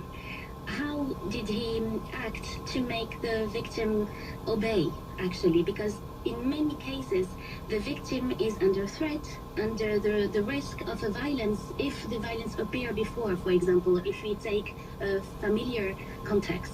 What's being done to try and make it easier to help people who think they may have been victims of chemical submission to actually come forward? There is awareness raising more and more in the country because of the hashtag #MeTooFirst, because we are speaking about chemical submission, but we are of course speaking about violence. So MeToo put the light, on violence, and chemical submission come next with also this awareness, which is very important to understand what are the symptoms, how I can act when I have the symptoms, how I can be helped. Now what is going on is that we need to have more competence on this subject. Of course we need more education, sexual education. Of course we need health education too, because as you know, most of the cases, they are just medicine you found in your house. It's very important to be all responsible of the reduction of risk about chemical submissions. And of course you have the law, but the law is not going to do anything with itself. You need to have an entire society fighting against this phenomenon. This phenomenon is just not only chemical submission, it's about sexual violence, it's about inequality.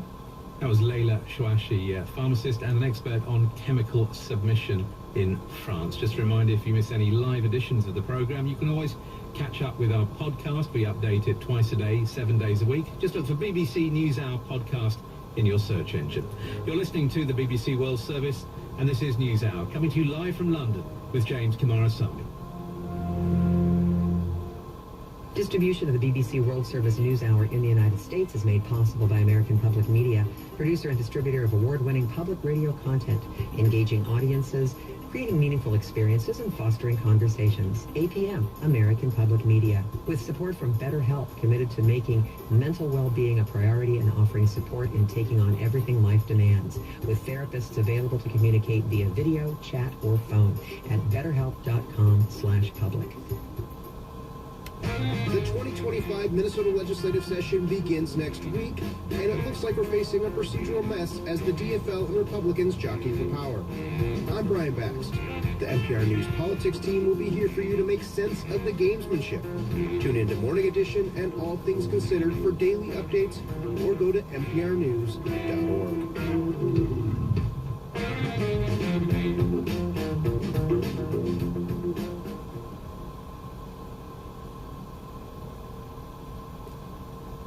A reminder of our top story this hour. The authorities in Los Angeles have warned that strong winds fanning some of the city's worst ever wildfires are likely to continue for several more days. Here on NewsHour, Jeffrey Mount from California's Water Policy Center looked further ahead at the prospects for fires on this scale in the future. Rainfall is going to be coming later and later in the year, so we will have dry periods like this, and it'll be hotter and hotter, so we will literally dry out our landscapes, desiccate our landscapes. So we're going to see this again. And in fact, we should always make the assumption that when the unprecedented happens, there's a precedent, and we should plan accordingly. One other headline, people in parts of Sudan have been celebrating on the streets after the army said it had captured the city of Wad Madani, one of its biggest gains in the war against the paramilitary Rapid Support Forces.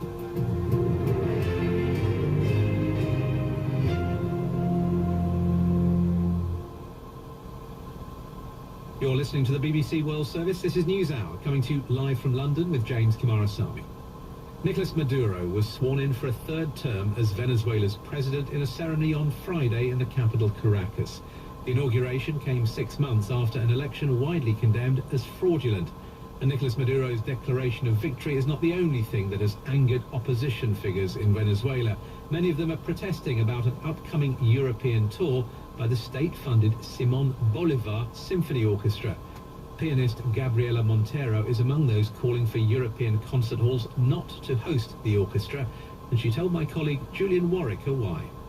Over the last 20 years, unfortunately, music and the orchestras have been co-opted by the regime, first with Chavez, now with Maduro, to spread the message of the Bolivarian revolution throughout the world.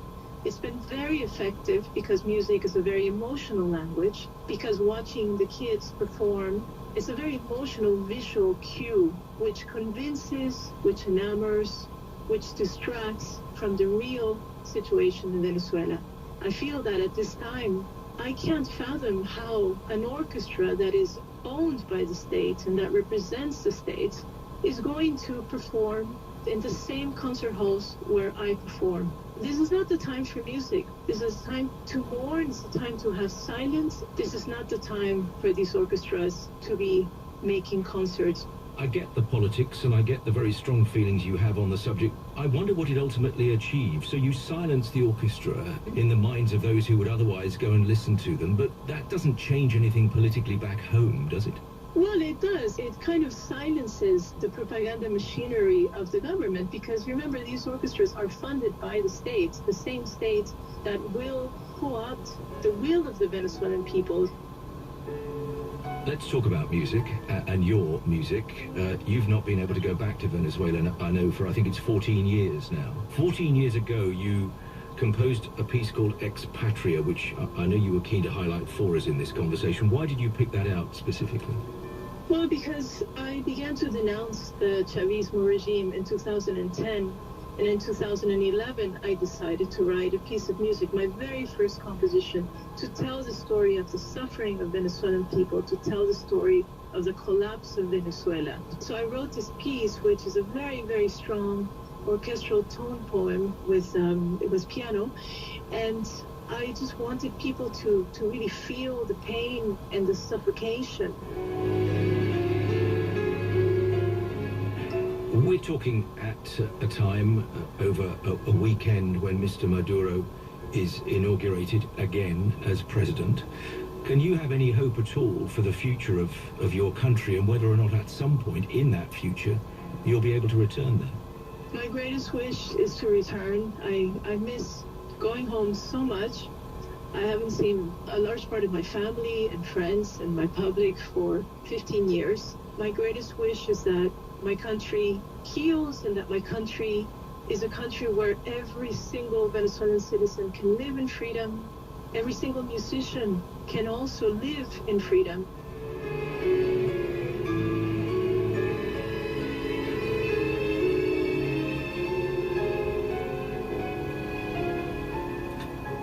The Venezuelan pianist Gabriela Montero. She was speaking to Julian Warwicker. Because of the wildfires in Los Angeles, the announcement of this year's nominees for the Oscars has been delayed by 2 days until a week tomorrow.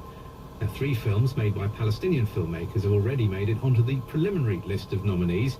But while these movies have been garnering critical acclaim, some figures in the Israeli film industry say there is an imbalance and the Israeli point of view is being shut out. From New York, Tom Brooke reports.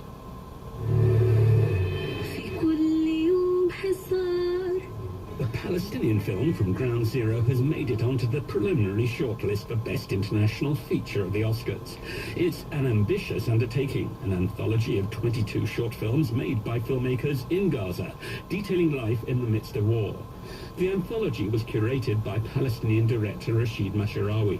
We are not going into any political debate. We're going to deal only with the daily life and personal stories of the human being, how they are facing these days or this war. So these short films tell a variety of stories of routines being interrupted amid the chaos of war. The stand-up comic who goes to a venue where he is to perform only to find it's been bombed. In another short, there's dark humor on display when we meet a young man who sleeps in a body bag, knowing that is where he may end up. The film has impressed critics who believe it's offering images from Gaza quite different from topical news journalism, stories of lives that audiences can relate to. Film critic Siddhant Adlakar. It creates a sense of familiarity with each and every one of these people, and they become these living, breathing, I hate to use the word characters, but characters immediately in your vicinity rather than somewhere off in the distance. From Ground Zero is just one of 3 films from Palestinian filmmakers shortlisted for an Oscar. There's also No Other Land, which chronicles efforts of the Israeli military to demolish homes and evict Palestinians in the occupied West Bank, what is often referred to as forced transfer. The film is made by an Israeli-Palestinian collective that includes Israeli journalist Yuval Abraham. We are a collective, so it's two Israelis and two Palestinians, and we filmed it over 5 years together, so we really captured this process of forced transfer. The other film from a Palestinian director shortlisted for an Oscar in the Best Live-Action Short Film category is An Orange from Jaffa, which details the frustrations of a young Palestinian and a taxi driver at an Israeli checkpoint. At times, these Oscar shortlisted films are conveying harsh images of Israeli military action. Those who care how Israel is being perceived globally maintain only one side of the narrative is being embraced by awards events and film festivals. Isaac Zablocki is director of the Israel Film Center in New York. So right now we're seeing 3 Palestinian films from a small industry being shortlisted for the Oscars, while no Israeli films are being shortlisted. The major film festivals around the world, they were taking Israeli films constantly, and suddenly there are no Israeli films being accepted to these international film festivals. It is so important to see, first of all, sides that you don't agree with, see the other side, but to see both sides is crucial. The film industry likes to think of Oscars night as a celebration, as an occasion for Hollywood to dress up and pat itself on the back. But if any of these Palestinian films wins, it will have a sobering effect, puncturing the merriment, if only for a moment, to remind audiences that one of the world's most intractable conflicts still remains unresolved. That report from New York by Tom Brook, and it brings us to an end of this edition of NewsHour. From me, James Kamarasamy, and the rest of the team here in London, thanks very much for listening. You're listening to 91.9 WINH Hinckley. Support for NPR comes from Cooperative Light and Power, reminding listeners to stay safe and stay away from downed or sagging power lines. Please report downed or sagging power lines by calling 218-834-2226. That's 218-834-2226. Here's a check of the forecast for northeast Minnesota. There's a winter weather advisory for the Duluth and Iron Range area and a winter storm warning for the North Shore area. Tonight, expect more snow. Snow accumulation expected between 3 to 5 inches with overnight lows around 18. Sunday will be cloudy with more snow, about another inch. Highs will be in the low 20s in the morning and around 12 by the afternoon. Support comes from Widseth, architects, engineers, environmental scientists, and land surveyors. With 12 locations, including Duluth and Hibbing, Widseth guides the entire design experience from concept through construction. You can learn more at widseth.com. Just watching the videos that people have sent and pictures of what's left is like being gut punched. The LA wildfires are picking up again, destroying entire communities as they burn. You hear about one gathering place that's no longer standing. For Saturday, January 11th, it's All Things Considered. I'm Scott Detrow. We'll have the latest on the wildfires, including a look at whether LA's fire department had the resources it needed. We'll also talk to outgoing Transportation Secretary Pete Buttigieg about why he thinks the Biden administration's big infrastructure push didn't seem to connect with voters.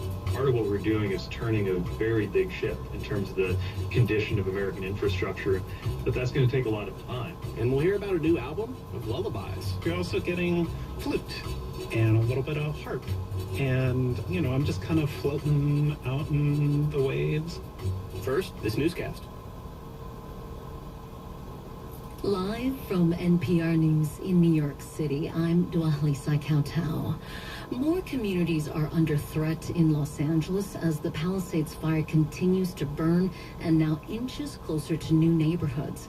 Elise Hu reports. Flames are stretching into the communities of Brentwood, West LA, and Mandeville Canyon in Los Angeles. Firefighters are conducting airdrops and digging lines on the ground in an effort to stop the flames from spreading. They are racing to contain the Palisades fire, which is already the biggest of the wildfires in the county, ahead of more wind events forecast for Monday. Los Angeles County Fire Chief Anthony Maroney gave an update Saturday morning. LA County Fire will be prepared. These winds, combined with dry air and dry vegetation, will keep the fire threat in Los Angeles County high. Dusk to dawn curfews are in effect for Palisades and Eaton fire evacuation zones. For NPR News, I'm Elise Hugh in Los Angeles. Groups of House Republicans are visiting Mar-a-Lago this weekend to meet with President-elect Trump just over a week before he takes office. NPR's Amy Held reports the GOP is strategizing over how to push through its priorities. As they prepare to take the trifecta of power in Washington, the GOP has a lot of issues they want to address, like immigration and border security, tax and spending cuts. And they want Trump to weigh in on how to prioritize and structure them. He met with Republican senators on Capitol Hill earlier this week and said he cares less about process, more about results. We're looking at the one bill versus two bills, and whatever it is, doesn't matter, we're going to get the result. Not if Democrats have their way. Republicans are considering tools to get around a filibuster, including the high-risk, high-reward reconciliation process that would allow for a simple majority to pass legislation. Amy Held, NPR News. Ukraine's president says his soldiers have captured North Korean troops fighting for Russia. Thousands of North Korean soldiers are now involved in the war, as NPR's Joanna Kakissis reports. Writing on the social media app Telegram, Ukrainian President Volodymyr Zelensky said the 2 North Korean soldiers were wounded in Kursk, the Russian border region partly occupied by Ukraine. He said the soldiers are cooperating with Ukraine's domestic intelligence service and will be available to speak to journalists. A unit of Ukraine's Special Operations Forces also released this video, complete with dramatic music showing the capture of the North Korean soldiers. In the video, one soldier appears listless as medics swab at his wounds. Zelensky shared photos of another injured soldier with bandaged arms and a striped sweater. He said the soldiers are being treated for their injuries in Kyiv. Joanna Kakissis, NPR News, Lviv. This is NPR. Support for NPR comes from NPR stations. Other contributors include the Joyce Foundation, committed to advancing racial equity and economic mobility for the next generation in the Great Lakes region. Learn more at joycefdn.org. This is NPR. For NPR News in the Twin Cities, I'm Kelly Blyer. Police this week arrested 5 teens in connection with an assault at an Edina YMCA in December. Faven Goreska has more. They're among 13 boys accused of jumping another teen at the Southdale YMCA location on December 20th. Police say they snuck into the facility's basketball court for the attack, with many wearing hooded sweatshirts and masks. A police report says their victim was hospitalized and diagnosed with a traumatic brain injury. The 5 teens who were arrested were brought to the Hennepin County Juvenile Detention Center pending formal charges. 2 have been charged already, a 16-year-old from Bloomington with 3rd-degree felony riot and assault, and another who was 15 at the time of the incident. Charges are not public for him because of his age. I'm Faven Garazgihar. The Minnesota Department of Natural Resources is offering to pay people to collect and bring to them unopened jack pine and blue spruce cones. The DNR's Nicole Schaefer says those trees are most common in northern Minnesota. We're going to use the cones to extract seed from, and then we use that seed to grow bare root seedlings that we use to reforest state forest land. The DNR also pays people to collect other seeds at other times of the year. Schaefer says those interested can get $100 per bushel for black spruce cones and $30 for the same amount of jack pine cones. Egan's Minnesota's Ice Festival is now home to the world's largest ice maze, according to the Guinness World Records Organization. The 18,000 square foot ice maze was certified in its category during a wintry ceremony yesterday at TCU Stadium. Buffalo, New York held the previous record of nearly 13,000 square feet set in 2010. A Guinness World Records representative was in Egan to present a certificate to the Ice Festival's CEO. The ice maze was canceled last year due to a warm season. In addition to the maze there, which has 8-foot high walls, the festival features 3 ice slides and an international ice sculpting competition. News, I'm Scott Detrow. Forecasters say gusty winds are picking up again in the LA area, which will mean wildfires are an ongoing threat in the region. New round of evacuation orders were issued Friday night, meaning that there are now more than 160,000 people in the area under such orders. To date, around 12,000 structures have been destroyed in the wildfires, including homes, schools, and storefronts. The Real Inn was one of those places, located on the Pacific Coast Highway. It was a place you could find surfers, celebrities, and tourists alike waiting in line to eat after a day at the beach. And it's now been totally lost in the Palisades fire. NPR's Kira Wakim caught up with the owners to learn how they're coping. I'm Andy. Kira, nice to meet you. Pleasure. I'm so sorry. Wasn't what we ordered. That's Andy Leonard. He and his wife Teddy have owned and operated the Real since 1988. Okay, come on in and meet Teddy. Thank you. I met up with the Leonards at an Airbnb in Mar Vista, where they've evacuated as they wait to hear about the fate of their home, also in the path of the massive Palisades fire.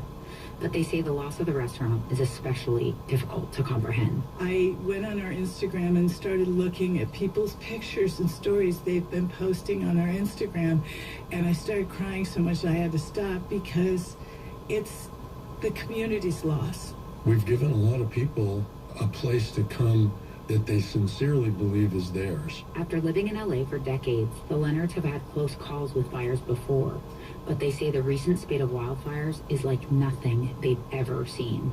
It was so quick. It was like a car crash. I mean, usually when there's a fire, it's coming, it's coming, it's coming. What should we do? What should we do? It's coming. This one was like wham, and it was gone. They both say they're not ready to see what might be left where the restaurant once stood. Just watching the videos that people have sent and pictures of what's left is like being gut punched. You know, I think we're not quite ready. I'm not quite ready. And I don't really, are you? No, I don't think so. We're not. But we'll get there. We will get there. And, you know, and maybe we'll meet the crew there, you know, so we can all have a moment where we can. But it's going to be a while. Despite this personal turmoil, the couple say they're focused on helping their staff, some of whom have worked with them for decades. Their kitchen chief called this morning, weeping, and said, "What do you guys need? Because you're hurt, and we're furiously pedaling over here to help them." I mean, it's a family. I mean, this is the kind of people that we had working for us. And that's why we're trying to get the word out there to raise funds for them. We'll do anything for them, and they will do anything for us. Have done. Have done. They have done. Yeah. And while their world has been turned upside down, they say the support from the community is strengthening their resolve and has taught them a valuable lesson. Honestly, as odd as this sounds, this time has blessed us in understanding the humanity, the beauty of the humanity. We have had more than our share of love and compassion, and I just would like everyone to remember that, and let's do it all the time. You know, let's take kindness out into the world. That feels right to me. And though they know there's a long road ahead, the Leonards hope to rebuild what the community once had. Kira Wakim, NPR News, Los Angeles. And elsewhere in the program, we will hear how firefighters in LA are coping as they fight the largest wildfire in the city's history. Donald Trump is officially, formally a felon, and he's also, of course, about to become president of the United States. 10 days ahead of the inauguration, the one completed criminal case against Trump came to a formal end when New York Judge Juan Merchan sentenced Trump to an unconditional discharge 8 months after Trump was found guilty of falsifying business records. That sentence means no jail time or penalties, but the conviction stays on Trump's record. Trump spoke briefly, remotely, during the hearing. I'm totally innocent. I did nothing wrong.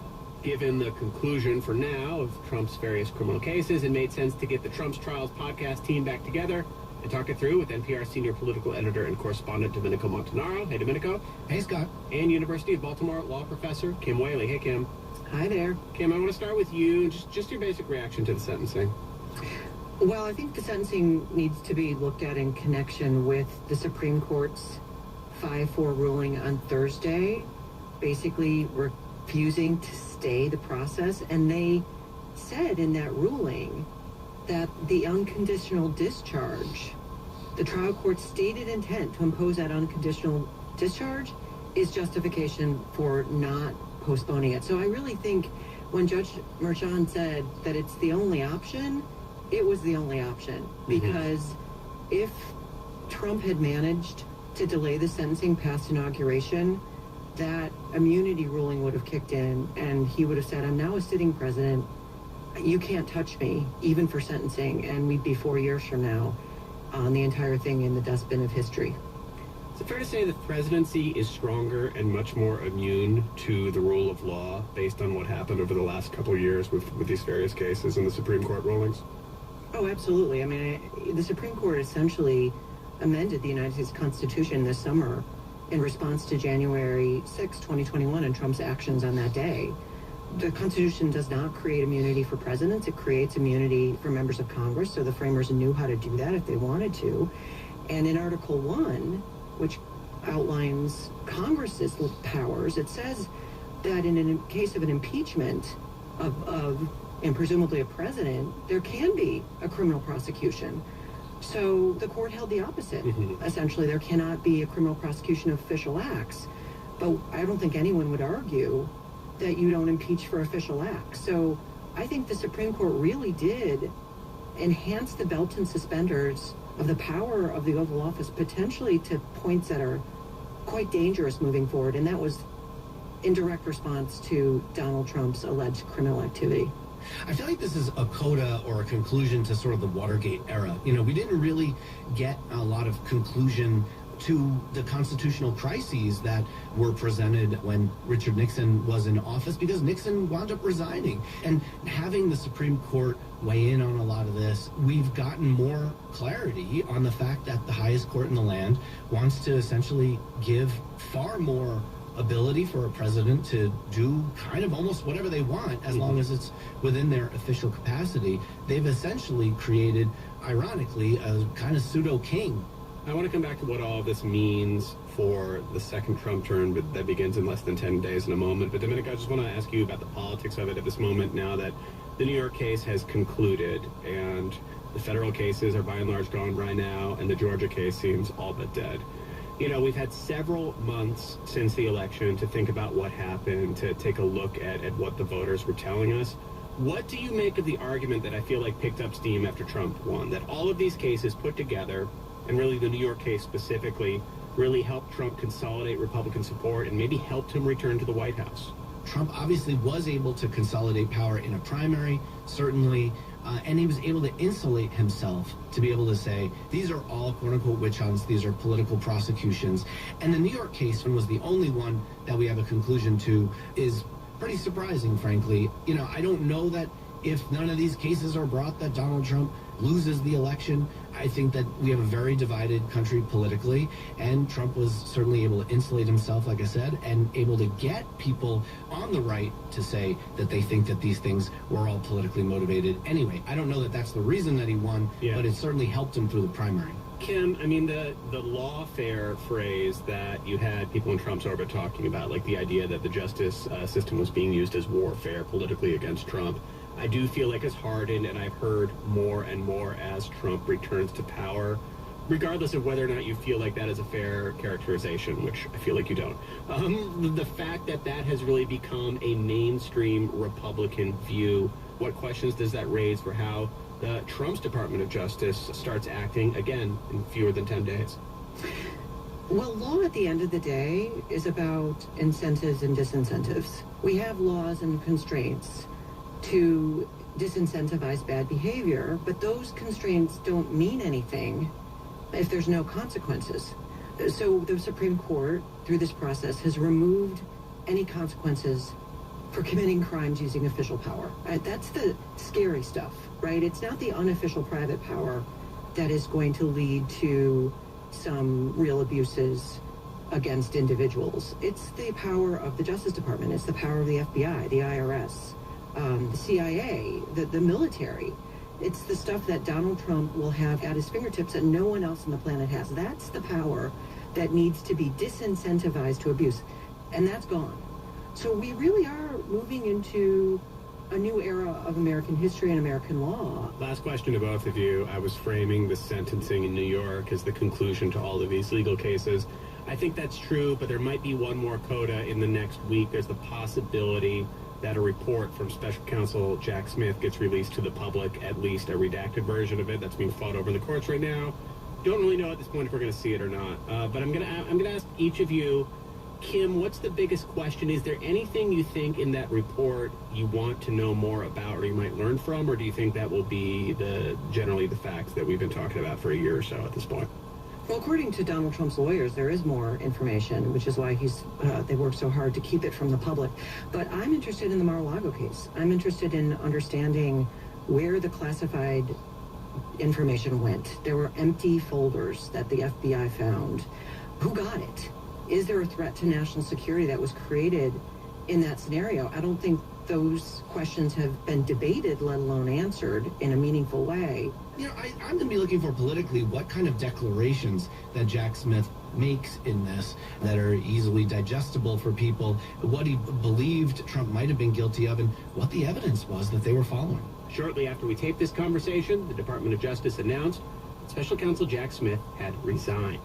That was University of Baltimore law professor Kim Whaley, as well as NPR's Domenico Montanaro. And you're listening to All Things Considered from NPR News. Support comes from True North Roofing, a woman-owned and led residential contractor offering roofing, siding, gutter, and repair services throughout the Twin Cities. True North's craftspeople are driven to help provide excellent care and service. TrueNorth-roofing.com. Programming is supported by Concordia College Moorhead, announcing the Concordia Promise, the tuition-free initiative for eligible students living in any U.S. state. More information at concordiapromise.cord.edu. Did you know the percentage of Americans who drink is the lowest it's been since 1996? More people are opting out of drinking, be it out of preference or need. And the idea that you could not feel like drinking just turned everything a little bit. Is alcohol on its way out? And what would it mean to live in a more sober culture?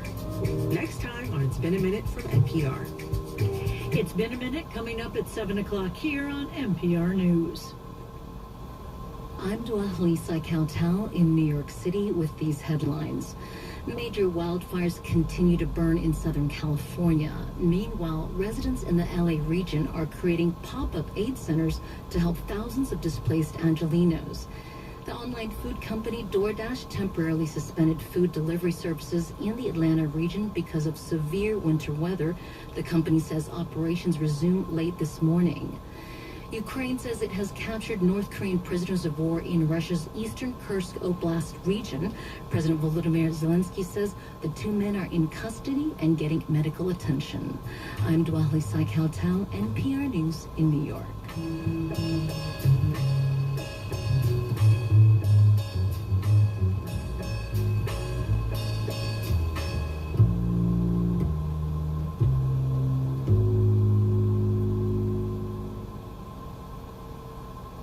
Support for NPR comes from this station and from ARM, committed to delivering innovative, advanced computing designed to enable worldwide companies to unleash the capabilities and experiences of AI. The future of AI is built on ARM, ARM.com. From the Cy Sims Foundation, partnering with organizations and people since 1985, working for a better and more just future for all. More information is available at cysimsfoundation.org. And from the listeners who support this NPR station. It's All Things Considered from NPR News. I'm Scott Detrow. During his time as Secretary of Transportation, Pete Buttigieg had a lot on his plate. An airline industry scrambled by COVID, the environmental fallout of the East Palestine train wreck in Ohio, the fatal Key Bridge collapse in Baltimore, the distribution of billions of dollars in infrastructure spending, among many other things. Now, with barely a week until President-elect Donald Trump's inauguration, Buttigieg, along with the Biden administration's other cabinet members, will be packing up his office and preparing to return to civilian life. Secretary Pete Buttigieg, thanks for joining us. Thanks for having me on. I want to start by talking about the thing that probably got the most attention throughout the course of the administration. That was all the infrastructure spending, because I think that's a good example of something that, you know, seems to do all of the things that a lot of people think that the voters want from government. Investing in communities, fixing problems, coming together to fix those problems, spending at historic levels. You and others in the administration spent years getting the message out there, putting these projects into place. I know how many airports you visited to tout these accomplishments. And yet a lot of different metrics, including the election results, suggest that maybe voters didn't quite appreciate that. It didn't seem to land. It didn't seem to be reaching a consensus of, wow, the Biden administration did this for me. I'm wondering how you make sense of all of that. Well, a lot of the things that we work on are worth doing, whether they're getting you a lot of political credit or not. We do safety work to save people from losing their lives on our roadways or in the aviation system.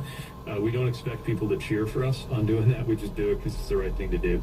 And our infrastructure is something that should just work. That said, I do think that as more and more of these projects go to completion, we're going to see more and more of an appreciation for what this infrastructure era has done to make people better off. We're already seeing levels of employment in construction, building trades, manufacturing that we haven't seen in my lifetime. Think about the Affordable Care Act. It took years before people fully appreciated them. And the very nature of infrastructure work is it takes some time. That said, I'm going to keep telling the story and waving the flag because it is extraordinary what we did and what will continue to happen in this country. It didn't happen on its own. It was a bipartisan achievement at a time when anything bipartisan is pretty rare in this town. And I think we're going to be benefiting. Oh, their internet sucked. That being It took said, friggin' forever. This idea that Americans wanted to see their government working for them more was such a concrete thesis of the Biden administration. It's something that you campaigned and wrote about before you joined this administration. Given where we are at this point in time, the transition. Happy Saturday to you also, pacifist. I feel like I know you from somewhere. We always knew I wonder. What we're doing is turning a very big I have to ship know you in from terms somewhere. of the condition of American infrastructure and the condition of a lot of things that Americans count on the government to do. But that's going to take a lot of time, and that the best thing that could come of that is a higher baseline level of public trust in what government Right. does for them. One more job, guys. Well, I think we set things on a different trajectory, but we're also operating in a different information environment. We're now living in a time where some dude on the internet has as much authority as somebody holding themselves to the highest journalistic standards of fact-checking and research. And that is something that I think can swamp a lot of our more traditional calculations about what makes for good policy and good politics. Hopefully you guys were somewhat entertained with the good old NPR. Vice President like Vance will join that club in a matter of weeks. But as we talk about this, I'm wondering, you came of age with the internet. Do you think it's done more harm or good for government, for public policy at this point in time? I think at best it has come both ways. You know, one thing that I think it has made possible is it's empowered everybody to be a reporter. And there are things that we find out about, including things that have happened in our communities or on our streets that no one would have known about if it weren't possible to record and publicize that through the internet. On the other hand, what we found is that everybody is a reporter, but nobody's an editor. And the idea that you do in fact have a responsibility to separate fact from fiction, to make judgments about what deserves real scrutiny or real attention, that's something that has clearly weakened in our society as a result of some of these technologies. Also, for my entire lifetime, you could use it.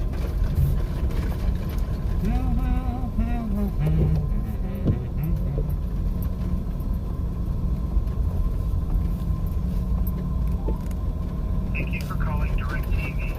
Please note that for quality and verification, we may monitor or record your call. At this time,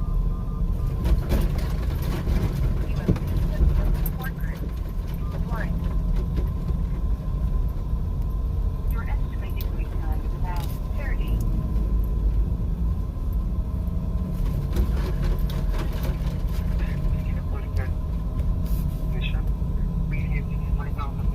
Yeah, my name is Troy, and the account number is going to be 7866472.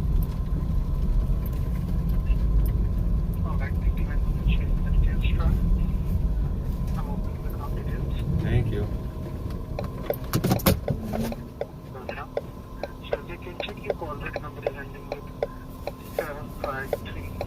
Correct. And the customer name is Arthur Young. That is also correct.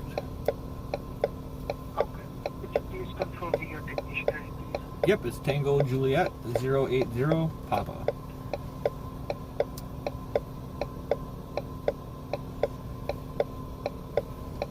On the phone. Thank you very much for sharing and confirming all the details. So, Troy, how may I help you today? I need to change the Gemini receiver to a wireless client. The customer does not have internet. Alright.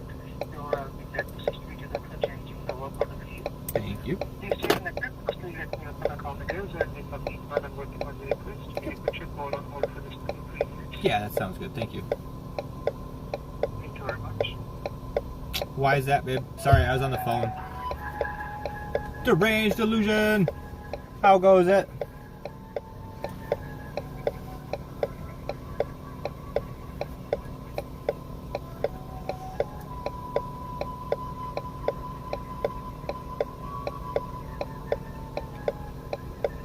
I assume my wife's migraine must have got worse or something. Hopefully she's okay. I'll call her in a minute. I think it's probably because I'm not in her chat, so she must miss me.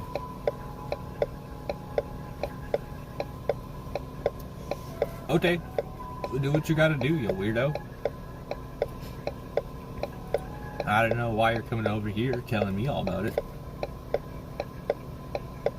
Why don't you just take like a half-hour break and then see if you feel better? Whatever. Don't get mad at me. I would have ended if I didn't feel good. I would have just came home. So I don't know. I don't know what you're looking for. You looking for permission or something? I'm okay with you doing whatever, babe.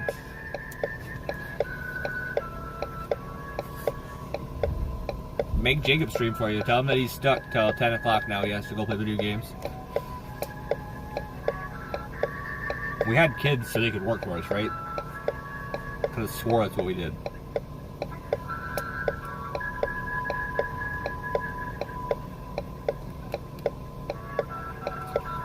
But this whole music's gonna put me to sleep. Holy.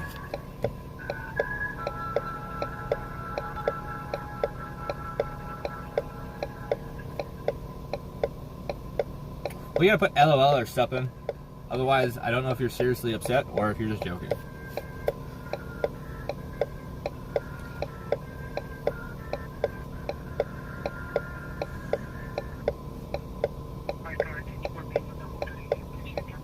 Yep. So after changing the work order to change and one minus line, the customer will have to pay the monthly bill. The monthly bill will just say that it is $120.80, but now the one-time charges will be $106.80. Yep, the customer is aware. Arthur Young approved the change. I already explained the $100 charge to him.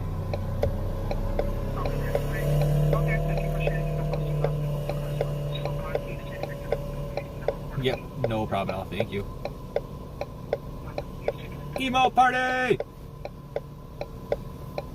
I hope you're having a good stream, man. I'll be having a better day once I finish this next job and can head towards my house. Hello?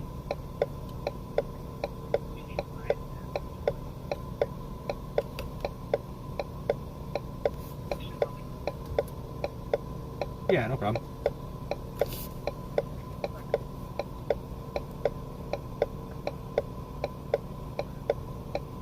Alright, so the work order has been changed and we have removed the Gemini and added the wireless sign into the customer account and it will start reflecting into the account in 5 to 6 minutes. Sounds good. No, that'll be it. I really appreciate all your help today. You enjoy the rest of your night. You too, so thank you very much. Thank you. Is there anything else? No, that'll be it. Thank you. Have a good day. Alright. Call this guy.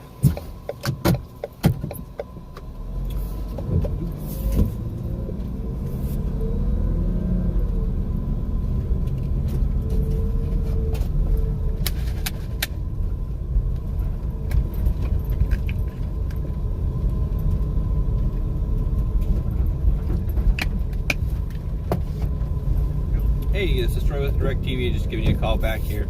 I'm leaving this last job and I'm heading your direction. My GPS says about 10 minutes. Sounds good. Thank you. Bye. I lied to him. It's going to be 10 minutes. I'm actually going to be there in like 4.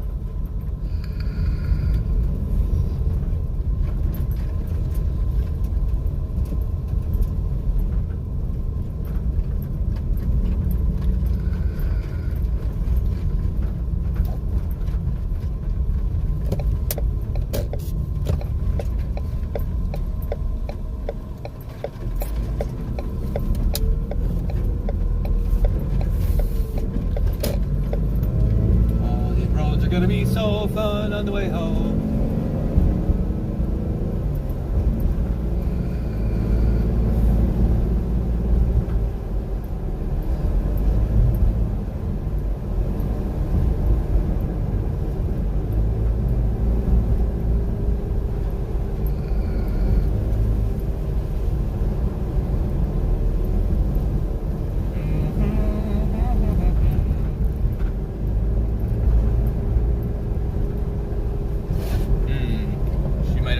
That'd be a better color.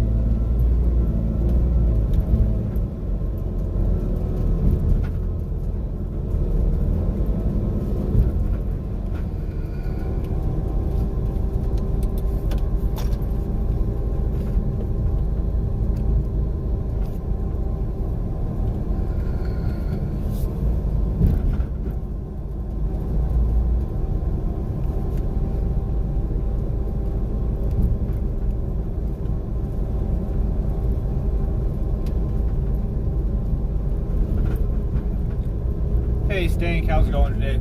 Hopefully you're having a good afternoon. Hopefully the stream's going well.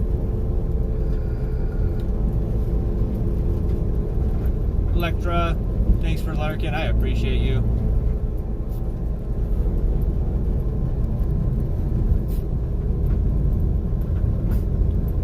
I also hope you're having a good stream tonight.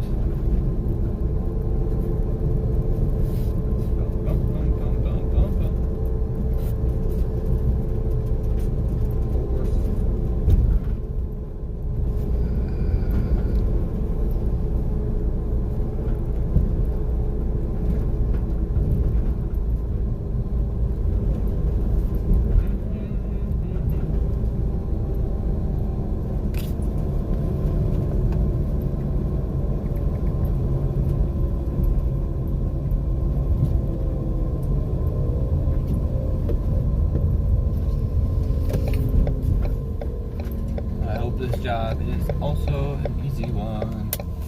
I don't want to work too hard. Oh, this guy's not gonna like me. Well, maybe. Might not be too bad.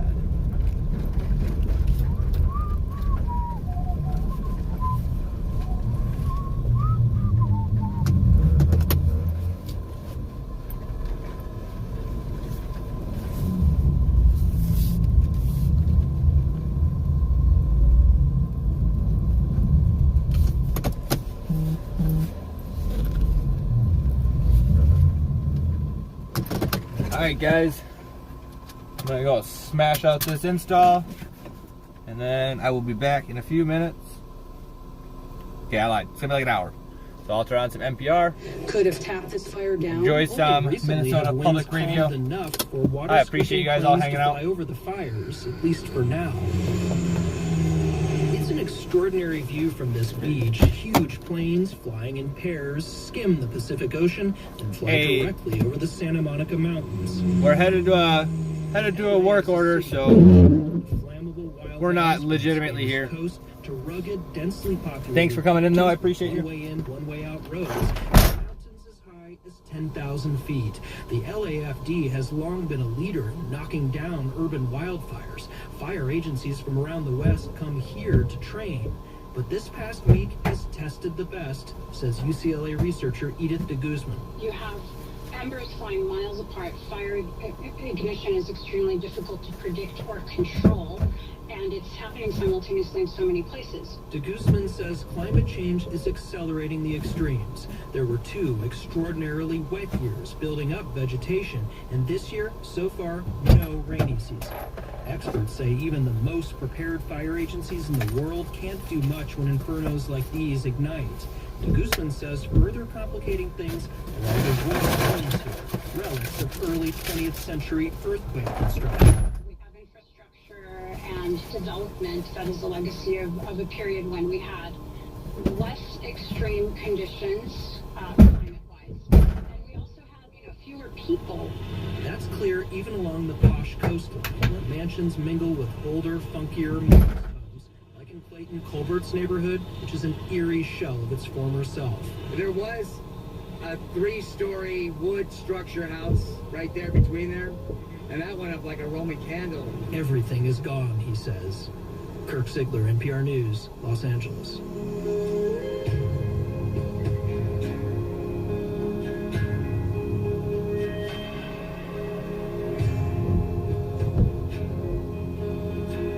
This is NPR News. I'm Kelly Blyer with NPR News. The northern part of the state is going to get a significant amount of snow tonight. Meteorologist Brandon Weathers joins us now. And Brandon, I understand that generally the area along and north of I-94 is going to get hit. That is a pretty nice line to draw right now, and we're currently seeing some light snow in patches, if you keep an eye on the radar, building pretty widespread across the region. We've had some flakes flying here in the Twin Cities area, but yes, when it comes to the focus in terms of the travel impacts, I-94 into the Twin Cities, that's generally that 1 to 3 inch range, and then going south of there, we're dropping off. As you go north, that you run into the better chance of a good 3 up to 5 inches. Wow. That's the case for the areas that are in the winter weather advisory. So southern edge of that advisory really is St. Cloud, Morris, Hinckley, and then it extends across much of northern Minnesota as you go north of there into northern Wisconsin. And I will say that amounts increase as you look to the northeast into the Minnesota Arrowhead, enough in fact where we have a winter storm warning now for Lake and Cook County. That area has the best chance of a good 6 inches, and of course, you know, Lake Superior, I come from the Duluth area. With the weather, I'm very familiar with how we could reasonably see localized amounts in that foot range, and that's due to the terrain and lake enhancement and the wind profile with this system. But the warning's only for northeast Minnesota. The rest of it was just winter weather advisories. Correct, and the winter weather advisory does not extend to the metro. I do think that we're going to continue to see this roadmap from MnDOT. We have the light blues, the slippery stretches. They're going to keep creeping from the northwest along, say, I-94 and other surrounding veins here towards the Twin Cities over the next several hours. I would say, especially if you're traveling from about 7 p.m. onward, definitely just be prepared to allow extra time. Take it easy and stay safe out there. Thank you, Brandon. Appreciate it. With an updated exterior design and an 11.6-inch Starlink multimedia interface. Learn more at Subaru.com. From the Wallace Foundation, working to develop and share practices that can improve learning and enrichment for young people and the vitality of the arts for everyone. Ideas and information at wallacefoundation.org.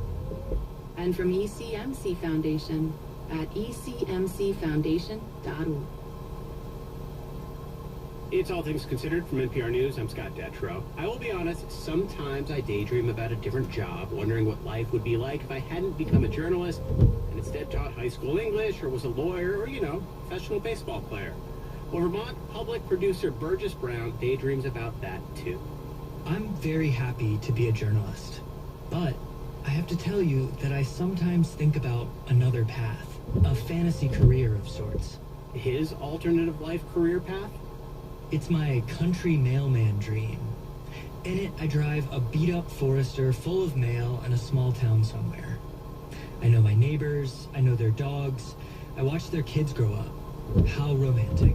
A mailman. The next best thing to being a mailman, in Burgess's case, was reporting on them. Brave Little State is a podcast that answers listener questions about Vermont. In a recent episode, he took on a question about the state of the United States Postal Service and found it is not quite as romantic as he imagined. It's a frigid day in January 2024, and people in Montpelier are pissed. 182 days! That's how long Montpelier has been without a post office. A couple hundred concerned Montpelierites are gathered in front of the federal building downtown. It used to house the city's post office until it flooded in the summer of 2023. 6 months later, it's still sitting there, empty. In the days after the July flood, the residents and friends of Montpelier showed up. Ben Doyle is standing at a microphone on the slushy sidewalk, flanked by members of Vermont's congressional delegation. Ben chairs the Montpelier Commission for Recovery and Resilience, created to respond to the devastating July flood. Teenagers mucked out basements. Neighbors checked on neighbors. The delegation showed up. The governor showed up. Philanthropy showed up. You showed up. But 182 days later, you know who hasn't shown up? United States Postal Service leadership. Those 182 days were a confusing and often frustrating time for Montpelier residents. For a while, the makeshift postal presence in town consisted of 2 or 3 delivery trucks that served as ad hoc P.O. boxes, surrounded by stacks of plastic crates overflowing with mail and packages. They didn't sell stamps and only accepted prepaid mail, so residents had to drive to neighboring towns for that. There was no electricity and no AC in the summer, and then, as temperatures dropped, no heat. At one point, postal workers were burning open fires in a metal tub to keep warm while they handed out mail. Concerned citizens and the congressional delegation wrote letters to management demanding that Postmaster General DeJoy provide a timeline for a new permanent post office location. But nothing. Residents' patience was wearing thin, like local business owner Kate Welly McCabe. We are not asking for a miracle here. What we're asking for is for our federal government to do the most basic of things, and that is to give us a working post office right here in town. Johanna Nichols said that the trek to neighboring Barrie to use postal services there was hurting Montpelier seniors. Have you tried the entrance to the Barrie post office? It's pretty tricky.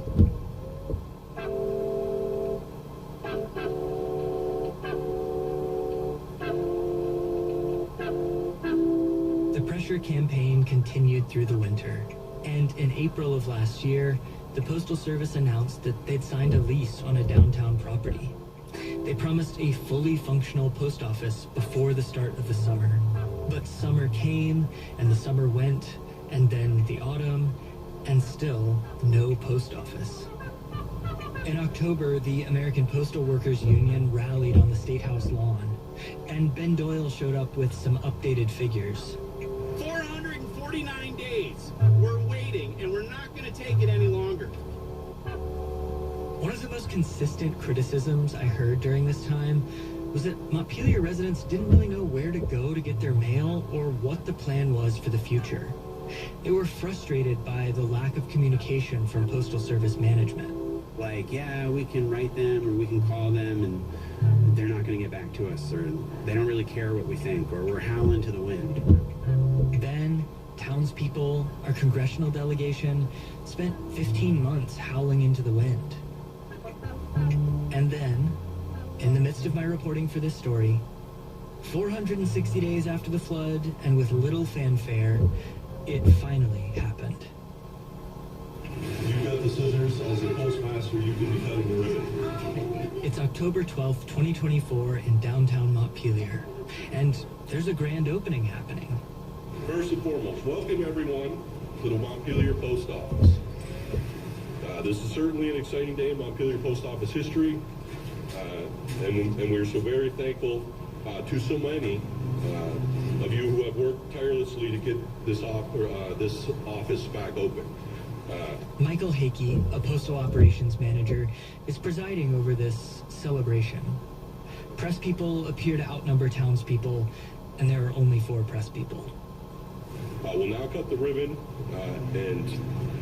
which will signify the official grand opening of the Montpelier Post Office. We have Postmaster Doug Powell will cut the ribbon. We're officially open. Excellent. Congratulations. Thank you. Did you catch that? Congratulations. Or thank you. That sounds about right. Congratulations, you got your post office back? Or thank you for your patience? It's hard to know what to make of this day when it took so long to arrive. And then when it finally did, it kind of arrived with a bit of a whimper. After the ribbon cutting, I watched locals peer into the windows and then kind of timidly walk in to see if, this time, their post office really was open. And whatever their gripes with the Postal Service, they were glad to see a familiar face behind the counter. It was great to see you, Ned. All right, I'll see you soon. Yeah. Wendy Gillander, a post office clerk in Montpelier. So it's been great. Yeah. I'm really happy to be back and seeing our regular customers again on a more regular basis, I guess I would say. What do you guys think? Wendy spent the last 460 days in snow, in rain, and heat, making sure that Montpelier residents got their mail. Wendy knows her neighbors, and she knows their kids, and she knows their dogs, and they all know her, too. Yay! Yay! Thank you so much. I'm glad you have a home. That was Burgess Brown on Vermont Public's Brave Little State podcast.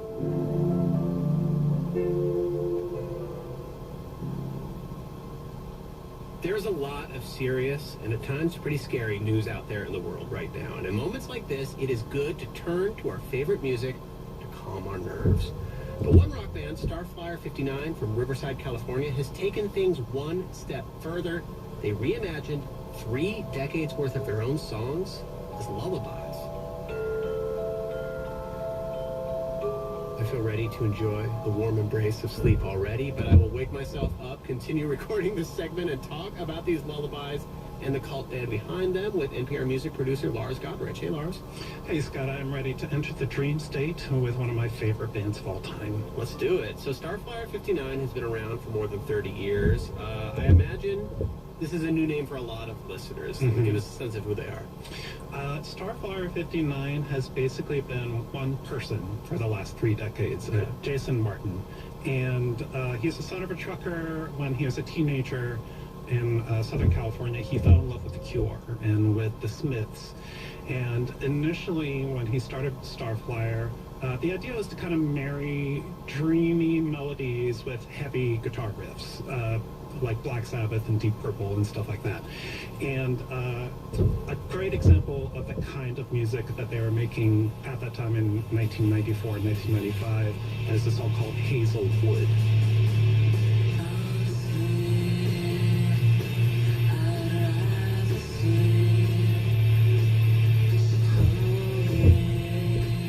So we got that. Yeah. And then there's the version on the new album, Déjame Dormir, which means let me sleep.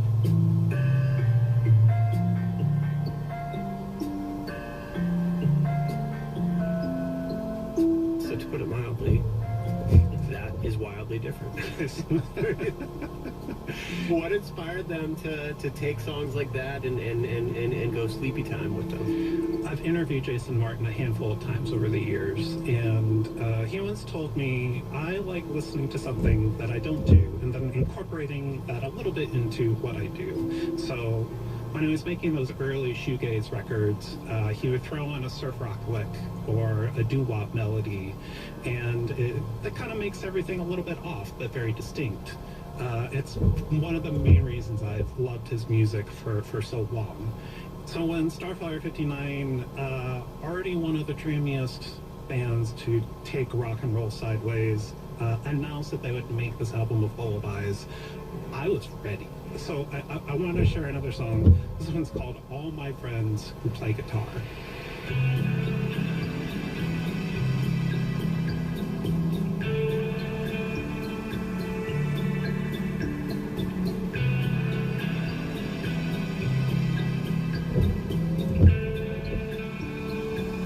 It's really relaxing. Yeah.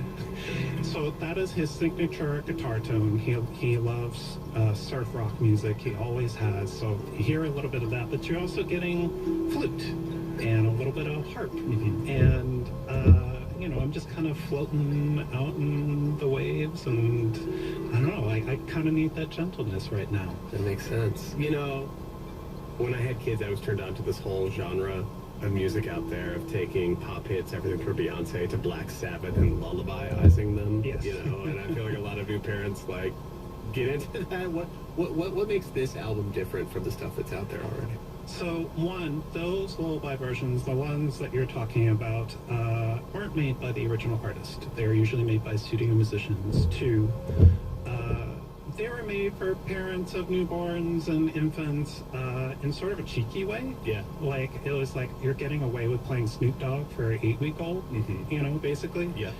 But three, Jason Martin has kind of been in a reflective mood lately. He put out this great record last year that was one of my favorites of 2024 called Lust for Gold. And so he was kind of looking back on his shoegaze years, and he decided to make a record in that realm, but also took it as an opportunity to kind of wax nostalgic on old friends. So it's a little bit of a bummer. So he's been thinking about all of that, and so it made sense to me that he took all these songs from across from his catalog and decided to make these kind of even dreamier versions. In fact, one of those songs from Lust for Gold that I love is called YZ80. And it's about an old motorcycle, and it's about old friends. And if you read the lyrics, they're sad. Yeah. Like that's kind of the mode there. But this version, you don't need to know that it's sad. You just need to know that you can drift off to blissful sleep. You know, it's for everybody. You know, the next time I'm overly tense, which happens quite a lot. Yeah. We'll put this new album on in the background, see how it goes. That is NPR music producer Lars Gotrich talking about the new album from Starflyer 59 called Déjame Dormir, or Let Me Sleep. Thanks a lot, Lars. Thank you.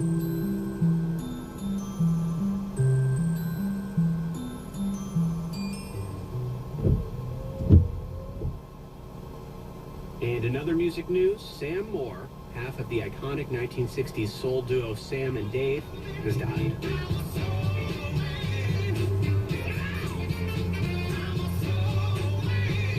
Moore was best known for singing enduring soul hits like Soul Man, Hold On, I'm Coming, and more. He was inducted into the Rock and Roll Hall of Fame with his counterpart, Dave Prater, in 1992. Their music influenced artists like Michael Jackson, Al Green, and Bruce Springsteen, among others. But before he rose to soul music stardom, Moore got a start singing as a young kid at church. Here's Moore in a 2006 interview with Fresh Air's Terry Gross. I remember the first time I was given a solo to sing with the adult choir. I forgot the words. Oh, no. I did. I mean, it was the most embarrassing situation because here's this little guy standing up before the big choir, and I have this solo to sing, and they're going to be singing behind me, and I forgot the word. Moore met Dave Prater in 1961 in Miami. The two quickly became a popular local duo, transforming the call and response tradition of gospel music into an energetic stage act.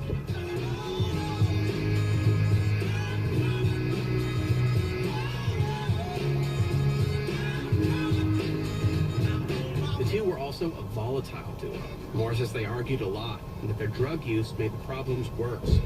The group faded from popularity after the 1960s. They broke up in 1970. Soul Man hit the charts again when Saturday Night Live stars John Belushi and Dan Aykroyd covered it as the Blues Brothers.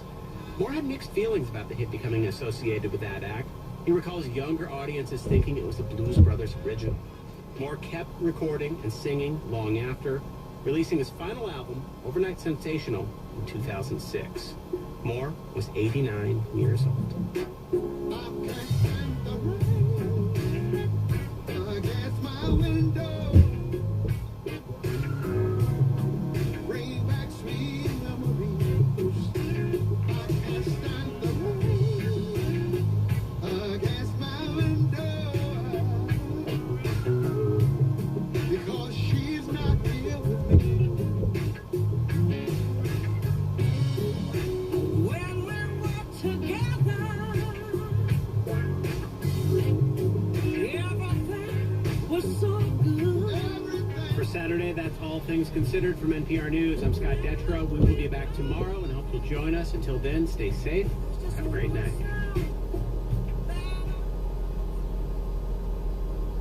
Support for NPR comes from this station and from Indeed, designed to be an end-to-end hiring solution for businesses of all sizes to attract, interview, and hire candidates all from one platform. Learn more at Indeed.com/NPR. From the Walton Family Foundation, working to create access to opportunity for people and communities by tackling tough social and environmental problems. More information is at waltonfamilyfoundation.org. And from the sustaining members of this NPR station. Support comes from Purpich Arts High School, a public arts high school with a residential option focusing on comprehensive arts education, welcoming juniors and seniors from across Minnesota. Admissions through February 1st. Purpich Arts High School. Explore your passions at Purpich. Programming is supported by DBS, the local experts in all things basement-y, providing solutions for cracked walls and leaking basements. Appointments for waterproofing and other basement repairs can be made at dbsrepairmn.com. You're listening to 91.9 WINH Hinckley. Support comes from Gary Bubelow, John Lewine, Cheryl Meese, and Robert Bubelow, financial advisors with RBC Wealth Management, located on London Road in Duluth, offering professional wealth management to pursue your financial goals. Here's a check of the forecast for northeast Minnesota. There's a winter weather advisory for the Duluth and Iron Range area and a winter storm warning for the North Shore area. Tonight, expect more snow. Snow accumulation expected between 3 to 5 inches with overnight lows around 18. Sunday will be cloudy with more snow, about another inch. Highs will be in the low 20s in the morning and around 12 by the afternoon. Programming is supported by Lake Walk Surgery Center in Duluth, an independent outpatient facility offering same-day surgery and multiple specialties for all ages. On the web at lakewalk.com. Lake Walk Surgery Center. It's your health. It's your choice.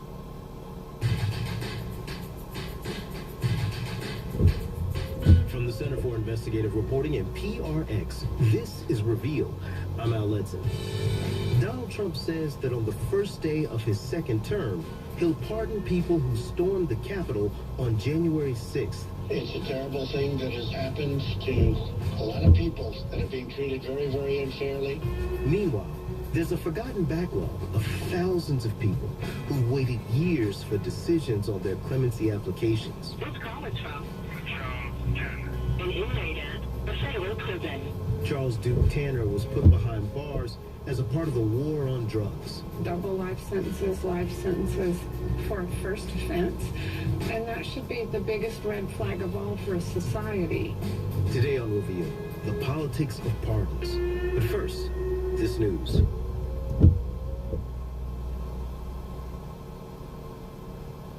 Live from NPR News in New York City, I'm Dohalisa Kautau. California firefighters are getting help from Canada and Mexico as teams of first responders make their way to the Los Angeles area this weekend to help fight terrifying fires. At a briefing earlier, LA Mayor Karen Bass updated reporters on how fire victims are being assisted. FEMA teams are on the ground providing in-person support, helping Angelinos apply for disaster relief, at the Westwood Recreation Center and Ritchie Valens Park. The Small Business Administration is now offering home disaster loans, business disaster loans, and economic injury disaster loans. More strong winds are forecast this weekend. Here's LA County Fire Chief Anthony Maroney. These winds, combined with dry air and dry vegetation, will keep the fire threat in Los Angeles County high. At this hour, the Palisades fire, the largest of the California blazes, is only 11% contained, but firefighters are making progress on Kenneth Fire. Thousands of Southern Californians have lost their homes to wildfires this week. What's next for each varies, but Rachel Myro from member station KQED reports some survivors are planning to weather the near future together.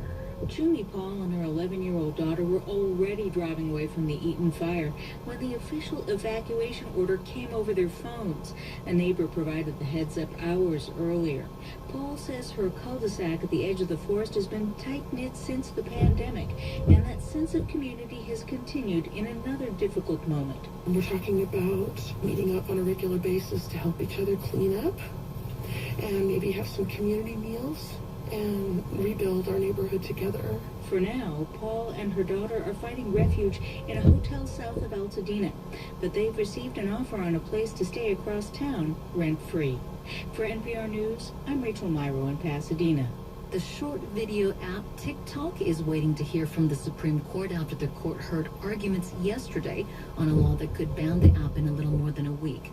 NPR's Bobby Allen reports lawyers for TikTok are calling the ban an unprecedented violation of the First Amendment. TikTok's lawyers pleaded with the court to step in and block the law banning the app. The company's legal team argued TikTok is cordoned off from China, and therefore they say suppressing the speech of 170 million American users is not justified. But Chief Justice John Roberts said as long as ByteDance is TikTok's corporate overlord, Americans are vulnerable to Chinese propaganda and spying. It seems to me that you're ignoring the major concern here of Congress, which was Chinese manipulation of the content and acquisition and harvesting of the content. The court is expected to rule soon on whether the start date will be delayed and whether the ban is constitutional. Support for NPR comes from NPR stations. Other contributors include Corporation for Public Broadcasting, a private corporation funded by the American people, and the John S. and James L. Knight Foundation, helping NPR advance journalistic excellence in the digital age. For NPR News in the Twin Cities, I'm Kelly Blyer.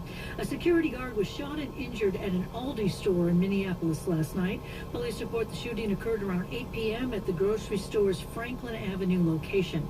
Preliminary information suggests the security guard confronted a man inside the store and attempted to use mace when the confrontation escalated. The man then fired several shots, striking the guard, and left the scene on foot. The unnamed guard, an adult male, was transported to the hospital with non-life-threatening injuries. No arrests have been made in the case. Hennepin County is making it easier for people who committed crimes as minors to have their records sealed. The county attorney's office recently opened an online portal for people to apply for expungement. The system has been operating for several years for people with adult records. In November, the office expanded it to include youth records. Hennepin County Attorney Mary Moriarty says it's an important program. We know that all children are capable of changing and evolving. A child should not be defined by a mistake, which is what we see in many of the cases eligible for expungement.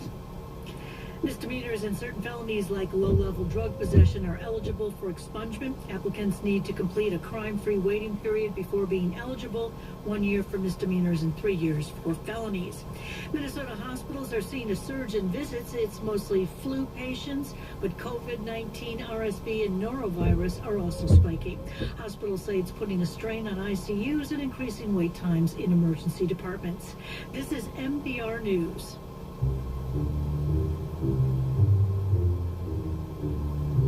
From the Center for Investigative Reporting at PRX, this is Reveal. I'm Al Letson. Multiple times during his final weeks in office, Joe Biden has used what's been described as a kingly power, the presidential pardon. It started in early December when he pardoned his son, Hunter, who was convicted of gun charges and also pled guilty to evading taxes. The pardon sweeping, covering offenses that Hunter Biden, quote, has committed or may have committed or taken part in over the past 11 years. Later that month, Biden commuted the sentences of 1,500 people and pardoned another 39. The White House called it the largest single-day grant of clemency in modern history. And after that, he commuted the sentences of almost all inmates on federal death row. Instead of execution, these 37 inmates will now serve life sentences without the possibility of parole. Today, we're bringing back a show that looks at this presidential power and how it's been used. Article 2, Section 2, Clause 1 of the Constitution says, "And he shall have power to grant reprieves and pardons for offenses against the United States, except in cases of impeachment." In today's English, granting clemency can mean one of two things. There's a pardon, which shields someone from prosecution or wipes their criminal record clean. They get their civil rights back, the right to vote. They can get business licenses, even own a firearm. Then there's the commutation of sentence, where the president reduces your sentence or lets you out of prison, but you still have criminal record. For his part, Donald Trump has said he'll use the pardon power on his first day back in office to free people who are serving time for storming the Capitol on January 6th. Will that be a blanket pardon? Does that... Well, you'll find out, but it's going to go quickly. And of course, this isn't his first rodeo. During his first term, President Trump used the clemency power 238 times, and many of those cases were controversial. The president has decided to pardon Sheriff Joe Arpaio of Arizona. The court held him in criminal contempt for violating a judge's order in a racial profiling case and for continuing to target immigrants in terms of traffic stops. And in 2018, from the president this morning, Trump even tweeted that he has the, quote, absolute right to pardon himself. He goes on to write, playing politics with pardons, whether it's Trump threatening to pardon himself or Biden pardoning his son, may feel like new territory. But it all sounds familiar to historian Ken Hughes, an expert on presidential abuses of power at the University of Virginia's Miller Center. Nixon was using the pardon power during Watergate and during the Watergate cover-up as a tool of expanding his own political power. The burglars broke through a fire escape door that led to the committee's offices. Democratic officials today held a series of meetings to talk about tighter security. For Ken Hughes, what's happening today stirs up memories of Richard Nixon and Watergate. I always try to get past the Watergate break-in as quickly as possible because it's just the tip of the iceberg. The tip of the iceberg that ultimately revealed how Nixon was involved in political conspiracy, sabotage, and obstruction of justice. A lot of the evidence came from the famous Nixon tapes. Richard Nixon was cursed and blessed with kind of omnipresent taping in the Oval Office and various other White House locations. Nixon's secret recordings were a goldmine for the House Judiciary Committee, which used some of them to build an obstruction of justice case against the president. But Ken was convinced he could find even more examples of abuses of power. So when the National Archives released the tape in bulk, he did some digging. This is Conversation 437-19. It's hard to hear, but it's a pardons bombshell. It's 1973, and Nixon is talking to White House Chief of Staff H.R. Haldeman. The Watergate cover-up is collapsing, and the president is trying to shield himself. In one part, Nixon says, "There's nothing more important than to keep me in this effing office."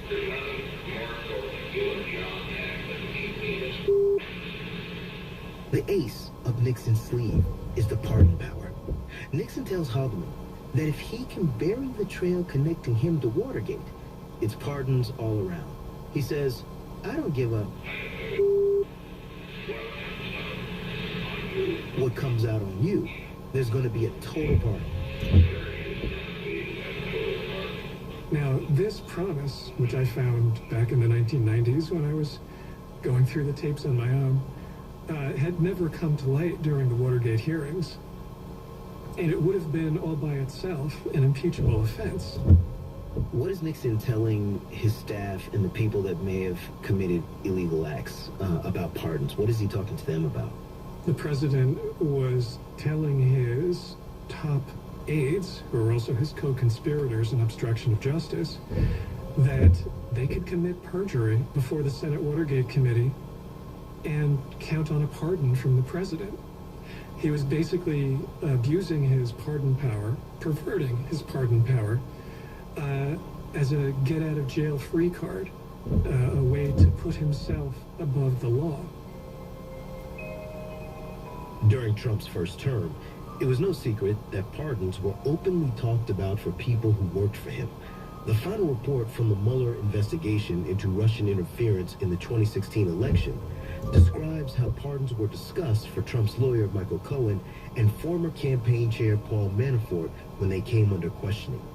Here's Trump's lawyer Rudy Giuliani being interviewed by CNN in 2018. You said, I think this may get cleaned up, this probe, with a few pardons.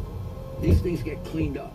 Ford did it, Reagan did it, Carter did it, Clinton did it, and Bush did it in political investigations. So you're saying after the probe is over, it may be cleaned up with any pardons? If people were unfairly prosecuted. In Richard Nixon's case, he never got to grant those pardons. A year after that conversation with his chief of staff, his presidency was crumbling. There had been a vote by the grand jury to characterize Nixon as an unindicted co-conspirator in obstruction of justice. Dan Coble is a professor of law at Capital University in Ohio.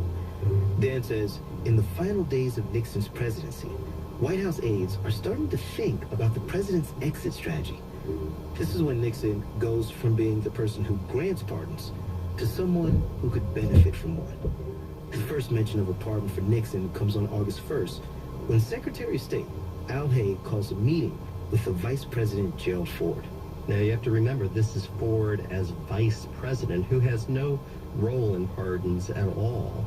And so he's got Haig giving him a handwritten document that says that a president can pardon prior to indictment in the federal system. Haig spells out a few options, and he tells Ford that the president could pardon himself or be pardoned by his successor. Ford is surprised by this, and for good reason. It's the first time a U.S. president has ever tested the waters of pardoning himself. But it never comes to that. Instead, on August 8th, 1974. Good evening. This is the 37th time I have spoken to you from this office. Facing possible impeachment, Richard Nixon resigns. Therefore, I shall resign the presidency effective at noon tomorrow. Vice President Ford will be sworn in as president at that hour in this office. Ford becomes president, and he's eager to put Nixon behind him. My fellow Americans, our long national nightmare is over. He wants to get to work on problems his administration has inherited: unemployment, high inflation, and a domestic energy crisis. But the country is still obsessed with Watergate, and the public wants to know what will happen to Nixon. Almost a month into his presidency, Ford does what he never imagined doing. Serious allegations and accusations hang like a sword over our former president's head.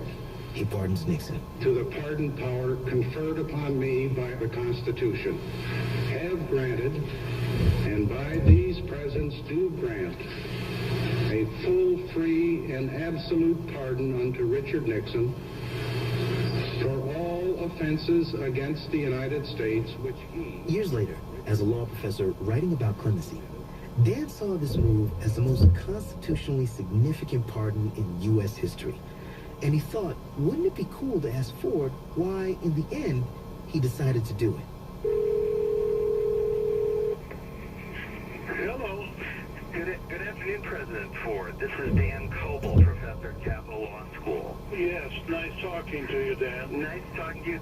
Ford says when he first came into office, he wasn't leaning towards pardoning Nixon. Then came his first presidential press conference on August 28th, 1974. Please sit down. Good afternoon. At the outset, I have a... He felt that The country had a number of significant economic problems, foreign policy problems. Would you use your pardon authority if necessary? And yet the only questions that the press seemed to be interested in his view, pertain to what will happen to Richard Nixon. May I just follow up on Helen's question? Are you saying, sir, that the option of a pardon for former President Nixon is still an option that you will consider depending on what the courts will do? Of course, I make the final decision. Well, as I returned from that press conference where I was convinced that the only way to solve the problem was to think about granting a pardon. And that's your first press conference where you had several pardon questions. I had many pardon questions. Yeah. And so I went back to the Oval Office, and as I recall, I asked Phil Buchan. Phil Buchan was a chief White House lawyer. To explore my authority in the first place. And to report back to me because we've done it. I was considering the possibility of providing it. Ginger Hulk. Nutter butter. Getting Mr. Nixon's problems off. Hey, Cracked Out Sniper. I was at a job. It's really triggered your realistic consideration of it right off the bat, huh? Absolutely. I was dismayed. Hello. Go for what? The press was so preoccupied with that on Kick? I wouldn't know why. That makes no sense. I don't believe you can shut off hosts on Kick. You might be able to on Twitch. No. I don't get stuck. I'm at a job. See, I'll show you. This is the install I was at. I put a dish way over there. I did a bunch of stuff. Now I'm gonna go the fuck home. On.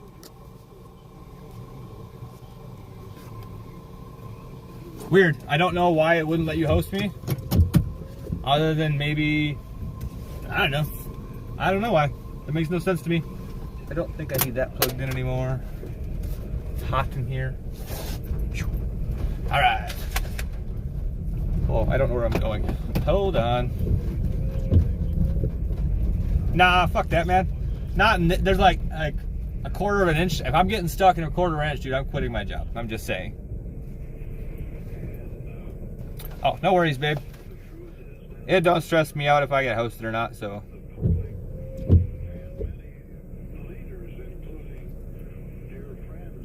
I get my GPS up. His very dear friend, who had been his press secretary for years, resigned. Ah, gotcha. Yeah, I don't have a good answer for why that didn't work. Not unless there's some weird setting that I did or something. For you any longer, and he resigned, and that was a huge personal loss to Ford. So he got tremendous pushback, I think, for having read. Do you think he expected that? It's such a controversial decision, even looking back now. Did Ford understand the consequences? You were at work today, right, Nutter? He knew that there were so many people who hated Richard. How was your work day? I am paused. He suggested that he wanted to. Nice. I'll be home in about an hour and 58 minutes, depending on these fucking roads. He looked in the mirror.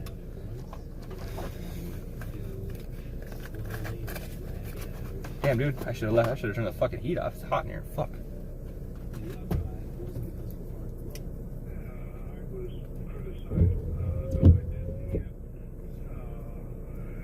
Uno or Suno? I don't know what Suno is. I'm gonna hope he said Uno.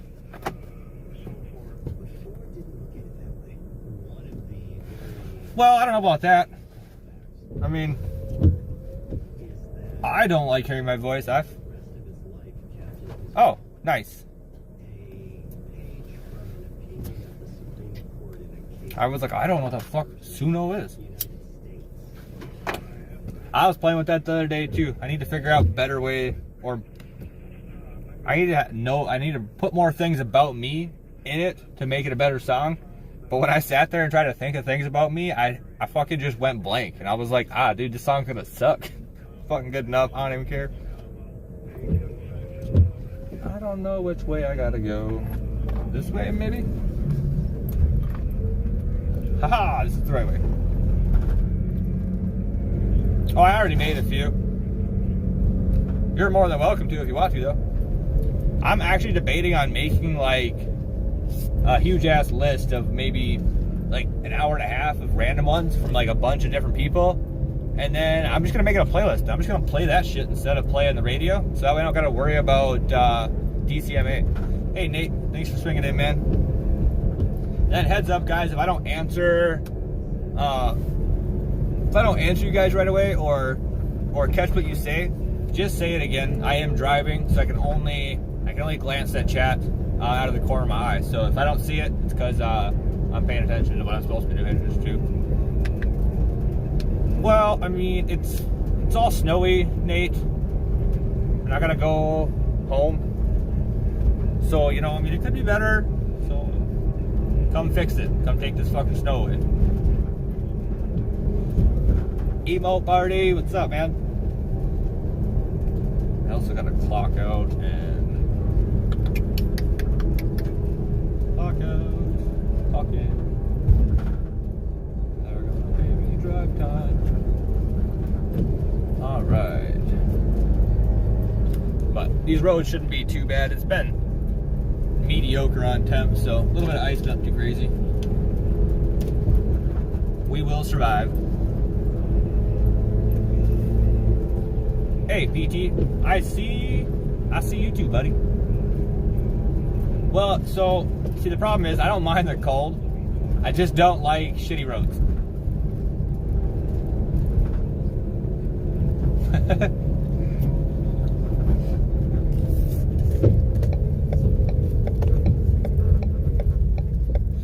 I'll figure out TTS and stuff on my day off here, so that way it's a little bit safer and I don't gotta worry about looking at chat. No, I'm not moving to Australia. You know how fucking hot it is there? Fuck that, dude. I can only get so naked, and then they're just gonna put me in jail. I'm not doing that. You could give me a fucking house and I still wouldn't move there.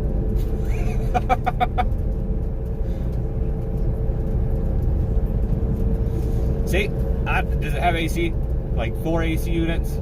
When one goes down, I want to make sure I have backup, because I ain't fucking doing it otherwise. I'm like, I have an issue. Like, I sweat. Like, if somebody poured a bucket of water on your head and water was dripping down your face, that's how I sweat, dude. I cannot move somewhere that hot.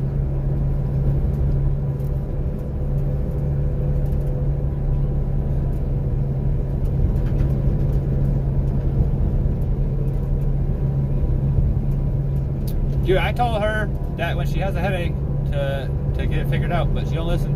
She's like, nope, I got to stream. And then she goes and tells everybody, oh, buddy said I had to stream all night. So then I look like a meanie. But I'll be home in about 2 hours to take care of her.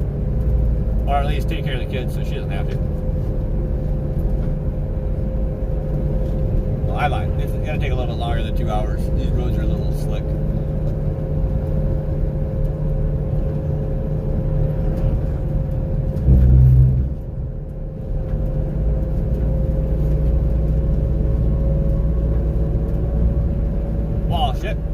If they're already fed, I don't really gotta do nothing. I just gotta show up and they listen to me. They're so much better for me than mom.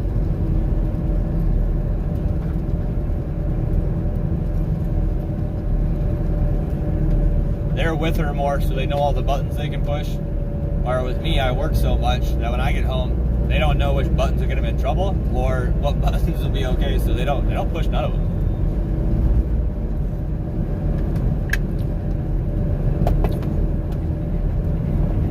That doesn't help at all.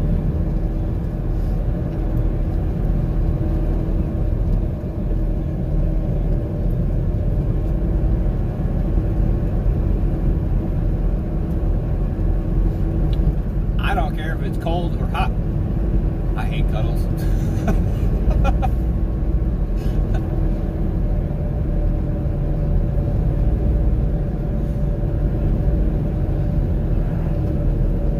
What happened up here?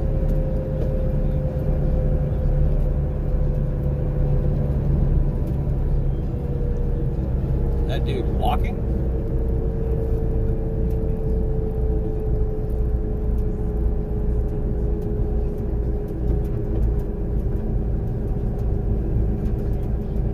I'm pretty sure that plow driver parked his truck and is walking.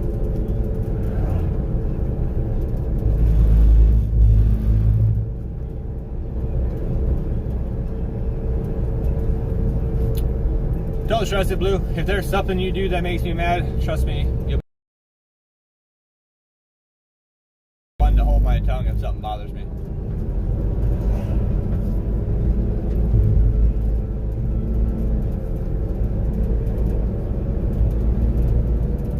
You can't see the guy walking?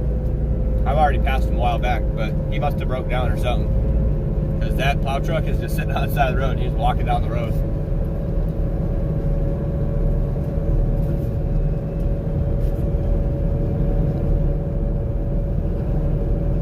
Oh, sounds good. I ain't got to worry about it then.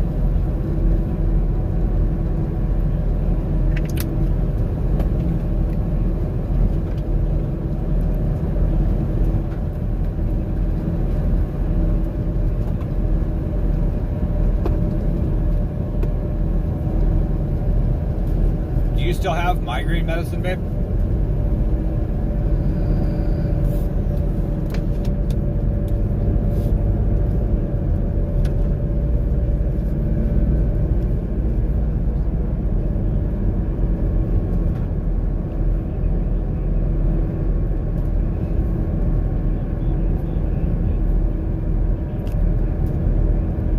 Yeah, you can't. You're not supposed to take more than one a day, you silly bastard.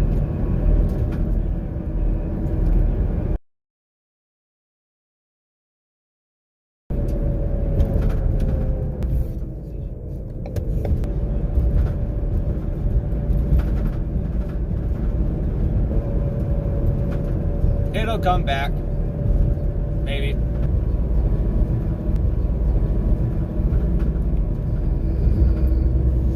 It'll come back when it comes back.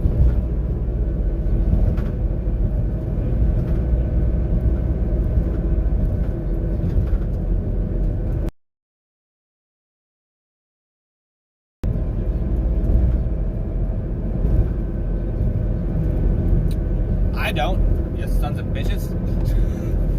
Did it come back yet? It should have.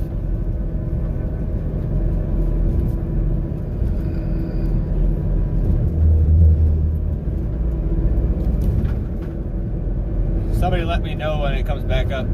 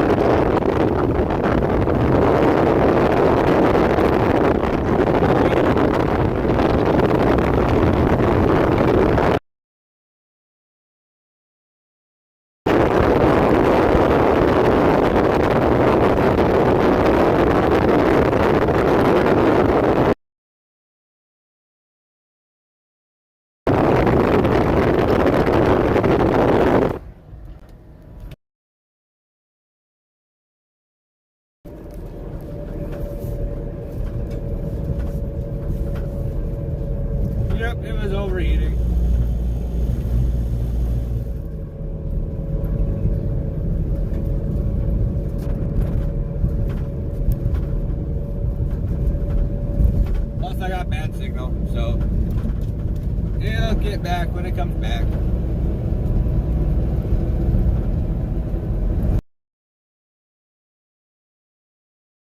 Yeah, I just had to cool the phone down a little bit. No big deal.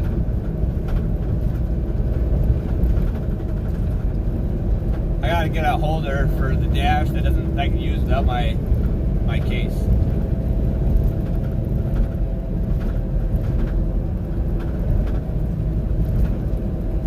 Yes, sir.